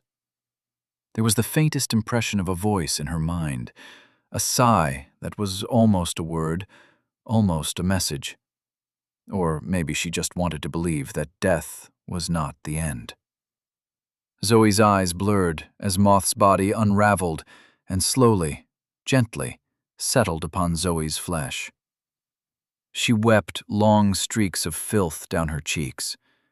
The foul waste stung her eyes, but she merely sat against the wall and let the pain throb. Staring out into the dark room as Moth vanished and filled the bottomless pit inside. Satiated, her hunger released its control over her body. The forced smile faded away, and her mouth closed. She once more occupied her flesh, but she shuddered at how quickly the gluttony took over. Her curse was only growing more dangerous. Pale light shone through the crack in the ceiling and lit Zoe. She sat alone. Rivers of filth crusted her cheeks, dried and flaked away as her fingertips swept over her face. Head in hands, she sat and wished she was home. She wanted a shower. She wanted a bed. She wanted to wake up the next day and not have to deal with anything. Maybe watch some show she didn't care about, read a book, go for a walk in a park that wasn't full of things trying to kill her. She cried a few more tears, salty, warm, and they seeped between her fingers. And it passed. Moth's essence settled inside her as the incorporation concluded. It felt right, taking the body of her sister and bringing it with her. A burial was for those you leave behind, and this way she would know Moth was always there. It was a cruel reality that forced her into this situation, and Zoe couldn't help but feel as though she failed some test. There was no system-announced curse, but she felt the brand upon her soul all the same. She had failed Moth, but she would not fail her memory. Her eyes still burned, tears wept, and she blinked and wiped them away. No more time for tears. She had things to do. She stood and moved around the doorway to the exit, but stopped when she saw the back of her hand. Wet with tears. Tears of mirror. She staggered as the world crawled. Accessing skein or performing other activities until technique crystallizes. Chapter 42. Souvenir. Zoe froze, knowing what was coming but hating it all the same. Her willpower strained to maintain her connection to the system. She waited in that blurred second, and it dragged on. Rattling across dimensions, she heard the lightning before it came, crackling, sparking, burning the resistance of another god. Anticipation only makes such things worse. A fat beam of lightning struck her between the eyes. Her face lit on fire as her skin sloughed and split. Her clothes singed, melted into smoke. Every inch of her body burst with flames. She couldn't scream, but she tried. Frozen in time as her skin cracked and peeled away like a grotesque banana. It pooled at her feet, wrinkled and blackened and crispy. Then it was over. She fell to the ground, weak but not weak, numb but not numb. The damage to her skin healed, or had never been, she wasn't sure. She rolled over and something crunched underneath her. No, no, no. She lifted her hand and saw shreds of dried skin flake away. It was too much, and she puked. Thin bile that tasted awfully of the health potion. What was one more puddle when the room was already defiled? She gazed at the reflection on the back of her hands. Bile hung from her chin. She wiped it away. Reflection on the back of her hands? Technique crystallized. The self reflects the world. Zoe stood. Housed within the skin, this technique allows the user to reflect the force of attacks. Activating technique costs skein. Repelling force costs skein, depending upon the magnitude of force. Zoe moved her fingers, entranced by the shimmering reflection. Did Moth know she could deactivate the technique? Was it her choice to wear it at all times? Questions Zoe could never answer. She circled the room, enjoying the strange way the air moved against her. All this time, she had tried to harness Mirror only to fail. Had the secret been inside Moth all this time? When she siphoned away her attributes, was this ability siphoned? Zoe didn't think this was the case. Moth came from her, but she was a separate being, a sister, not a clone. By ending Moth and taking her body into herself, Zoe had crossed some emotional threshold. Her mind had resolved in that subconscious way necessary to develop a technique. Not ending. She couldn't let herself do that. She had killed Moth. It was a truth she needed to accept. She formed a mirrored fist. There was not the strength that came with summoning metal through her flesh. This felt more like armor than a weapon. Once more she wondered why flooding her flesh with metal did not count as a technique. She would have to ask Oris when they rendezvoused at the tavern. In her mind's eye, she saw that floating head.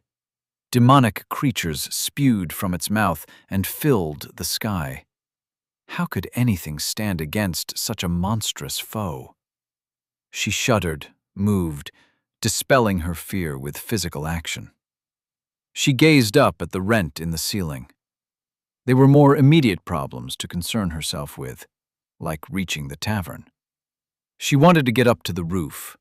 From there she could spy the beacon and get a lay of the land. Hopefully, it wouldn't be too far to travel. Her hunger hoped more bubbles were floating about. With her new strength and her new technique, she looked forward to hunting them.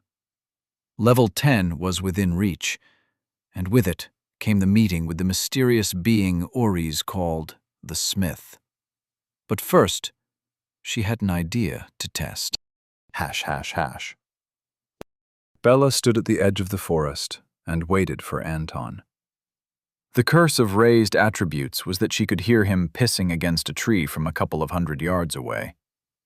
Corpses littered the beach behind her, blood and offal soaked into the dark sand. She turned her back to the scene and examined the rune blade. The cryptic glyphs usually helped distract her from the world, almost too much, really.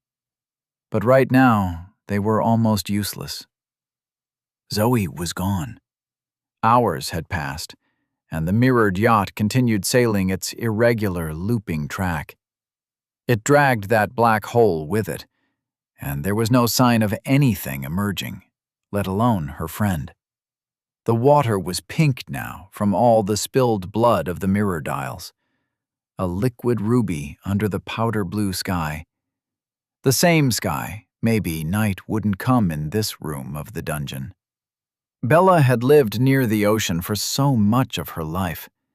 Once, a whale washed up on the beach. Before it rotted, there was that initial smell. Not of foulness, but of flesh. The scent of a butcher shop packed full of product. She wanted to get away from the water's edge.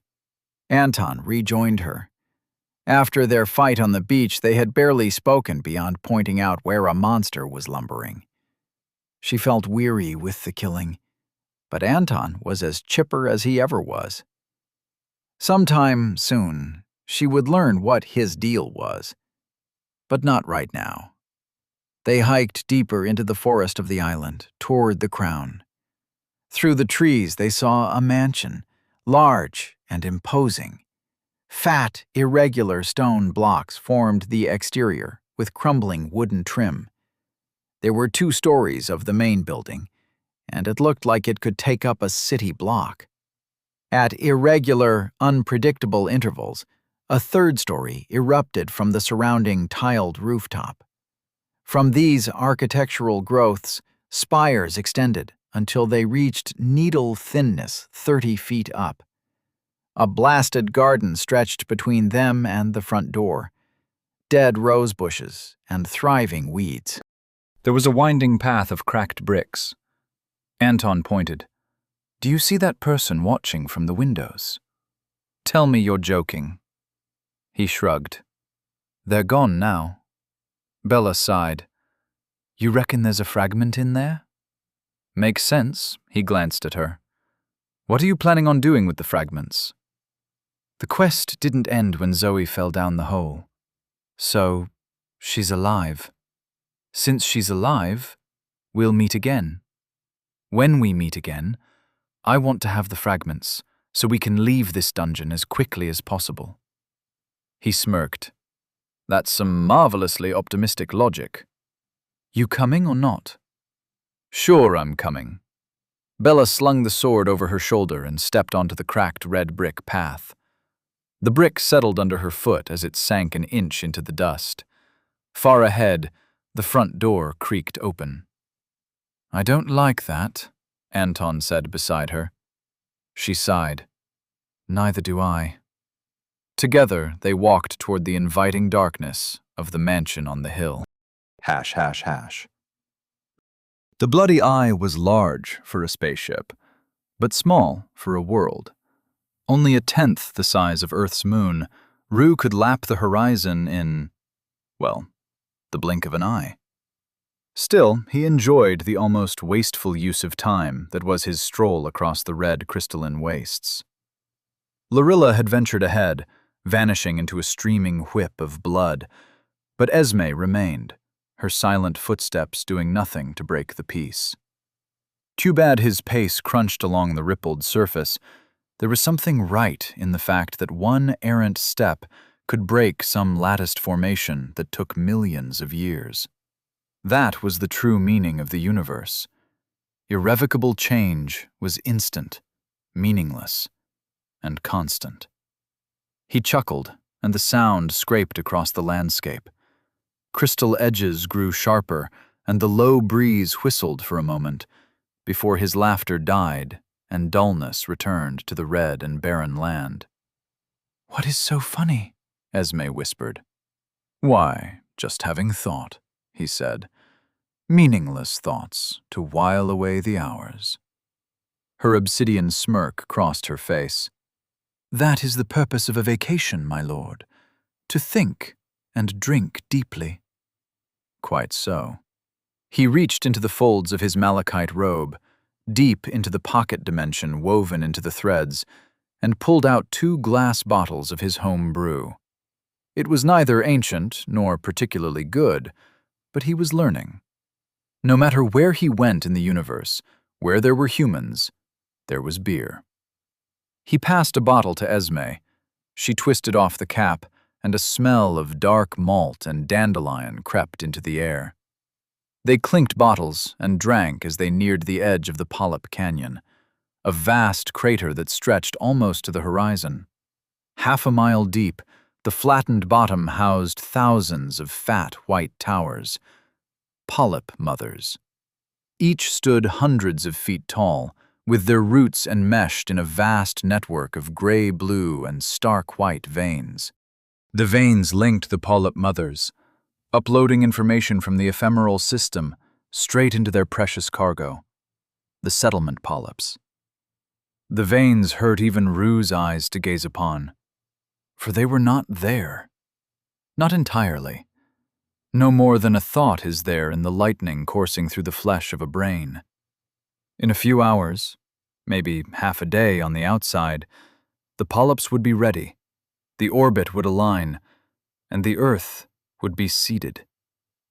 He needed to prepare his announcement to the newly integrated masses. "This is better than the last batch," Esme offered. He glanced over and realized she was talking about the beer. "I want to brew it stronger," he said. "But it's hard to do that without affecting the taste." "All things come in time."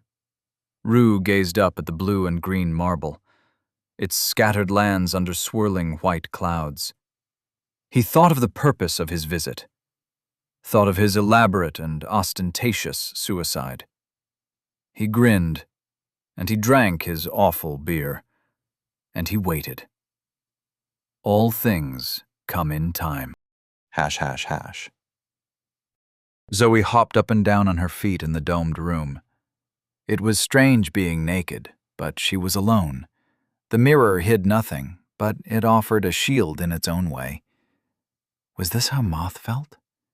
Hard to know how Moth felt about anything, but her optimistic curiosity and open heart were actions she could try to imitate. Try to better herself. She jumped from foot to foot and then leaped straight into the air. Her might launched her high, halfway toward the domed ceiling. If she took a run-up or tried to launch herself from the wall, she could probably reach the opening above her. If she lashed out with her chains, she could hook on the jagged edge. But that was not the current experiment. She dropped straight down, knees slightly flexed, mirror coating her skin, even the soles of her feet. She hit the ground. A rippling sensation passed through her as the technique reflected the force of the ground striking her feet. The reflected force shot straight into the ground. 2 footprints spiked deep into the thick stone floor. Zoe sank a full foot into the ground with a gasp of surprise. She frowned at the outcome. It had only cost 5 skein, but she hoped to launch herself as though she was bouncing on a trampoline. Though, when she recalled her fight with Moth, no matter how hard she struck, Moth didn't move. The technique only reflected the world. It was a slight, childish disappointment, but at least she now understood how it worked. After an awkward moment of extricating herself from the holes, she took a running start and launched herself at the wall. Her mirrored fist punched a hole into the side, and she gripped the new handhold. She had assumed that the self reflects the world would be inferior to her metal-infused body when it came to offense, but she was able to use her momentum to double her impact. She launched off the wall with a surge of joy. Her chains whipped out and pulled her up through the opening in the ceiling. The dome outside was dry and rough with age. She stood and gazed out at the view. The open sky, flat and pale, and around her stretched green trees and stagnant pools, a network of sandbanks and reeds, the endless swamp. Sweltering, steamy air billowed around the tower, but it was better than the still, musty atmosphere within the dome.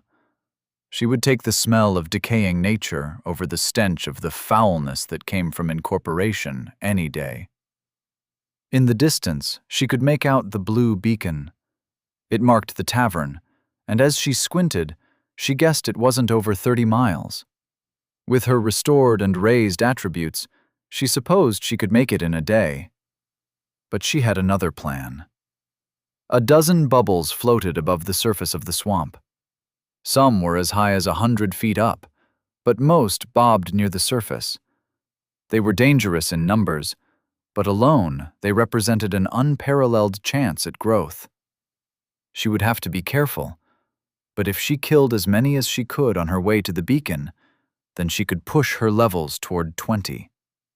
With luck, she could complete Rue's quest before she even left this dimension. Though that brought a sour thought. Ores held the fragments necessary to complete the quest and trigger the incursion. Without them, she was stuck here.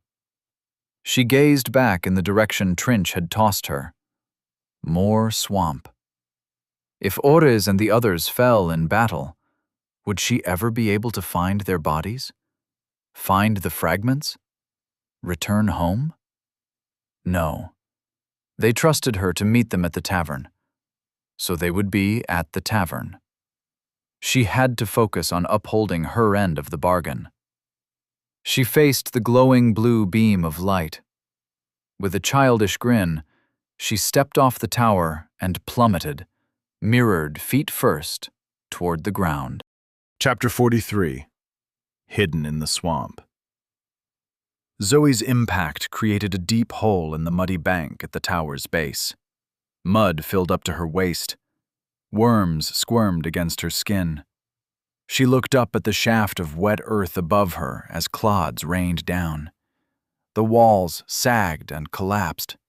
Her mirrored skin repelled everything that fell. Mud sprayed out, and she laughed at the bottom of the now conical hole. Skein 94/131. The impact cost 25 skein, and the falling mud cost another 5. Normal walking didn't trigger the effect. There was a threshold of force, and the minimum was 5 skein. It helped that the activation was automatic, so if someone attacked her while she was unaware, the technique would still function. She flexed her legs and leaped from the hole. This progress in the journey of her skein lifted her spirits.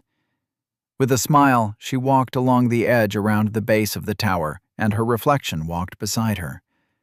They caught each other's eyes. Zoe froze and looked out the corner of her eye. Not even the corner. With her enhanced insight, she was aware of her peripherals even while staring straight ahead. Her reflection stood in the water, watching her, but Zoe couldn't return the gaze. Because this might be her imagination, and turning her head would confirm if her reflection was independent, or if she was losing herself to hope. Moth. There Zoe stood, slowly sinking into the fetid mud, as she wondered what lay on the other side of the reflection. Was that where Moth originated? She recalled her reflection looking out at her from the fragment of the mirror bell. This dimension's flat light was nothing like the flickering orange of the campfire. It couldn't be the same optical illusion. Did Moth come from the world within the mirror? If so, perhaps their encounter began when Zoe brought mirror into her body. She turned, and her reflection turned. They faced each other. Algae-choked water rippled between them. Zoe waited for her reflection to move without her. Waited for almost half an hour. But she wanted it too badly, and as with all such things, nothing happened. A bubble drifted through the wispy mist between the trees. It passed Zoe, slowed, and spun. There were no eyes on the creature, no distinguishing features at all. It was wrong in its simplicity, but still functional in its alien way. Zoe felt no terror, only a fundamental revulsion. The bubble bobbed across the water and whipped chains toward her. Zoe's chains reared up, but she commanded them to stay back. She braced herself as the bubble's chains struck her sternum.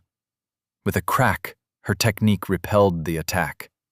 The shockwave ran down the chain, and the bubble bobbed, but otherwise seemed unharmed. Maybe if she was closer, she could rely on reflecting attacks like Moth. But eventually, the technique would drain her skein. She dodged the next strike. Mud sprayed across her mirrored skin and flicked away.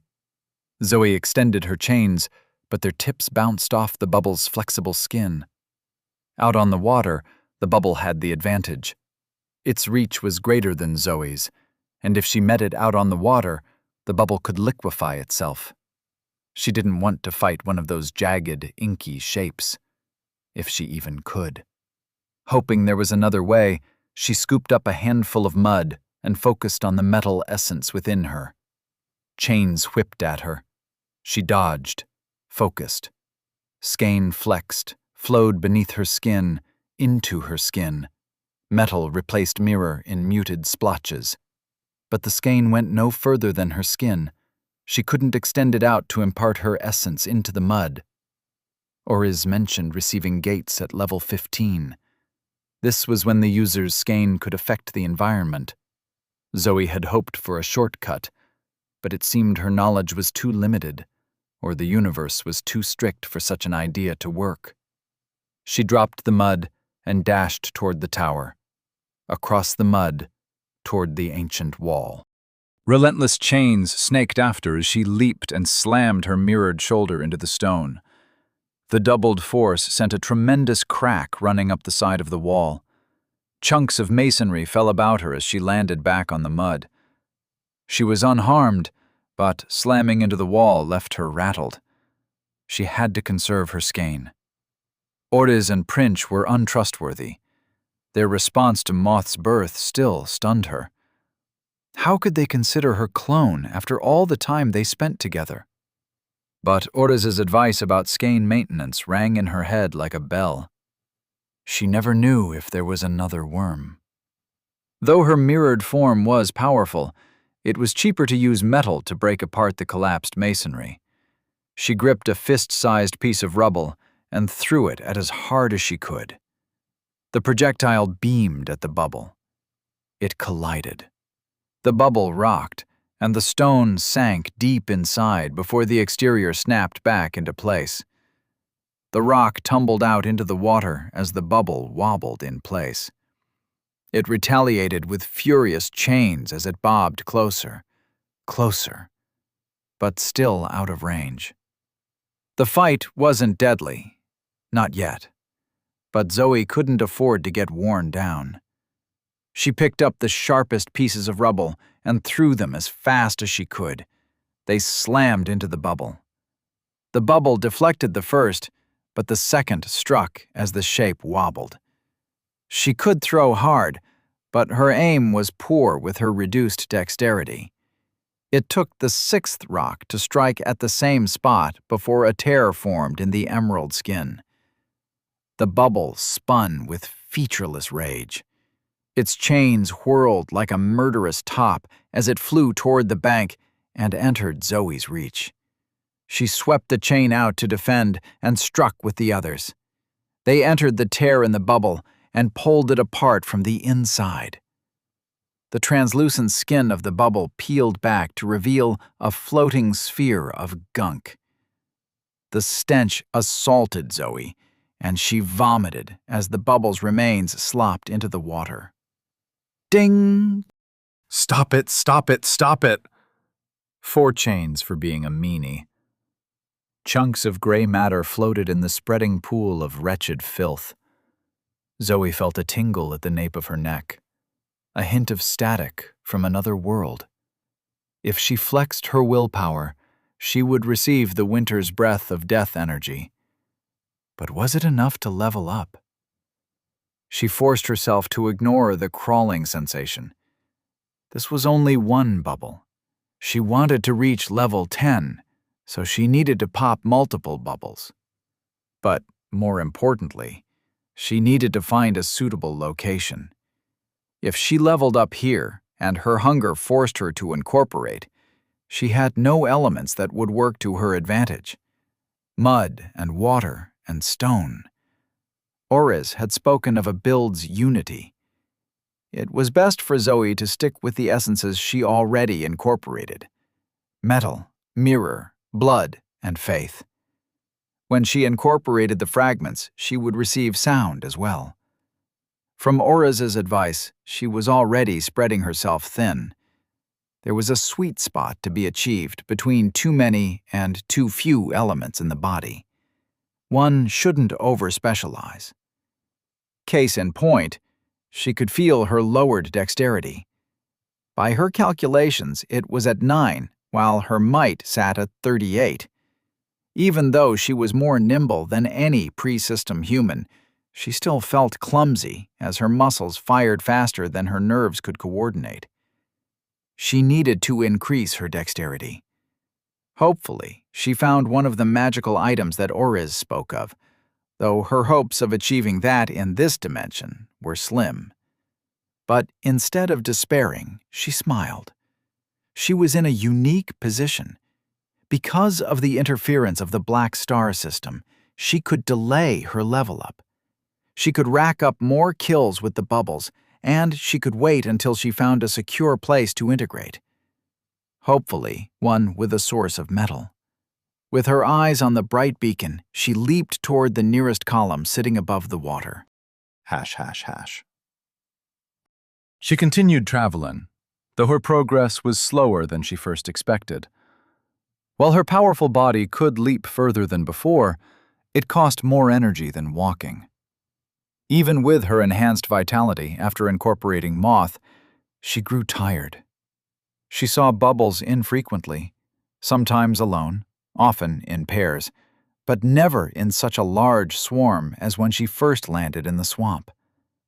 By the time the sky was growing dark, she had defeated 6 more bubbles. The last had come down to a fistfight as she used the grasping vine to step through a barrage of chains.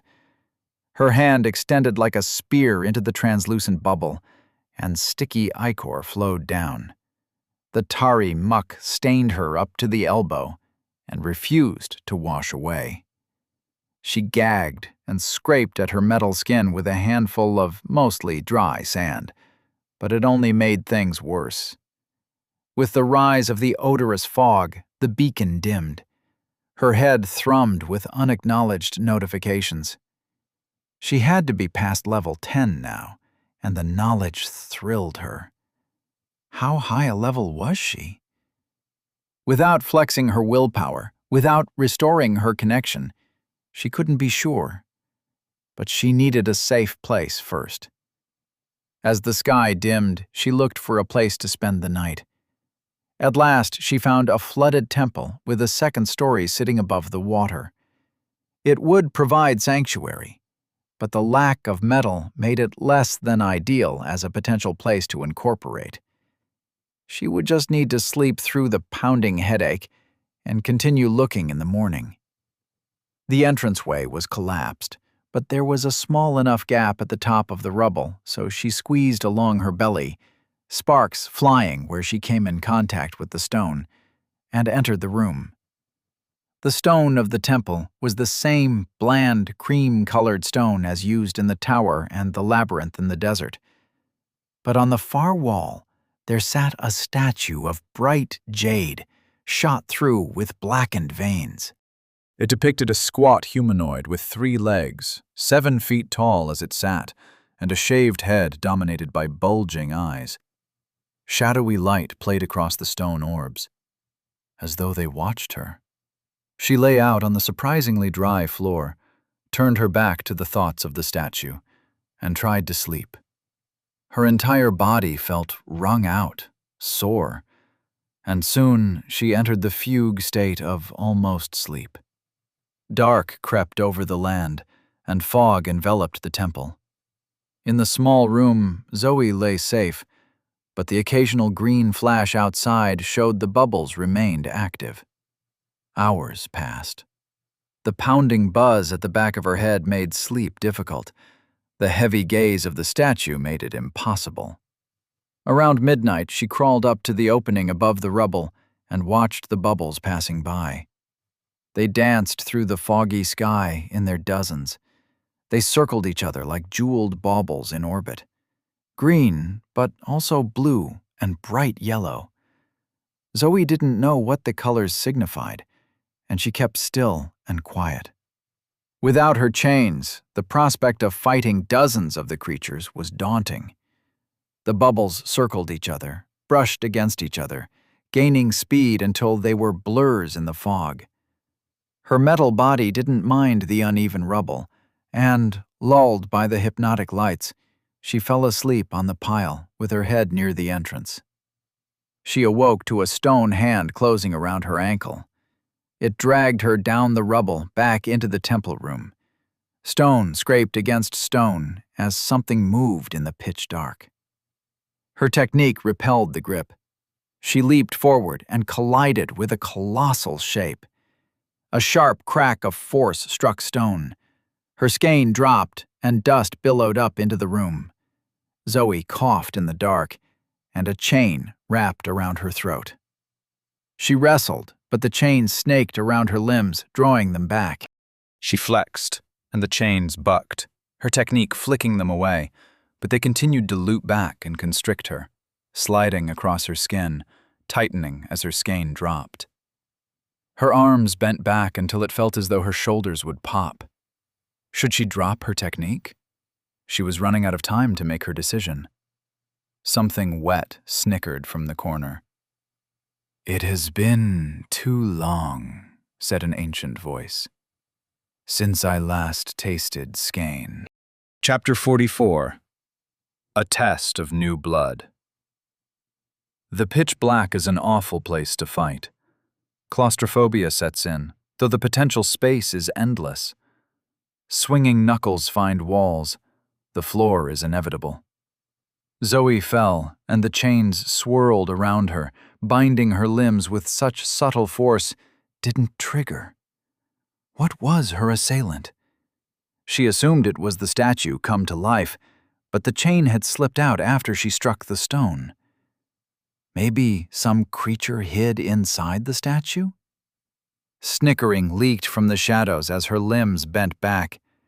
Darkness clung to Zoe's skin like sweat as she lay hog-tied on the dusty floor. Hot breath trickled into her ear as a chain brushed Zoe's cheek. Tell me what world you come from." "Earth, you piece of—" A chain circled Zoe's throat, squeezed. Her technique rippled. The chains blew out, loosening enough for Zoe to pull her hands free and up into the knot around her throat. The chains re-wrapped slowly, and as the chains tightened, she deactivated the technique. Metal swept over mirror. Her fingers pressed against her throat, barely keeping the chain at bay as she groaned. She tapped her skein as the chain ratcheted. She heaved. Her phenomenal strength pushed the chains away, but the links dug into her fingers. None of the bubbles had worse than bruised her, but there was a painful strength to this chain. It tore at her with ghostly barbs, and her fingers grew hot. The chain squeezed her neck, and she felt herself cut off from oxygen. Vitality gave her a minute before unconsciousness. She reached for her skein. If there was a time to use it, it was now. She would boost her might until she could escape, but her skein slipped through her fingers. Blood flowed, and Zoe felt it like a loose thread being pulled. Her skein leaked, and she reached for it in panic. Why was she losing skein? Ever since incorporating Moth, her blood carried blood essence. It was now a part of her power, and as her blood leaked, so too did her essence. She couldn't burn her skein with it flowing out of her control. She reached through her skein and tapped the blood essence within her blood. Her willpower flexed carefully as she guided it onto the chain links. A fine balance to avoid connecting with the Crimson Armada system. But blood defied her control. She reached through her skein and into the blood coating the chains. She couldn't help moving it like metal, trying to forge a shape of hard strength. But blood slipped from such control and dripped from the chains. The chain rattled as she heaved, reaching for essence, reaching for skein, and her grasp slipping from both. The chain tightened, and snickering echoed through the room. "Are there more of you? Of you?" The chain relaxed, and she gasped for air. Should she tell the truth? What even was the truth? "My friends are coming. Oris, Princh, and Trinch. Do you know them?" "These names mean nothing. Nothing." The chain ratcheted closed. More blood dripped. The chains around her body dragged her against a wall. For a moment, she heard only her breathing. Fingers of mist crept over the mound of rubble blocking the entrance. They were lit with the multi-hued colors of the bubbles outside, but their light vanished as they entered the encompassing shadow of the room. Zoe reached for her leaking blood. She felt it pulsing like a phantom pain. The creature in the darkness, the statue beast, sniffed the air. Zoe froze. It snuffled and dropped to the floor, lapping and slurping. A tongue scraped across the floor, wet and soft as it licked clean the chain wrapped around her neck. A mouth pressed against the side of her face. Feathered lips suctioned around the chain and latched onto her skin. The creature slurped. 28. Zoe felt a sharp tug as the blood essence unspooled into the creature's throat. Her control over her metal skin slipped. Her flesh became mundane, and the chains tore into it. More blood poured, and with it, skein dripped. She reached for that deep unraveling in her core and grasped. Insight bent toward feeling it out exactly. She closed her willpower upon the strand and pulled. Might and dexterity reinforced her spiritual attributes. Her build's imbalances reared their head.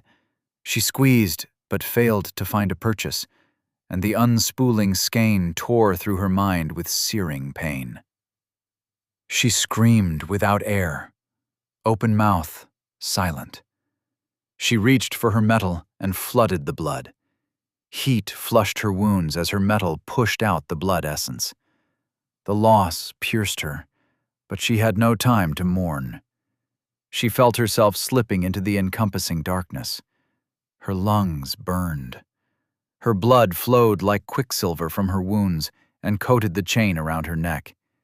She willed the metallic blood to join the ghostly metal of the Black Star chain. Her blood slipped in an extra link, and the chain loosened around her neck. Before the chain could tighten, she spiked metallic blood through the links that crossed against her neck and made a collar of her noose. The chain pulled, but it only dragged her across the floor. With her breath restored, Zoe scratched at the face attached to her face. Her fingers dug. She only scraped downy feathers from rubbery flesh. A muffled snicker sounded against her throat. The tongue pressed, licked, suckled at the metal-infused blood, pulling it from her control. With a twist of her willpower, spikes erupted from the wound. They pierced the tongue, and the creature squealed. It fluttered away from her, but the barbs remained hooked in the tongue. It tugged the chain, but Zoe gripped the impromptu collar. The blood keeping the chains pinned slipped away, and she gasped as it tightened around her throat. She used the last of the metallic blood under her control to make another link, and extended the chain, linking it to her throat. It snapped against her soul. She felt the chain buckling down its length until it linked up with the throat of a sallow creature. It panted against her, pulling on the barbs in its tongue, while the rest of its body oozed from the cracked statue laying on the floor. The creature matched Zoe's strength as they tugged the chain between them. She felt it weaken, even as she weakened. The chain straightened out, and she gripped it with both hands. Every time one of them slipped, the other pulled harder. She pushed more metal into the barbs, curving them around, trying to make up for her lacking finesse by distracting her enemy with pain. And the chain linked them to each other, and linked them to a greater will. Two creatures of skein, lost in another world, fighting to the death. Zoe gazed across the chain and found the eyes in the darkness. They were both so close to failure, should she push on, try to spear her barbs through its brain before it choked her out. Or, "Hey," she gasped. "Truce?" The creature tugged once, weakened, and stilled. The tension was still there, but as long as Zoe kept her grip without tugging. It tried to speak, but it only mumbled with her barbs through its tongue. "I'll let the barbs out," Zoe said. "If you promise you're done trying to eat me." A silence stretched out in the dark. "Rattle the chains twice if you swear to a truce." There was another long silence before the chains rattled once. Zoe waited, and they rattled again. "Okay," she said. "I'm releasing the barbs. Just back away." She withdrew the metal back into her body. Her control over metal was so much more intuitive, but she felt a sense of apprehension as the metal-infused blood started pumping through her body. The wounds on her fingers stopped bleeding. The creature backed away across the small temple room, but the chain remained just as taut. No matter how close or far they were from each other, it was the same. Their fight took place in a different dimension than near or far. "How about we split this chain?" Zoe said. "It's my chain. My chain." "Fine." Zoe held her breath while she waited for the inevitable double cross. When it didn't happen, she relaxed. "We're good?" Silence. "Okay, well, how do we split the chain?" "The system." Bright energy pressed down upon them. The chain glowed with ethereal light and illuminated the room's glistening walls. Shadows writhed as the black star system inundated the room. Ding! +1 chain for sharing. The chain snapped in the center and spooled back toward Zoe. It wrapped around her neck with the now familiar weight. A ghostly burden she felt not upon her muscles, but upon her soul.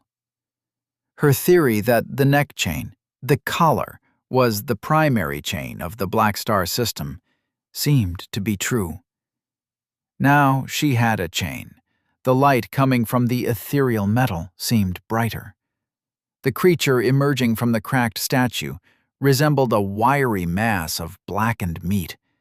A male figure, almost human, crawling and lifting itself from the jade. His jellied body set in the sweltering heat of the room. As he left the jade, the veins under the surface faded. He sat there on top of his old shell, panting from the exertion. They stared across the room at each other, while colors played on the fingers of fog leaking over the rubble. "I'm Zoe," said Zoe. "I am Ghoul, winged legionnaire of—" His words trembled in his wizened throat like a turtle chewing cabbage. "I have been trapped in that statue so long." "Did you fall down a dungeon?" No. I came with the Armada. We fought and died. They captured my cohort. Broken." There seemed no weight of emotion in the ancient creature, simply the pressing of time's passage. He stood, dried flesh creaking as his back straightened. Almost as tall as her. Zoe stood to meet him in the center of the room. You, the creature grinned with teeth the color of mahogany. Almost killed me. Zoe still felt the phantom grip around her throat. You tried to kill me first. Why? I was desperate. So long without skein. They tortured me in there, promised me my freedom. But then they died. You were the first person to return. Your scent, your skein woke me. It paused. Thank you. It stared at the broken jade in the shadows. Zoe waited for it to look back at her. Are we good? Yes. Zoe leaned against the wall. Despite the tension in the room, she felt some relief. Do you know how to navigate the swamp? Swamp? Zoe laughed. Seems we're both lost. Ghoul nodded. I want to leave this room. He stared at her intently, dark eyes glinting in the ghostly light. I can feel my skein returning, but will you help me? Zoe rubbed at her throat. Did she trust this creature? They had fought minutes before, but she felt no subterfuge. It was an attack of opportunity, one that almost saw them both die. Now, Another opportunity presented itself. She extended her hand. "Sure," she said. "You help me, and I help you. Together, we leave this damned swamp." Ghoul cocked its head. His desiccated muscles rasped as he reached out to grasp her hand. The shake was alien and uncomfortable, but solid. "Ding! Congratulations! You made a friend! I didn't want to jinx it, but I'm so happy. +1 locket." There was a flash of ghostly green light in the center of the room, so bright Zoe shielded her eyes. As the afterimages faded, she saw the object on the stones. A round locket of ghostly metal the size of her palm, split into 2 pieces, with each half having an open clasp. Ghoul snickered as he picked up half of the locket. A good omen. He clicked the locket into his chain. Light washed over him, and he straightened, flash filling out. Skin still wiry and burned-looking, but no longer dehydrated. His eyes brightened as he smiled. "I have not felt like this in eons." He gave her an odd look, as though he had known her for a long time. "Thank you. And please, let me return the favor." He gestured toward the other locket, and Zoe picked it up. It was light in her hand and smooth, less like metal and more like the shell of an insect. When she held the clasp up to her chain, it attached itself. A rush of dry wind through her veins as the ghostly light flared. An ancient resolve settled into her bones. Not strength, but the fortitude of an ancient tree with roots a mile deep. Memories, flashes, of falling through incursions, marching upon a verdant planet, her cohort fighting under the burning sky, endless cities broken, screams, reaching for forbidden power to escape, but only ending up imprisoned in jade. An eternity in jade. She shuddered and looked at Ghoul with a new understanding. "These lockets? They bond us in this reality. Let us lean on each other as..." He laughed, and it was no longer a foul snickering, but something hearty. "As staunch friends should." He looked down at the ground. "I am sorry for feeding on you. My hunger. But that is no excuse." Zoe shook her head. "Don't worry," she said. "I know something about hunger." ###. They left the ruined temple with the dawn and made their way through the swamp toward the beacon. Ghoul seemed amazed at the changes that had taken place since his imprisonment. He kept pointing at various structures and spoke of the city where he had been imprisoned. Zoe nodded along as she followed him through the ankle-deep ruins of a marketplace. 3-legged frogs hopped away from lily pads. Clouds of glinting purple gnats flew up into the sky. Zoe lost herself in her thoughts. Trust and resolve emanated from the locket, but it couldn't dissuade a creeping dread. Why hadn't she received a locket from Oriz or Princh? What did it mean that the Black Star System gave its blessing to this meeting, but not to the others? Ding! Chains bind and bind. Enemies and lovers and friends all entangled. Play safe. Tee. Chapter 45. The Smith Ghoul seemed renewed, and with every step he acted younger, as though he walked out of the dust of eons. Zoe was disheartened that their fight had cost her points in Skane, and permanent points at that, but she held no grudge. After all, she understood what one does because of hunger. The swamp became a forest as Zoe and Ghoul traveled deeper. The sandbars became islands. The islands connected and became hills. The stagnant pools flowed into rivers through the valleys. Sticky heat persisted, but the trees grew from sickly things into towering giants that cast vast nets of shade. In the shadow of one such tree, Ghoul squatted before a fractured jade statue. Black veins clotted underneath the milky jade, but there was no sign of life. "I knew her," he said, as he scooped dirt away from her face. "A fierce warrior. She sacrificed herself so we could escape." He sighed, and Zoe didn't ask him how the escape attempt went. They spent an hour burying the statue and resting from the sun. Dark blue fruit, shaped like grasping hands, hung from the branches, and the fingers were sweet. There had been no bubbles seen that day, nothing except frogs and birds, but Zoe wasn't concerned. By her estimate, she had more than enough death energy built up. The pulse at the back of her head was insistent. She needed to relieve the pressure soon, or she was worried it might crack her skull in half. "Was there anywhere in the city with a lot of metal?" she asked. Ghoul shook his head. "Not in the city, but—" he looked about, muttering to himself. "But when we attacked, they responded with colossi, walking beings of metal. Many fell." He got his bearings and led on until they found an obelisk. Deep grooves in the stone from where some errant blades fell. He traced the wounds.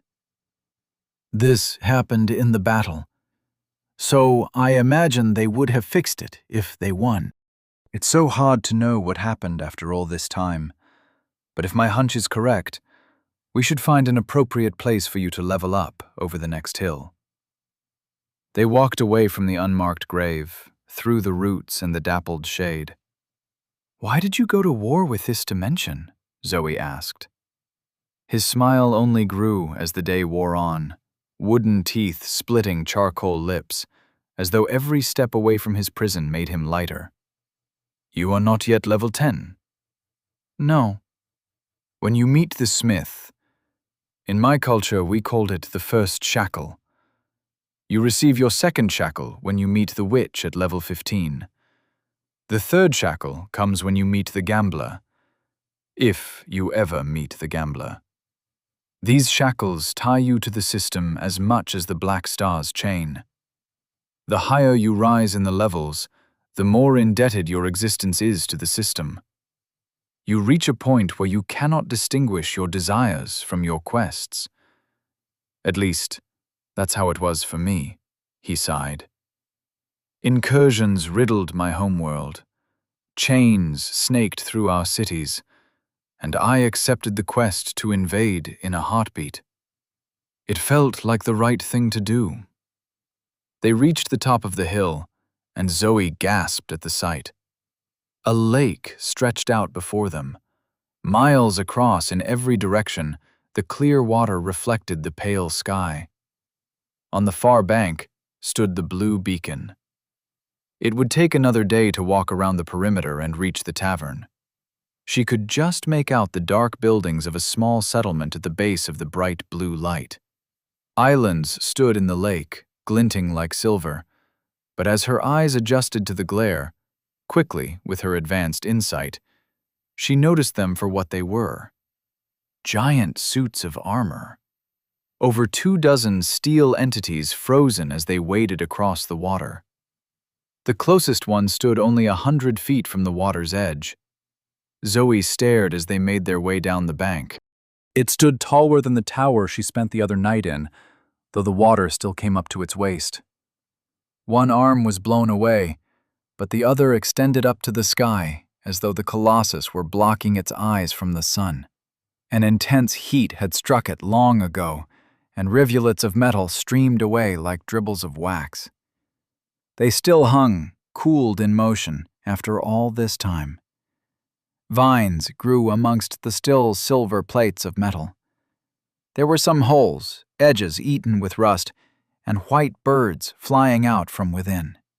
They stood on the lake shore, and Ghoul shook his head. This was a vast plain of flowers that smelled of burning honey. We had mages, level 50, masters of fire. Their techniques lit the sky. My cohort attacked from underground. We erupted in the center of the city. But it was an ambush. The city we just traveled through? Ghoul nodded. From what you tell me, that colossus closest to the shore will be a perfect environment for your incorporation. What will you do?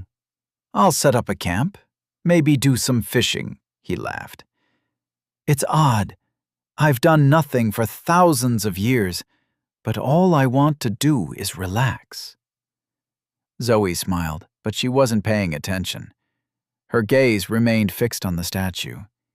It glinted in the sun, frozen in an act of defense, as though it gazed upon the face of God before being struck down. A shiver ran down Zoe's spine in time with the pounding headache. No matter Ghoul's warnings, no matter the lessons of Oriz and Princh, Zoe had no more patience. The warm air flowed over her, and she stood naked beside this man with charcoal skin. He smiled while she remained serious, and their lockets sat heavily against their chests. Without another word, Zoe dove into the water. The cold shock broke through her meandering mind. With purposeful strokes, she swam. There were no bubbles out on the lake, and she felt safe as she cut through the clear water. Safe, but anxious. Here, in another world, she prepared to take a step unlike any she had ever made. She swam under the water and through a hole in the colossus's hip. Weeds and sand collected in the empty torso. The feet were invisible in the dark water below. She surfaced inside the colossus. Sunlight streamed through holes in the head, chest, and neck. Long, frozen slag formed stalactites pointed at her. She waded out onto a dry pile of sand and logs, detritus that washed up and climbed up onto a metal ledge. In the middle of the chest of an ancient war robot, surrounded by silvery metal, she felt as though she were stepping out of the forest. Bright light, and brighter eyes upon her, stepping across a threshold into a new world. Was it safer to remain in the trees with the dogs? Was it better to remain a child? She answered her questions with action and flexed her willpower. .. Her willpower pulsed, and notifications surged. Death energy shivered her bones. The water dripped as though she were a hunk of ice. Level up! You are now level 10. Level up!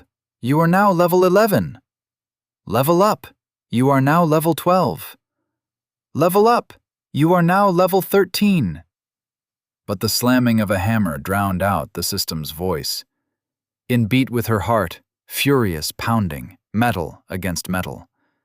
Heat washed over her body from some unknown source.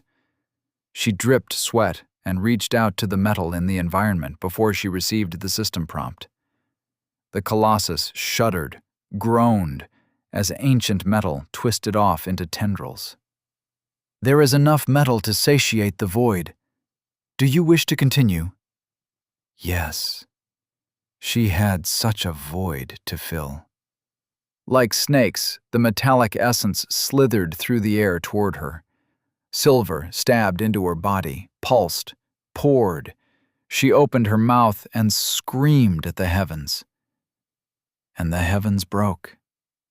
All stardust returns to the star. The pale sky split and tore like paper. In the darkness beyond, littered with flaming stars and pulling the sky in twain, stood the smith. A being the size of a sun. 10,000 hands gripped reality and held the sky at bay. A blindfolded head gazed down at the world and saw only her. Zoe shivered under the gaze. Ding! No! Go away!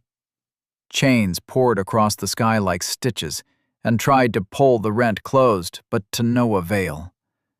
The smith reached through the crisscross of chains. Ghostly metal shattered at the touch of a hand that could crush worlds. Zoe screamed as metallic tendrils poured toward her body, as a hand blocked out the sky, as gods fought over her. The smith's hand swept up her soul and plucked it from her body. ###. Zoe stood in the forge of the Crimson Armada system, a universe of fire and heat. The stone platform under her feet rippled and glowed, a small platform connected by a bridge to an anvil upon which a world could rest. At the anvil stood the smith, just as the smith stood at a million other anvils. In all the fire that surrounded this dimension, Zoe's mind struggled to understand the confluence of time and space she found herself in.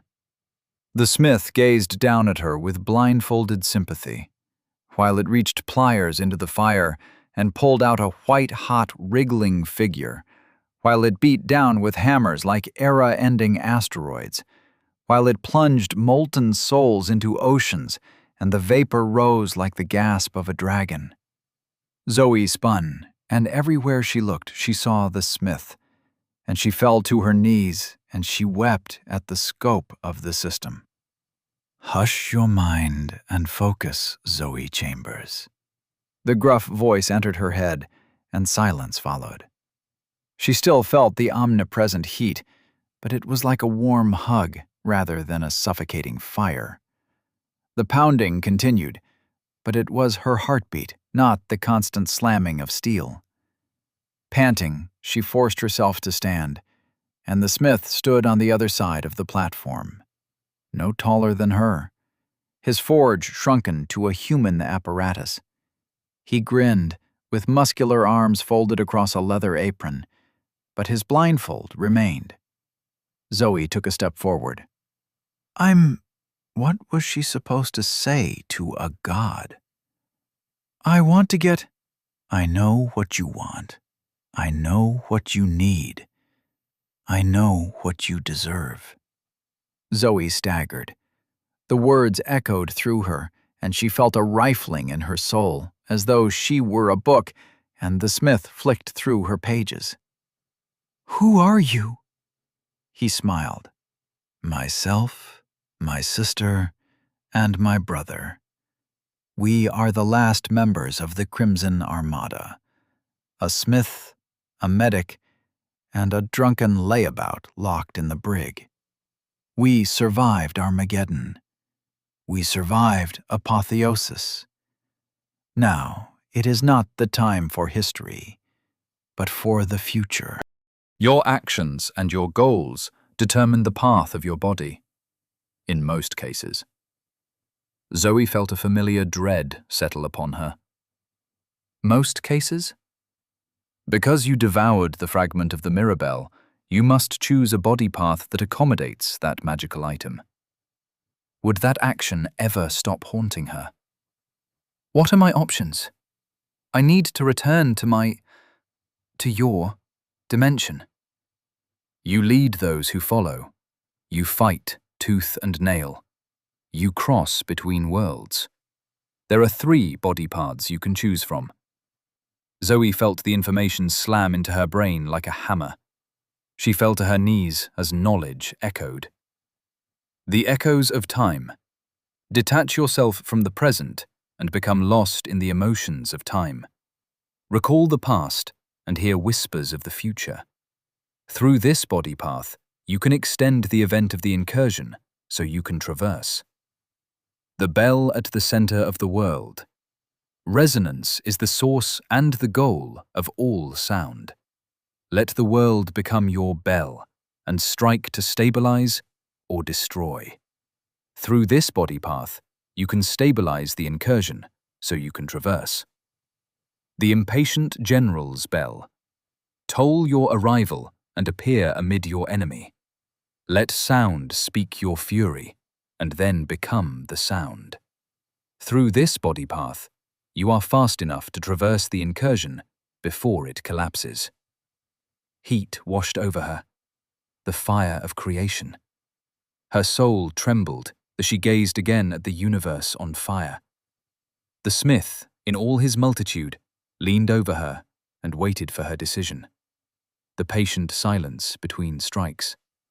The silence dying, as a strike must come, a decision must be made, before the hot iron cools. But what body path should she choose? Chapter 46.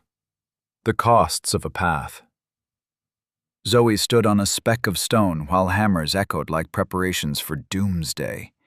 Each strike thrummed through her bones. Fire surrounded her, a blazing infinity, as though she stood in the center of a star. The crushing heat of the forge. Sweat trickled down her skin as she considered her options. The choice that would determine her future, though she realized she didn't understand enough. Oriz and Prince had given advice, and though she wanted to trust them, the locket resting against her chest spoke another truth. She gazed up at the smith, who watched her with the wavering passivity of a well-fed flame. "Hello?" Her voice was nothing in the forge. "Can I ask questions?" "Ask." "What is a body path? I don't understand how it's different from the techniques I gained earlier." "Every time you incorporate elements, you collect raw materials for me to use. I choose the options most suitable for your future progress, and we reforge your body to follow the path. You shall become a pure function, like a fish swimming or a bird in flight." "But how is this different from techniques?" "You are aware of the skein in your body, but skein flows through reality. Your body will determine the way you move through skein. It is not an ability, but a shape. It will persist while you live and end when you die. Techniques come and go, and your body shall house them. As you level up, you shall feed your body, and its shape will draw closer to completion.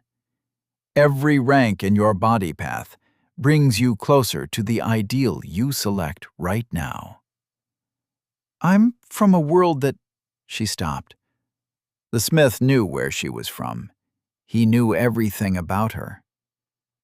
"How do I know which to choose? How much time do I have?" "Time never stops, Zoe Chambers.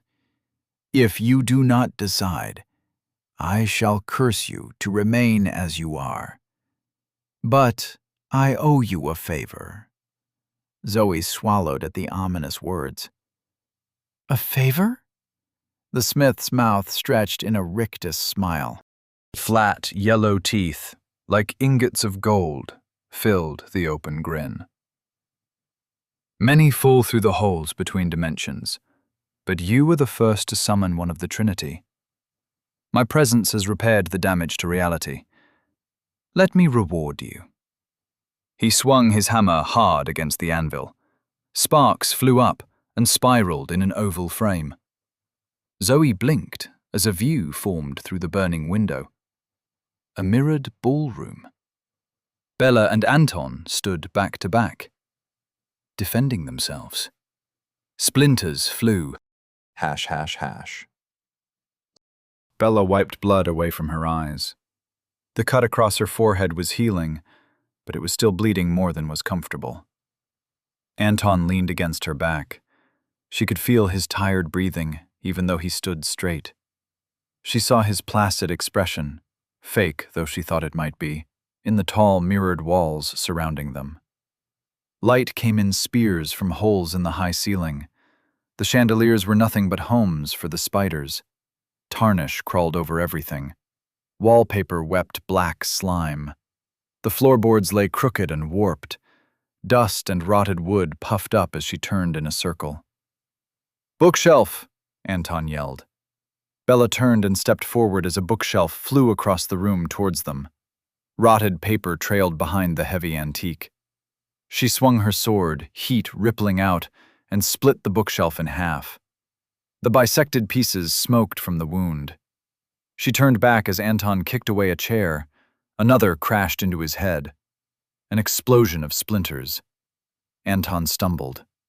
Bella stepped forward and hacked at the next chair.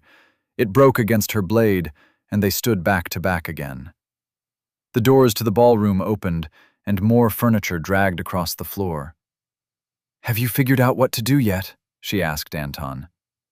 "Working on it." Figures pranced in the mirrors. Lanky, mischievous men. They grabbed the furniture, knees bending out as they lifted the heavy wooden pieces above their heads and then hurtled them at the pair in the center of the ballroom. One mirror stood shattered, with black gunk oozing from the cracks.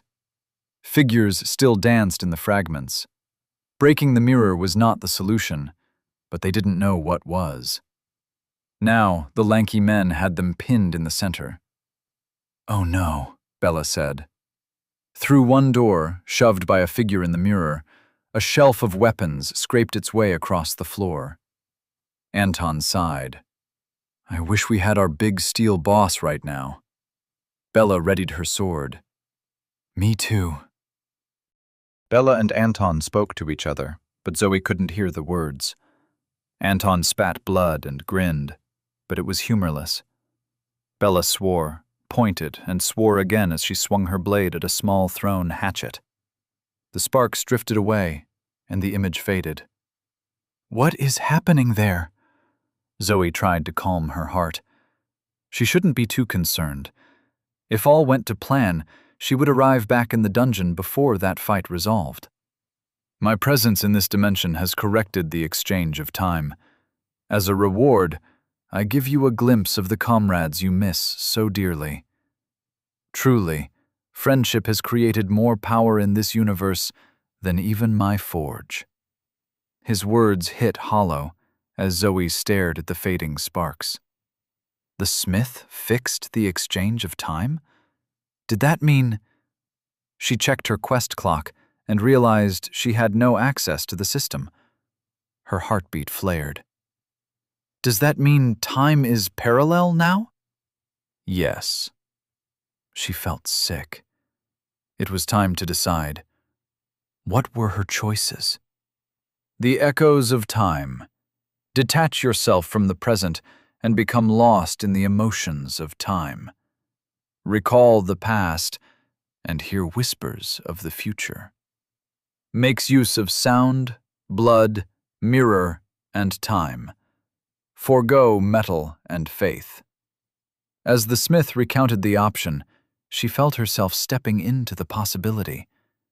Time was a direction, and it would become usable.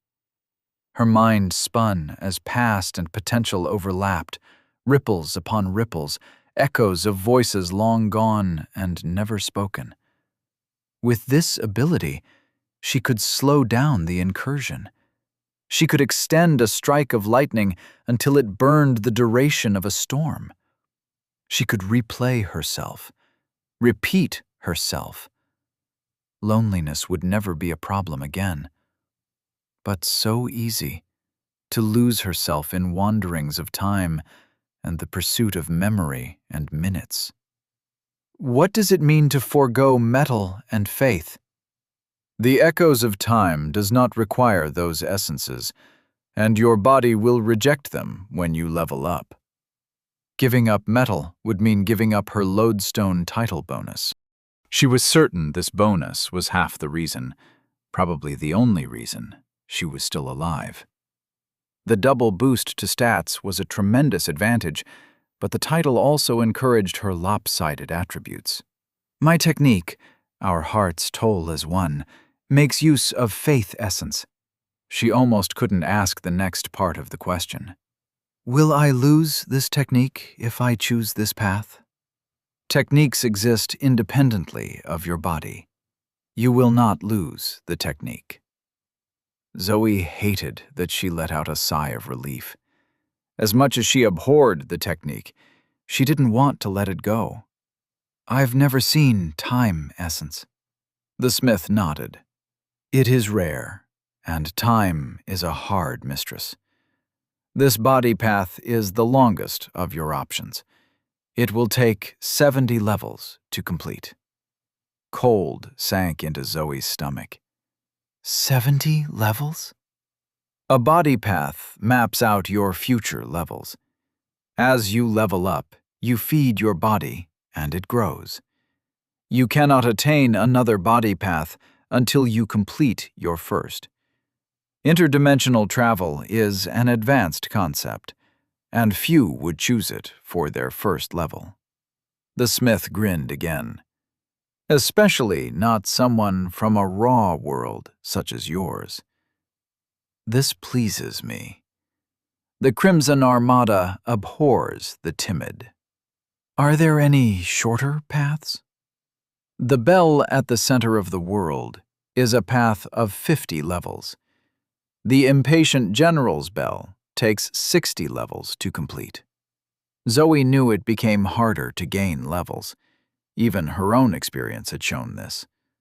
Larger and larger quantities of death energy were required to level up, and the enemies that gave the increased amount of death energy would only become more dangerous. Meditation existed as an alternative method, but it was slow. She felt anxious committing to such a long path. 50 levels seemed daunting, let alone 70. She understood now why Oriz said she would regret the favor. She was signing herself up for decades of work, possibly centuries, if what Oriz and Prince said was true. But she had delivered that promise. She no longer completely trusted the two alien women, but she felt no reason to abandon them to this reality. If she could help, she would. Whatever situation came of her selected path, she would make the most of it. Resonance is the source and the goal of all sound. Let the world become your bell, and strike to stabilize or destroy. Makes use of sound, metal, and mirror. Forgo blood and faith. Her body told. Energy coursed through her, and she felt her knuckles creak into a fist. It was all so obvious. All the world needed to create perfect balance was a single strike. She could deliver that strike. The universe would rise up to cup her, envelop her, and she would make it ring. The world was a bell, and she was the clapper. And just as she could unify energies with a single strike, she could cause disarray. She could break them down, make them collapse. She could stabilize the incursion, or she could create one of her own. The sheer power of this path made her step back. It was tempting, so very tempting, to just accept it outright. The path was the shortest and seemed the best suited for her purposes. But she stood in a cosmic forge and would not ignore any option presented by the master of this reality. The Impatient General's bell. Toll your arrival and appear amid your enemy. Let sound speak your fury, and then become the sound. Makes use of sound, blood, metal, and faith. Forgo mirror. This path began atop a hill, and from the vantage, only more hills rose. Each peak held a castle, and the castles held her enemies. They cowered while she amassed her troops on the plains. The gates stood before her now, imposing wood so ancient it hardened into rock. She rang herself, a furious toll of the bell of doom. The sound was her, and she was the sound. The enemy gripped their helmets on the walls, behind the defenses, and Zoe appeared wherever her sound told. Walls meant nothing. The enemy could not hide. She was the fury of sound, and all would hear her. All would cower. She forced herself back and fell to her knees, eyes squeezed shut against a tolling in her ears. She could still see the red skies, the broiling apocalypse. That path had been the strongest. It had gripped her like an undertow. and if she hadn't forced herself back, she would be upon it still. Zoe knelt, hot stone scraping her knees, and pondered her choice. She felt a strong connection with but the power of held its own allure. One offered speed and an outlet for her rage. She could see herself standing atop a hill and directing her troops to slaughter the enemy. This body path spoke to her anger, but what would it mean to forego Mirror? Her interactions with Mirror were purely coincidental. Without the Mirabelle dungeon, without Moth, she may have never even considered it as an option. But now,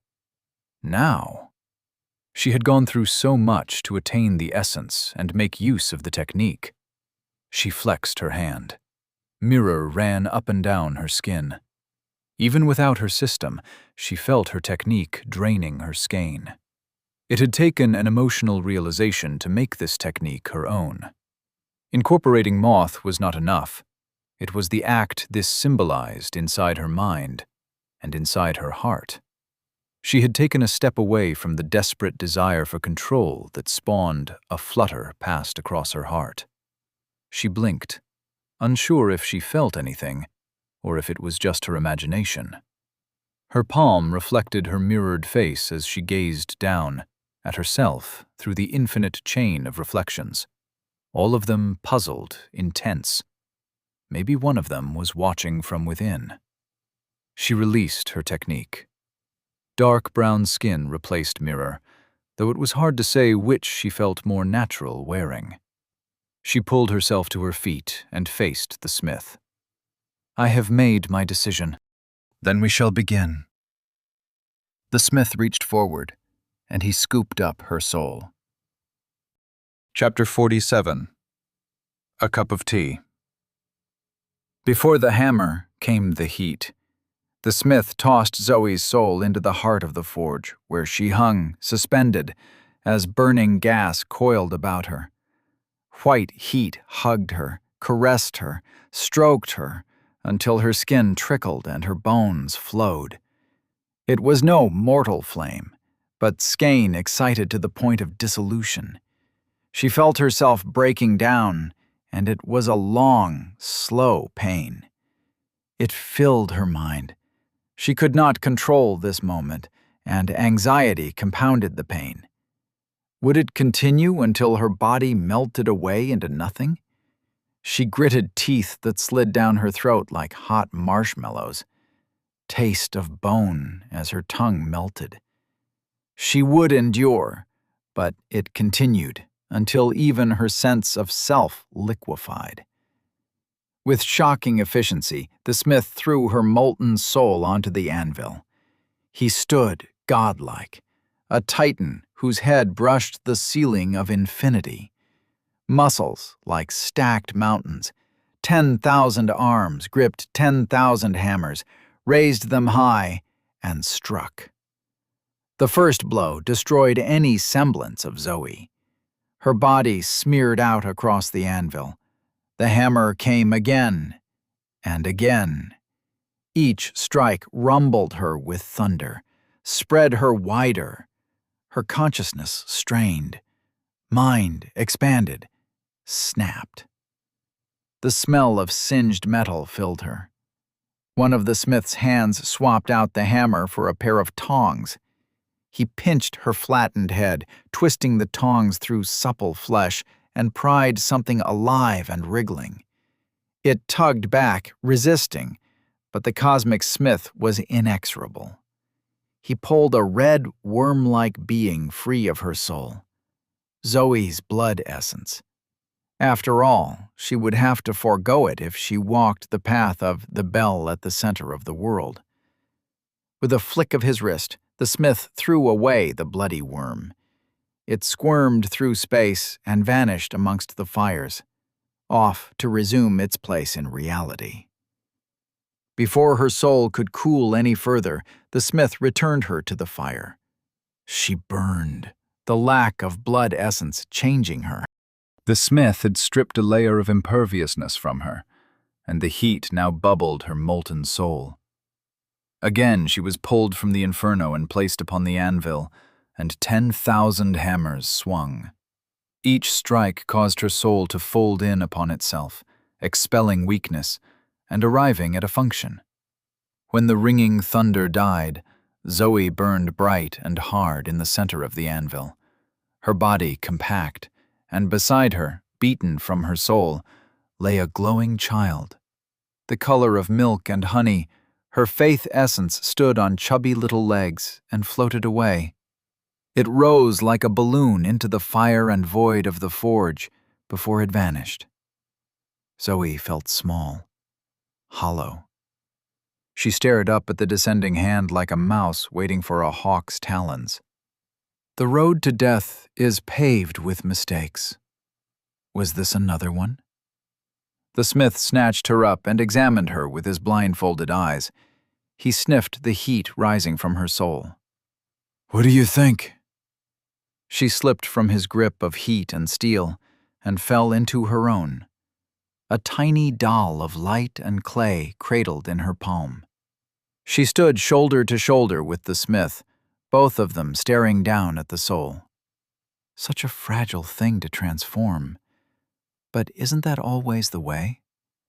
A soul is a malleable thing, porous, immortal only in that it never truly breaks down. It merely fades and spreads. She clutched her soul with a possessiveness she never experienced before. "You're not finished." "Why do you say that?" She gazed at the smith without trembling, forced herself not to feel fear. The smith might be a core component of the system, one of the original beings who ascended into the cosmic entity that altered her world on the whims of a god. But she was also a part of that system. She was a single cell in the intergalactic body. And she knew such a grotesquely vast organism is doomed to disorder, though it may strive for unity. This striving filled her now. She opened her hand and offered her soul up to the smith. "I stand on a line between disorder and resonance. This body walks such a line." "But this body isn't walking." She didn't know how else to say it, but it was true. "Maybe it just feels odd without blood essence, but it's not animated. It's not alive." The smith grinned. Few people from new worlds can spy imperfections in a newly forged body. Even those in the tutorial struggle, and they have lessons. You are the first outside the tutorial to meet me. How curious that you know this when you should not. He grinned and leaned forward, and his face was a sky of yellow teeth. But such questions are not my domain. I am but a simple blacksmith. Though I warn you, Zoe Chambers, as is my prerogative, be wary of such tricks with the witch. And with those words, he tossed Zoe back into the forge to continue his work. Hash, hash, hash. Zoe floated as her soul drowned in heat. The flames rose higher and hotter, and she could hardly stand the torture. Flames scraped her, licking away her substance as she wisped away through oblivion's needle eye. Her rage snarled against the capricious universe that placed her in this moment, but it was uncertain lashing. She was a dog scrabbling up a muddy bank, only to slide back down. She wanted to give up, to let herself go and evaporate, but she remembered Oriz's warning. One day, after a battle with the worm that ended with Zoe's legs shattered, they had sat atop a dune. While Zoe enjoyed the gentle breeze, Oriz spoke. "At the core of the Crimson Armada is the Trinity, the Smith, the Witch, and the Gambler. They began as 3 survivors of an ancient skirmish, pursued by their enemy into deep space. For 1,000 years they were hounded by an empire. For 1,000 years they survived. For 1,000 years they grew in power, until they became the Crimson Armada system. They ended the 1,000-year conflict in a single day when they took the empire for themselves. All 12 trillion souls. Zoe reeled at the sheer scale, and Oriz continued. For 500,000 years, it survived by hoarding power. In its mind, the fleet is only ever a day away from scattering to the winds. Oriz leaned forward. The system fears the very path the system imposes upon us, on pain of monstrosity. What do you mean? If the system loses its godhood, it will have to restart its journey. The journey from mortal to God is paved with luck and desperate survival. Who is to say that someone who survived once could do it again? Zoe sat, chilled, despite the balmy wind. She believed everything Oriz said, but that only made her reality more unstable. What did it mean for religion, for her place in the universe, that gods warred across the galaxy while her species struggled with fire? But Oriz had a lesson beyond the history. The system is stingy. Every notification costs energy. Every reward, every upgrade, the shaping of flesh or land, all burns through the system's power. If it can perform half a job, it will do so. When the smith forges you, there will be imperfections. Nothing that you cannot fix down the road, but it will be difficult. These bottlenecks arrest your momentum and can inspire suicidal levels of desperation. Zoe sat still and intent. How do I spot the imperfections? Oriz smiled. To teach you would take months, if not years, of rigorous study, and that's if you already knew the name of the body path you desired. So, what can I do? I will give you the advice my master gave me. She smiled fondly before continuing. There are always mistakes. The worker knows where they could improve their craft, or where they rushed or distracted. Doubt riddles the artist's mind. Let them seek perfection on your behalf. So, lie? Oriz shrugged. The smith will cheat you. Best respond in kind. ###. From the forge to the anvil and back, a loop of thunder and burning pain. Her soul became liquid, solid, lightning, hope. 10,000 hammers struck 10 million times. So time passed in the system's heart. ###. Zoe blinked. At some point, the link between her mind and soul snapped. Untethered, she raced through true unconsciousness until she woke. The smith stood some distance away, leaning on a hammer with a handle as tall as his chest. Zoe lay upon the anvil. She stood and walked and felt nothing. She frowned. Her body felt the same as before, not even particularly warm. With a frown, she moved into the beginning stance of the grasping vine. She stepped, with little effort, into the first steps. Her fists moved faster than she expected, and she tightened her stance. She kicked the air, punched heat, and circled. The smith watched. The grasping vine spoke to her, a constant spiraling pursuit of unity with the enemy, responding to their movements with her own, creating unity. The whole exists only to break. She stumbled at the thought. Her breathing faltered, and her stance collapsed. She sighed and shook her head. It felt like there were new grooves in her brain, and her thoughts kept slipping. Are you satisfied?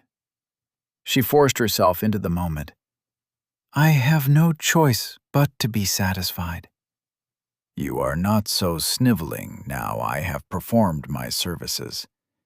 I never sniveled. The smith laughed. It is time for you to go, Zoe Chambers. I hope you make it to level 60. It would be good to meet you again. The smith raised his hammer, and reality trembled with anticipation. Zoe raised her hands. only momentarily distracted by their perfect symmetry, and stepped forward. What is the point of all this? Why are we leveling up? Is it to become a system like you? The smith gripped his hammer above his head, 10,000 hands upon the handle. He grinned. Who were you before you became a crusader? I'm a doctor. He placed one hand over his heart, fingers spread wide, and Zoe noticed for the first time that each finger had too many knuckles. Reality stretched, thinned. She stepped back and realized where she stood. A nightmare. I was a thief. A forge is a place of hard shadows. As the smith towered, those shadows deepened. Abyss streaked the burning reality of the forge. The smith looked down at her, and she was so small it sickened her. His hands pressed down around her like walls of flesh. Knuckles seethed under his skin, splitting, fusing. She felt like a beetle trapped by children. The hammer remained lifted by a tangled mess of hands as he leaned down. The bandage across his eyes fell away. He leaned closer until a single eye above filled the sky. Flesh gouged and seared into blindness. The greedy hoards the bright things. You shall know them by the burns in their eyes. Zoe collapsed under the pressure of the gaze that was not. Her flesh squirmed.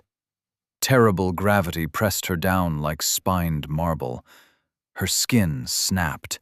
Bones split. She screamed, but the smith stole the sound. Her new body crumbled. A deep purple bled from the dust. She remained in that leaking puddle and reflected the smith. Ripples passed across the surface, fear on a fundamental level. It permeated her like oil through a rag. She choked on the terror, but it vanished and left only a gaping hole in her mind. The smith stole her fear. Sheer blankness. White cliffs and white holes. Her mind sat locked into place, her emotions ransacked. No thoughts allowed. She became a witness. There was only one truth. The eye above her throbbed with ancient pain. Nothing else could be true in the weight of this agony. The pain refreshed every second. No scars on a wound that cannot heal.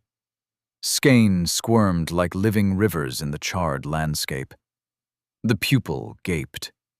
Blood trickled from the hole in the flesh, and then it poured. A steaming cascade to wash away a world. Who is to say what any of us will become? The blood flooded her dusty remains. She became mud, became whole, only so she could drown, pulled by the twisting current. Her mouth filled as she struggled to stay afloat. Blood filled her stomach, weighed her down. Go into your world that matters so little and do whatever you wish. She sank into the blood. Darkness swallowed her. Play with the trinkets of my enemies. The black star chain around her throat spasmed like a pinned snake. But never forget, Zoe Chambers, you are mine. The hammer came down, and the forge vanished. Zoe fell through the air. She tumbled head over heels toward the shining lake. The fresh water stretched out under the sun. She splashed and sank into the warm water. It swallowed her. Light faded as she sobbed underwater. The weight of alien emotion begged her to keep sinking, away from the light and into the darkness. Find the bottom and grab hold of the mud. She kicked. Mind reeling, fought her way to the surface and gasped for air. Her breathing wild, she tried to calm herself, but it took minutes. She couldn't stop crying, and so she dove under the water and swam, as long as her breath held, toward the shore. But she stopped short when voices rippled through the water. The words passed over her body. They sounded garbled, but she recognized the voices. She floated to the surface 100 feet from Ghoul's camp, a small clearing amongst some thin trees. Ghoul's skin had healed smoother, with a surface like polished wood. He whistled along to the kettle as he lifted it from the fire and poured out 2 cups of tea, one for him and one for Oriz. Chapter 48. Fish Skin Suit. Zoe treaded water as her master and her new ally drank tea together.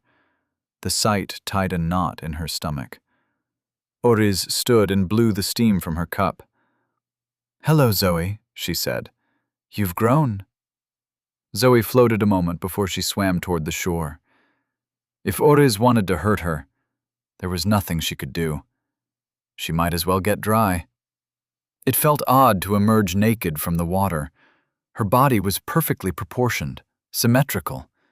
She had never been nude in front of Oriz or Prince, but her alien master did not react to her body. She looked about. Where was Prince? She didn't smell the foul black smoke.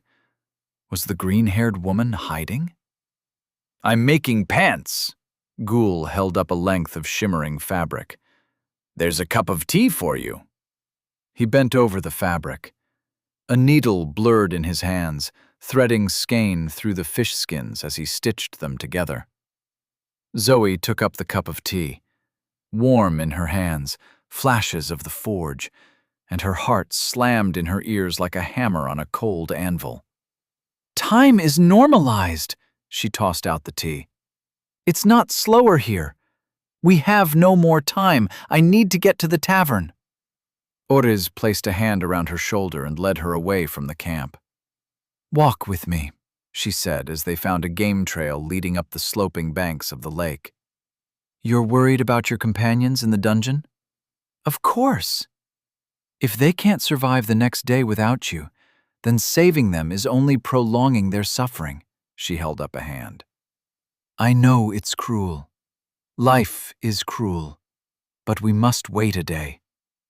Now, do you want to tell me what happened with your clone?" "Her name was Moth." Oriz nodded, and they kept walking. Wildflowers brushed against their shins. "Your meeting with the smith was a success? I can see you have a body path, but it is not one I recognize. A pursuit of harmony, yes?" Oriz's restrained question was at odds with the excitement in her eyes. Zoe couldn't help but feel some of that same excitement. The horror of the smith was fading as she listened to the birds and the bugs beside the water. A sense of normalcy with Oriz by her side, acting as though nothing had changed. "There's a lot you didn't tell me," Zoe said. Oriz met her gaze. "That's true. Did the smith answer your questions?" "Yes." "And what did you do?" Zoe looked away at the lake and the bright blue beacon of the tavern. "I followed the plan," she said. "I selected a body path that would help stabilize the incursion." Oriz looked her up and down. "That's what it is," she said to herself. "Not harmony, but the balance between stability and discord. What is it called?" "The bell at the center of the world," Oriz sighed. "So the mirror bell haunts you still." "It seems I am constantly reminded of my mistakes. Decisions made without knowledge, without consideration, haunt me. Much like the decision to trust you and Prince." She bit back her rage and forced out a question. "Why did you consider Moth? Why would you even think of choosing someone besides me to cross the incursion?" "That wasn't me. That was Trinch. And he didn't know." "You said nothing." Oriz pursed her lips. "You are an angry lady, Zoe Chambers. I don't know if you're going to explode now or later, but I know you will. Should I risk my life and the lives of people I have known for centuries on someone so volatile?"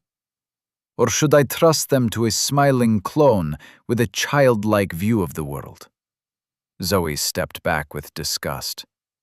You would have manipulated Moth like that? I will do anything to go home.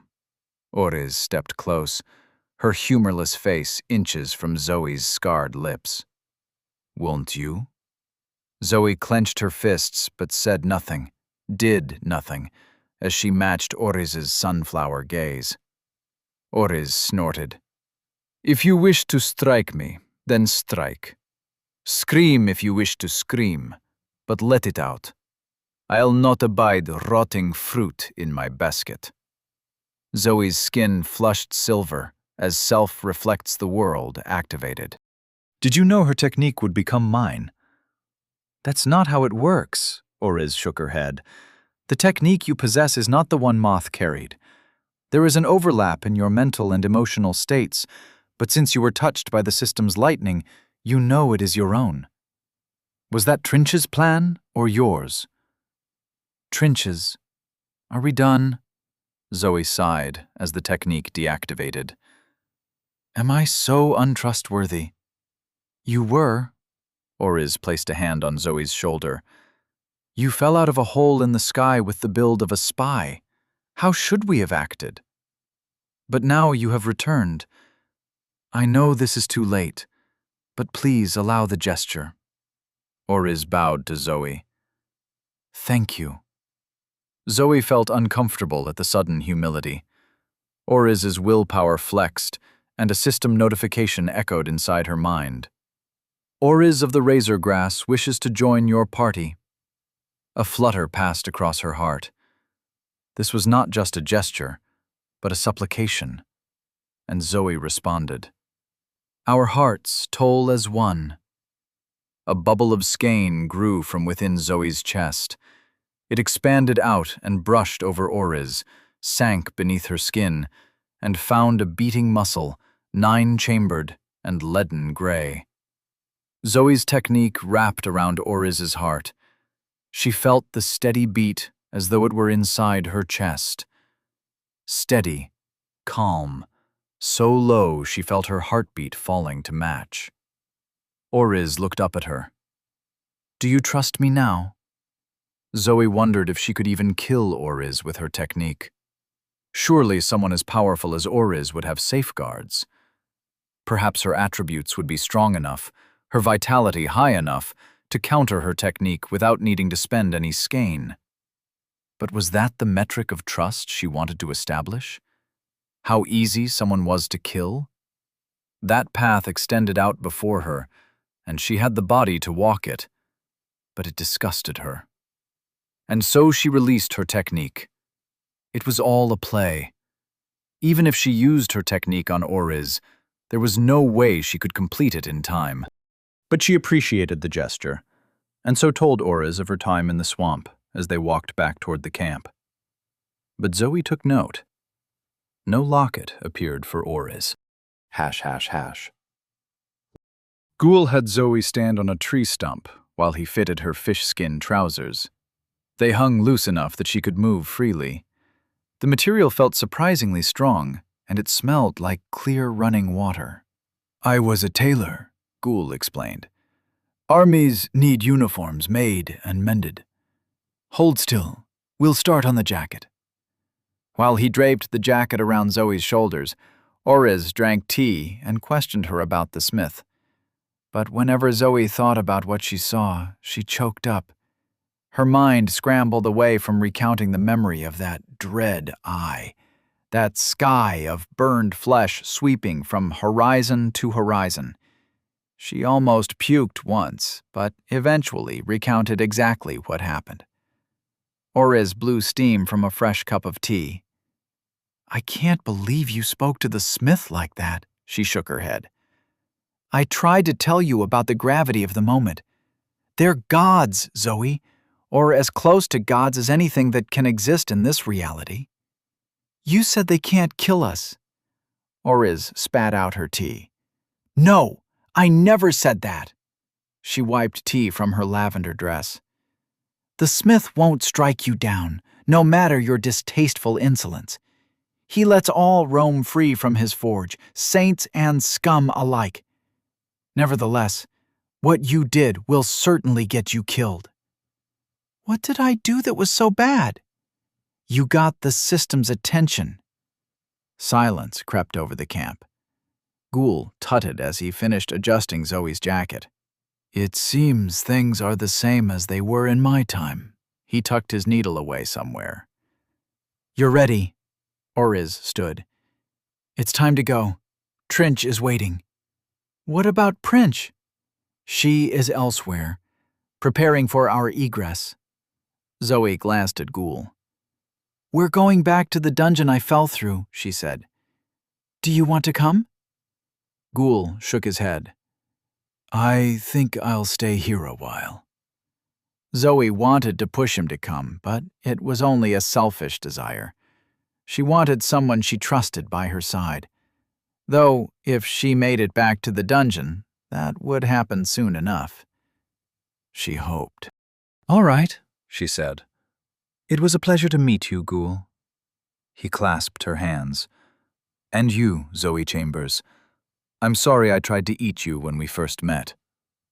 So am I. They grinned in the fading light, and Oriz led Zoe away. The master led, and the disciple followed, away from the lake's edge into the trees, and they left their ally behind to start a fire and sit beneath the starless sky. ###. Oriz led her through the night. Game trails wound through the thick trees of the verdant hills. The air remained warm, but the bright blue beacon cast a wintry light upon the forested land. The pace increased until they ran. Zoe followed Oriz, only ever catching her back as she moved past a tree or leaped for a single brilliant moment across a fallen log. Was the speed through the treacherous forest a necessity, urgency, or was it a test? Her questions rattled in her chest as her heart beat slow and powerful.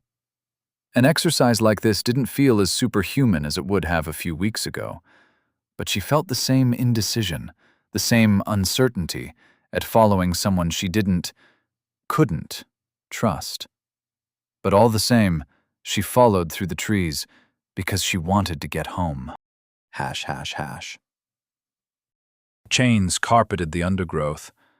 They clinked underfoot as Zoe and Oriz walked into a clearing atop a hill. Dark sky above and the beacon below them. At the center of the chains, Trinch lay beside a crackling fire. Bandages coated his torso and throat, but he smiled as they strode into the light of the camp. So, the shiny one didn't make it, he asked. Zoe flexed, and Trinch laughed as mirror encased her skin. His applause boomed out through the trees. Well done! Very well done indeed! You carry her with you wherever you go. That is how it should be with all friends and foes. He spat a louse from his smile. And now it is time for you to carry us, your greatest friends of all. How shall you do it? Zoe glanced at Oriz. The body path I chose is called, She found herself suddenly tongue-tied, as though trying to describe air to a fish. She knew how her body worked, but how to put it into words. I can stabilize the incursion, make it last long enough for us all to traverse the distance between this reality and our own. Trinch nodded. Oriz, show her what she's working with. Oriz flexed her willpower, and it rippled through the camp. The constant, almost whispering presence of the Black Star system faded. Access your status, Zoe, Oriz said, and share it with us. Status. Name, Zoe Chambers. Level, 13. Body. The bell at the center of the world. Rank 1. Progress, 3 out of 10. Attributes. Might, 52, plus 14. Vitality, 20, minus 8. Dexterity, 11, plus 2. Willpower, 51, plus 14. Insight, 19, plus 2. Skein, 150 out of 153. Titles: Intrepid, Lodestone, Fools Rush In, incomplete. Questbreaker, Glutton, True Believer. Techniques: Our hearts toll as one. The self reflects the world.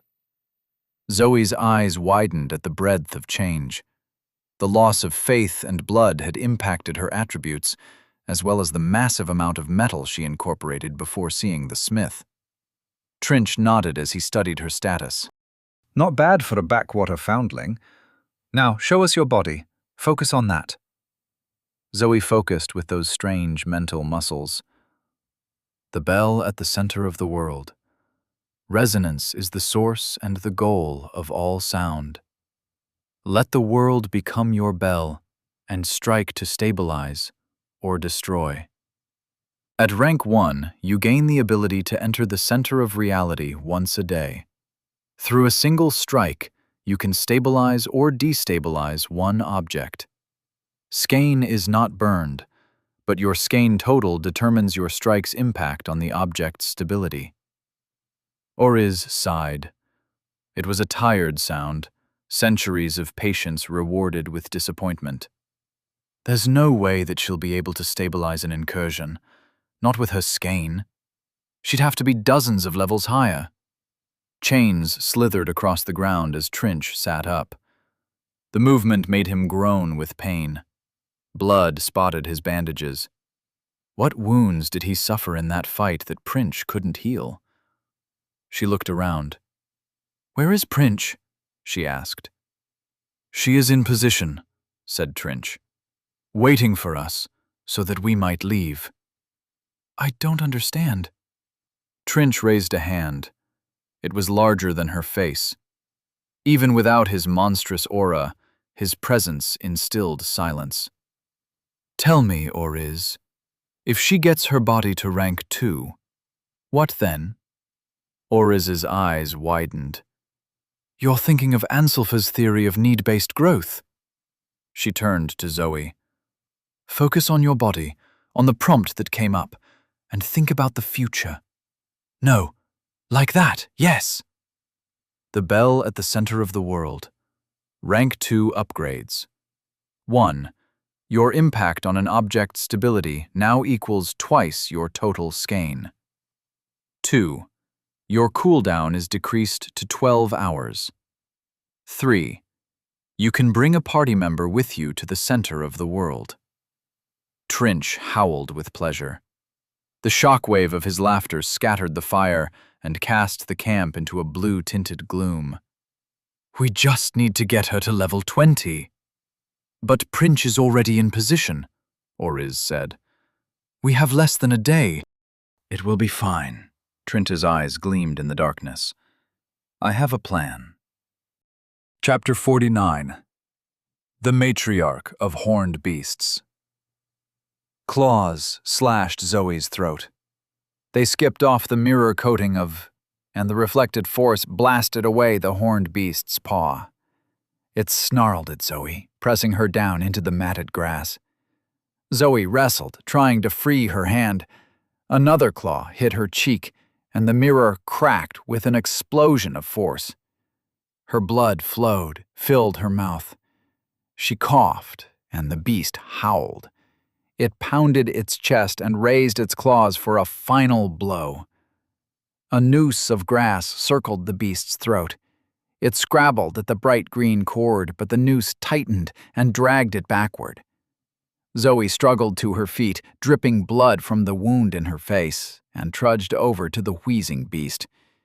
It writhed on its back, kicking out with clawed feet, snorting. Eyes bulged with confused panic. Metal coated Zoe's fist. She punched thick hide. Ribs cracked under the force. She punched again. The beast squealed, and she punched down through the sternum with a sound like ice cracking. The beast shivered in the torn-up mud and died. Zoe pulled her fist from the horned beast's chest. Steaming blood dripped from her hand and poured from the cavity where the creature's heart once pounded. Its limbs splayed out in the long grass, yellowed stalks now stained with the dark sheen of violence, like a gorilla impersonating a gazelle. The long, hooked claws glinted with sharpness beyond sharpened bone. She sat on the large corpse and sucked down air as Oriz strode out of the grass with a stem between her teeth. Pale light soaked through the sky, a subtle beat in the distance as the tavern's music continued, and the blue light of the beacon glowed ever-present at Zoe's back. "How is your head?" Oriz asked. Zoe rubbed at the deep cut on her cheek, already healing, before she realized Oriz meant the strange tingle of notifications. She reached out and probed the feeling, like moving a finger without moving her hand. Memory of her grandparents' old television, and the static buzz that coated the screen. "I've almost leveled up twice," she said. "So you're level 15 now?" "Almost." Zoe let out an exhausted sigh. "I'm not getting as much death energy from these beasts as I did the bubbles." "Your new body will require ever greater levels of energy to grow," Ortiz said. "Your progress is good for our plans, but I'm sorry I have rushed you through your progress. You just met the smith, and now, at level 15, you're due for a meeting with the witch. This kind of progress would carry someone from childhood to adulthood in a normal world." She chewed the long stalk of grass.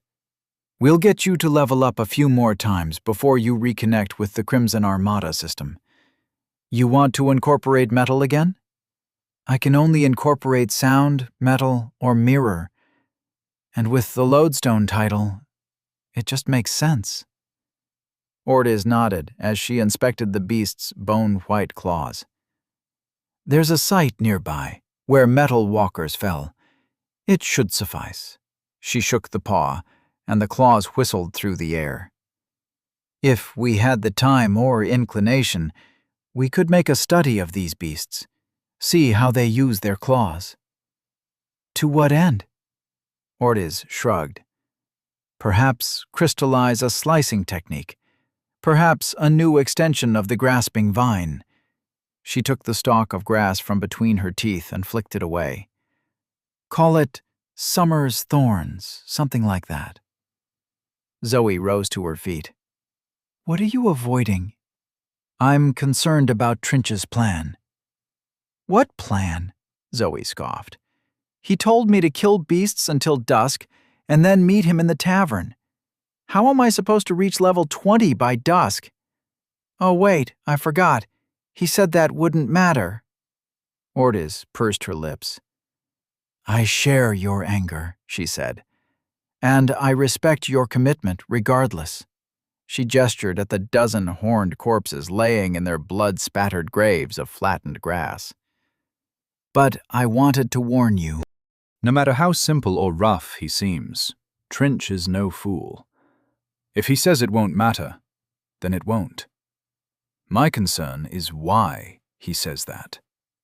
Zoe focused on her vitality, burning through some skein to seal the cuts on her cheek and the bruising from the last few fights.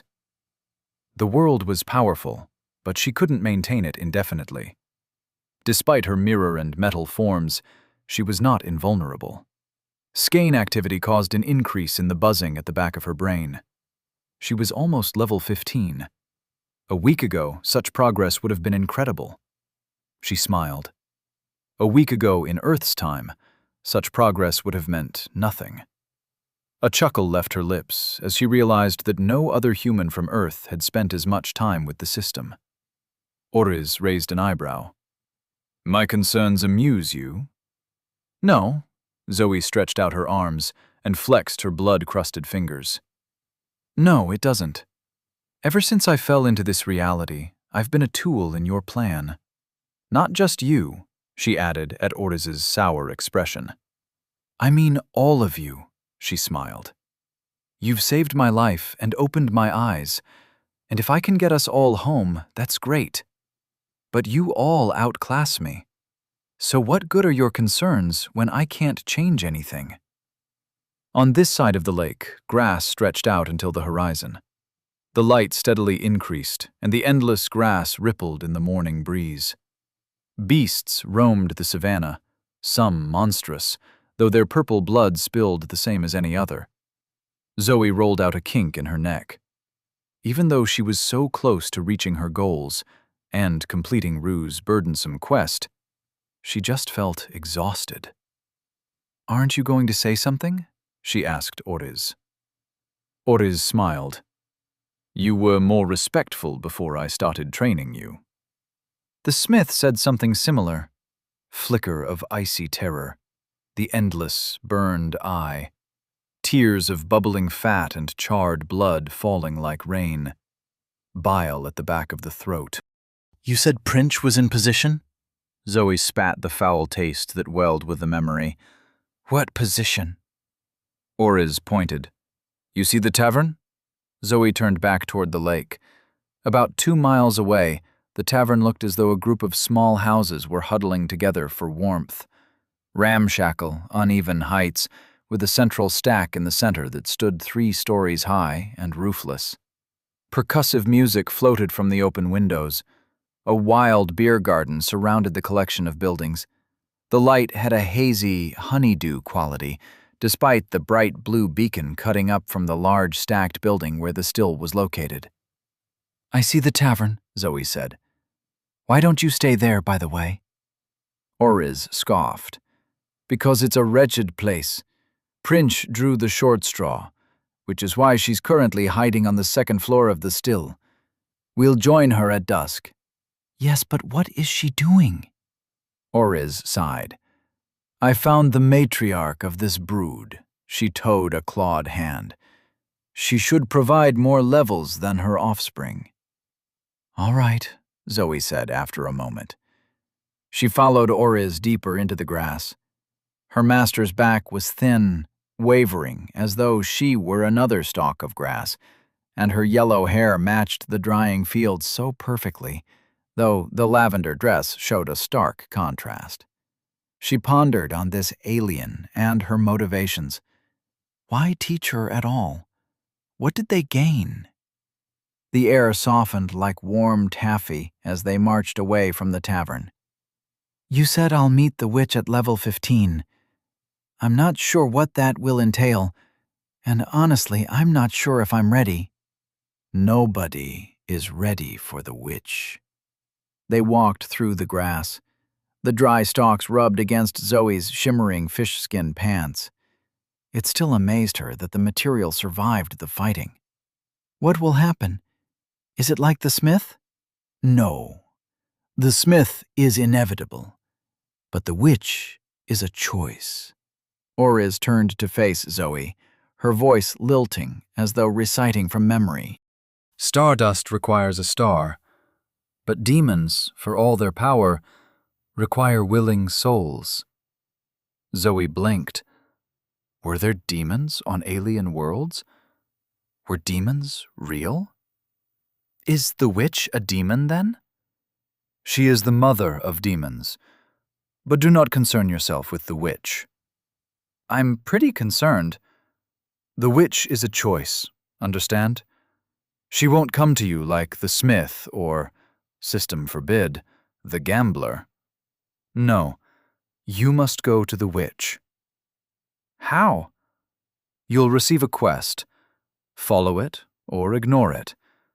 The witch has power, but her price is dire." They stood amongst the swaying grass. Stalks rustled, flies buzzed, and a rich animal musk grew stronger. "Did you ever meet the witch?" Oriz shook her head. "I declined the quest. Trinch met her, but he did not bargain. I don't know about Princh." "Master?" Oriz placed a finger over her lips as she looked about the suddenly still expanse of grass. Nothing stood above the horizon except the 2 women. Flies hugged the stalks like blackberries. The tavern was long out of sight, its music long silent. Nothing on the horizon but yellow grass and, all around them, the air held its breath. "Whisper," said Oris. "You never answered my question.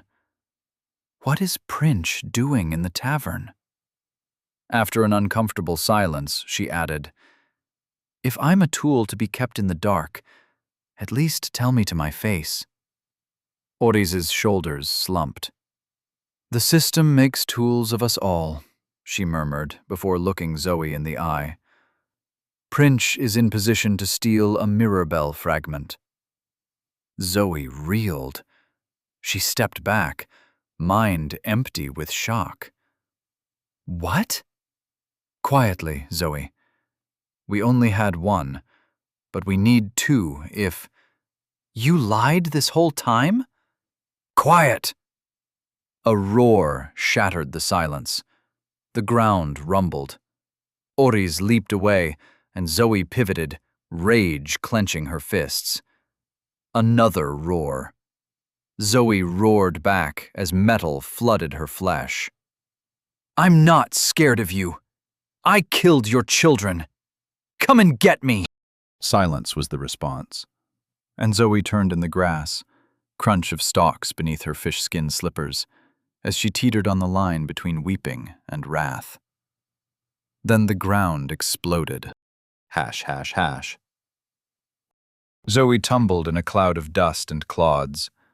Dirt pinged off her metal eyes as she looked around. Nothing. She gritted her teeth. She couldn't even tell how high up she was, but she was falling now. She felt it in her stomach. She spent so much time falling from the air, she should probably figure out some technique. A shadow darted past. Zoe turned in the air, but her metal form kept falling. A beautiful woman swam up through the air. The matriarch. Grotesque horns, heavy and curled, grew from the matriarch's head, but her facial features were flawless, enchantingly so. Zoe felt herself sighing, her lips parting in a smile, her scars of gluttony feeling desire that was beyond sexual. No, this was wrong. It was some kind of magic, some kind of effect. Zoe reached for her willpower. She had to bolster her mind and resist. But why? The creature wasn't attacking her. It wound around her as she fell, but it didn't claw or spit or strike. Zoe felt the rage fading. Her fists loosened. Why was she angry? Because Oris lied. It was a shame that strangers so rarely trusted each other. Perhaps Zoe could change that. The matriarch's body continued to enrapture.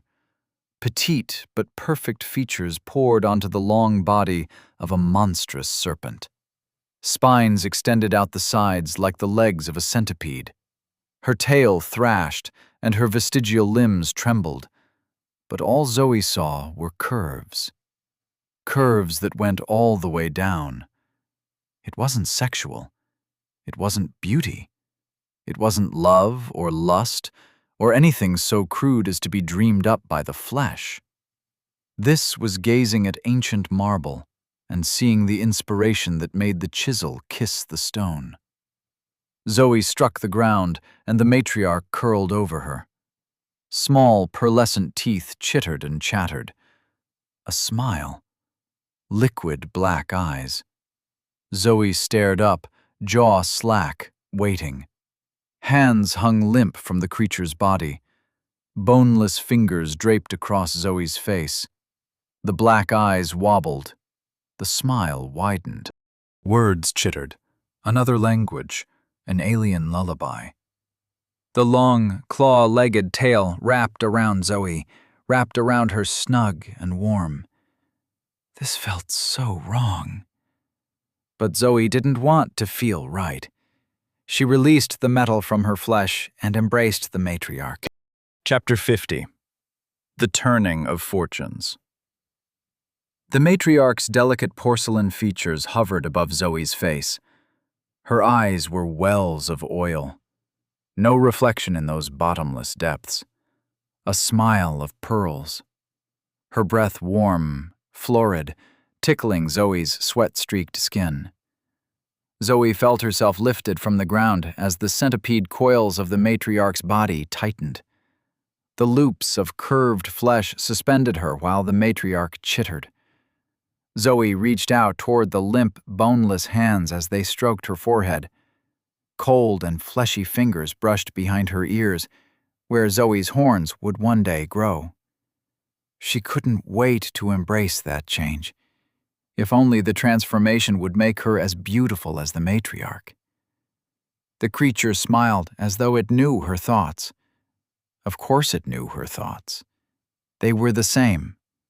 Two streams forming a river. Why are we doomed to fight? Can there never be enough? Enough for all of us? Can we ever lie down in the grass and trust the world to let us sleep? Zoe's eyelids grew leaden, coffin lids closing at the bottom of a mausoleum, quiet of the deep crypt, black pools swallowing. Zoe sank, willingly. Sometimes giving up feels better than anything else in the world. ###. Zoe sat at a sticky table and stuck into the happiest meal of her life. Lasagna and birthday cake at a family restaurant in the town she grew up. Name forgotten, purposefully or not, but lost. Sprinkles stuck along her cheeks, icing under her fingernails. Her mom smiled, and she didn't smell like cigarette smoke that night. She smelled like the perfume in the golden bottle. They smiled at each other, mother and daughter, as they licked cake from their fingers and laughed at the mess on the table. Too much mess for two people. They both knew better, had better manners, but there was something magical about that night. A sense as though the world would end tomorrow, and all debts were forgiven. Zoe ordered another milkshake, chocolate. Her mother ordered strawberry. The saccharine smell of the artificial syrups always brought her back to this place. Bubbles of frothed milk against her lips, taste of condensed flavor. The last happy meal of her childhood. The week before her mother left. But in some corner of her mind, soft and repetitive as a lullaby, that meal continued forever. ###. The matriarch's song sounded like thick, bubbling oil, lulling. There was a conquest through pacifism that could not be matched by tooth or claw or fist or blade. Zoe sank into the deep smell of underwater. The grass shifted around her, endless swaths of yellow grass. She closed her eyes as a single purple stalk bent towards her. A noose tightened around her throat, cut into her flesh.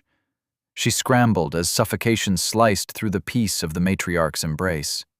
Breath hissed out through her lips, her nostrils, but she couldn't bring it back into her lungs. It wasn't the matriarch. This was Orriz's technique.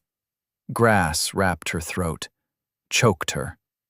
Conflict was inevitable. Even an act of kindness involves pushing someone from their current path. The matriarch smiled and chittered. Her long, curled horns brushed against Zoe's cheeks. Black, oily slime dripped from her mouth, the same liquid that pooled in her eyes.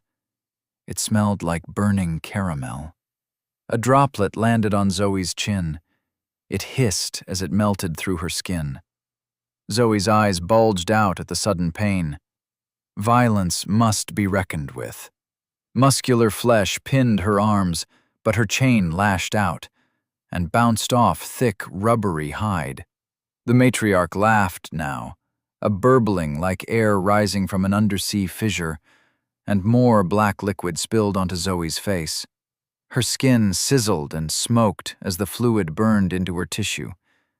The creature was dissolving her face like a fly preparing its meal. Zoe reached for her skein. Skein 100/153. Mirror sheathed her flesh, and the sizzling stopped. The matriarch tittered and squeezed, but Zoe's technique repelled the force. For a single moment, the centipedal coils loosened, and Zoe moved. She thrust out with her elbows, the doubled force of her technique sending sharp jabs into the matriarch's flanks. The porcelain face smiled and leaked. Zoe suspected it could only display the one emotion. But the oily eyes bubbled and spat with a toxic rage.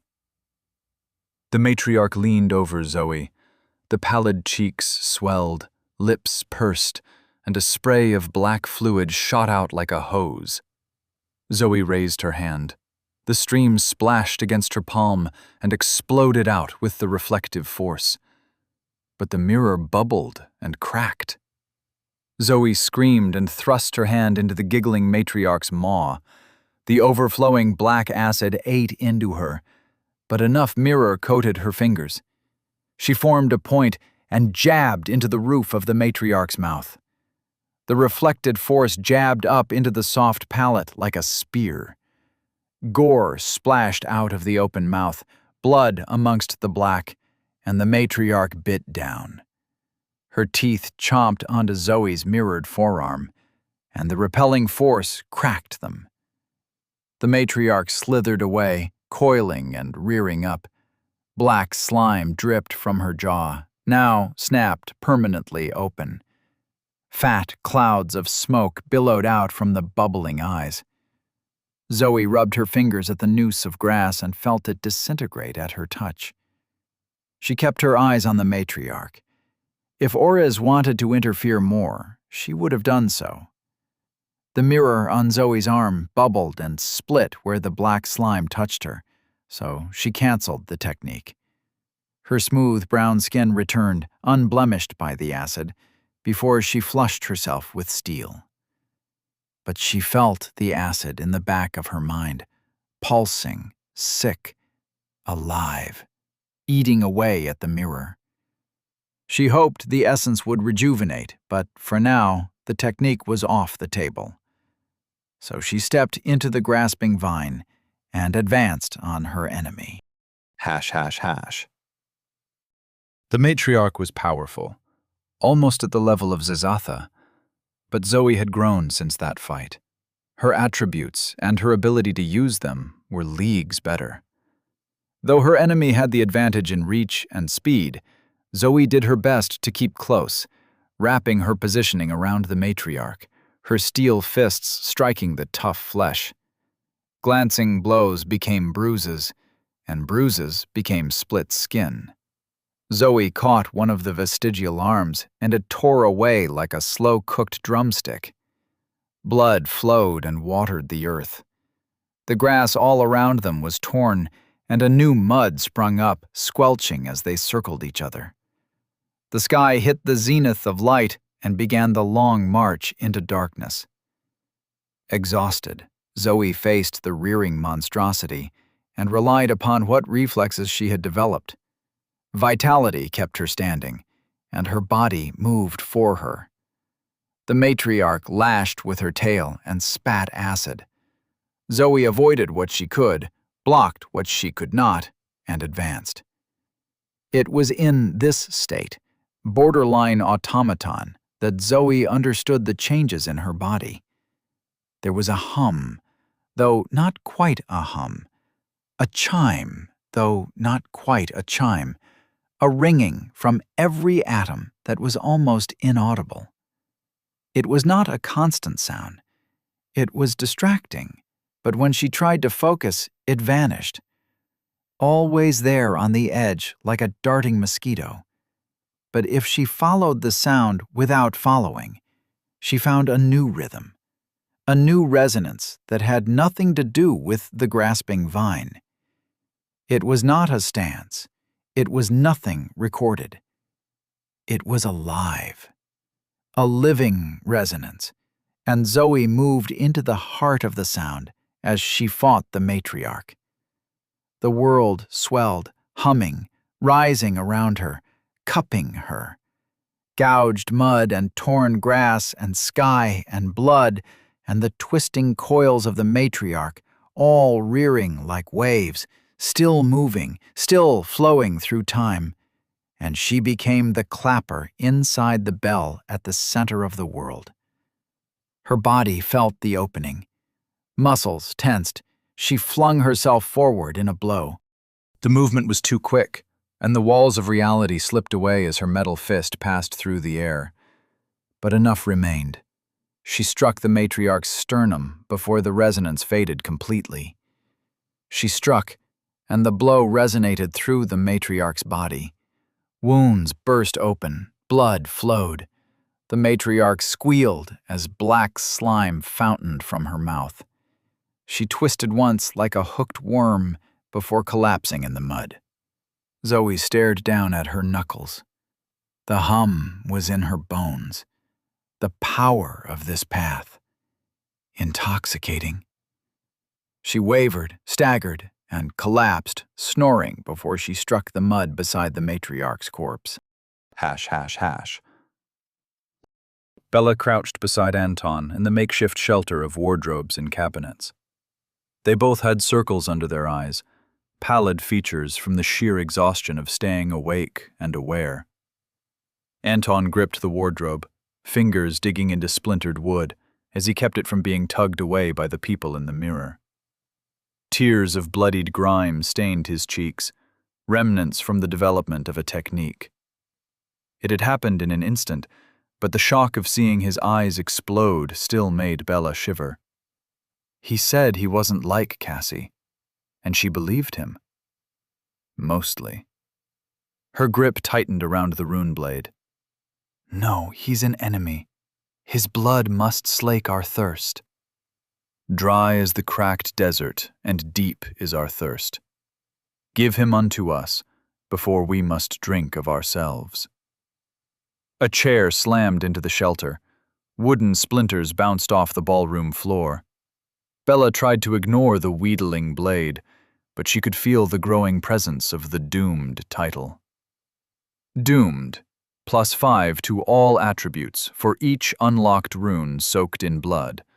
-5 to all attributes each day the blade goes thirsty. She didn't have an exact countdown, but it was coming. Her body felt as though she woke in the middle of the night after drinking all day. Sun wrung dehydration. Her veins pumped dust. Her tongue swelled, searched for moisture in a paper-lined mouth. Slice open his throat. He is the enemy. Give us his blood. He is not worth our trust or our time or anything at all. Anton grinned at her. His eyes flashed like pearls. I'm ready if you are. She released her grip on the blade. White knuckles, but no sweat on her palm. No moisture left for sweat. She nodded at Anton, and he activated his new technique. Ghostly eyes floated out of his own. They rose like pale bubbles, 9 of them, and rose through the small gaps in the makeshift shelter. His grin grew wider. Did she think the boyish smile made him cuter? No. But it was nice to see something other than his fish-blooded poker face. I see them, he said. Let's go. Bella gripped the sword and hacked through the wardrobe, leaning over them. It fell away in 2 pieces. She stood tall and wild as heat billowed from the blade. Where are they? She croaked. Anton stood as his eyes floated about the room. He stepped up behind Bella and placed his hand on her elbow. 3 steps forward, he murmured. Bella noticed the tall, thin man in the mirror giggling soundlessly as Anton led her toward him. The curled toes of his shoes wobbled ridiculously as the man pranced on the spot with malicious glee. Turn a half circle, Anton said. I can see them in the mirror, Bella hissed as she turned. That's just their shadow. He adjusted her elbows as though spotting her at the gym. Like this. Now slash. The blade swam through the air. Bella felt the slightest resistance, as though slicing through a falling feather. Blood splattered the mirror on the far wall. The glass reflected nothing, as the blood ran down the glass and pooled on the floor. But the gore remained on the inside of the mirror. Bella checked her status. The blood of the reflection men counted toward her doomed title. A knotted tension left her shoulders, and she grinned as the thin men scampered about the room. "Let's cut them to pieces," she said. Hash, hash, hash. Zoe woke to the pounding of drums. It echoed the beat in her forehead. She sat up. The sky above was dark. Oriz knelt beside her and held a clay jug of water to Zoe's lips. "Drink." After drinking, wiping her mouth, and looking about the wild and weed-strewn garden, Zoe blinked with understanding. "We're at the tavern." Oriz nodded. "We didn't have time to go to the metal walkers, but there's metal in the still. It should be enough for when you level up." "You should have woken me."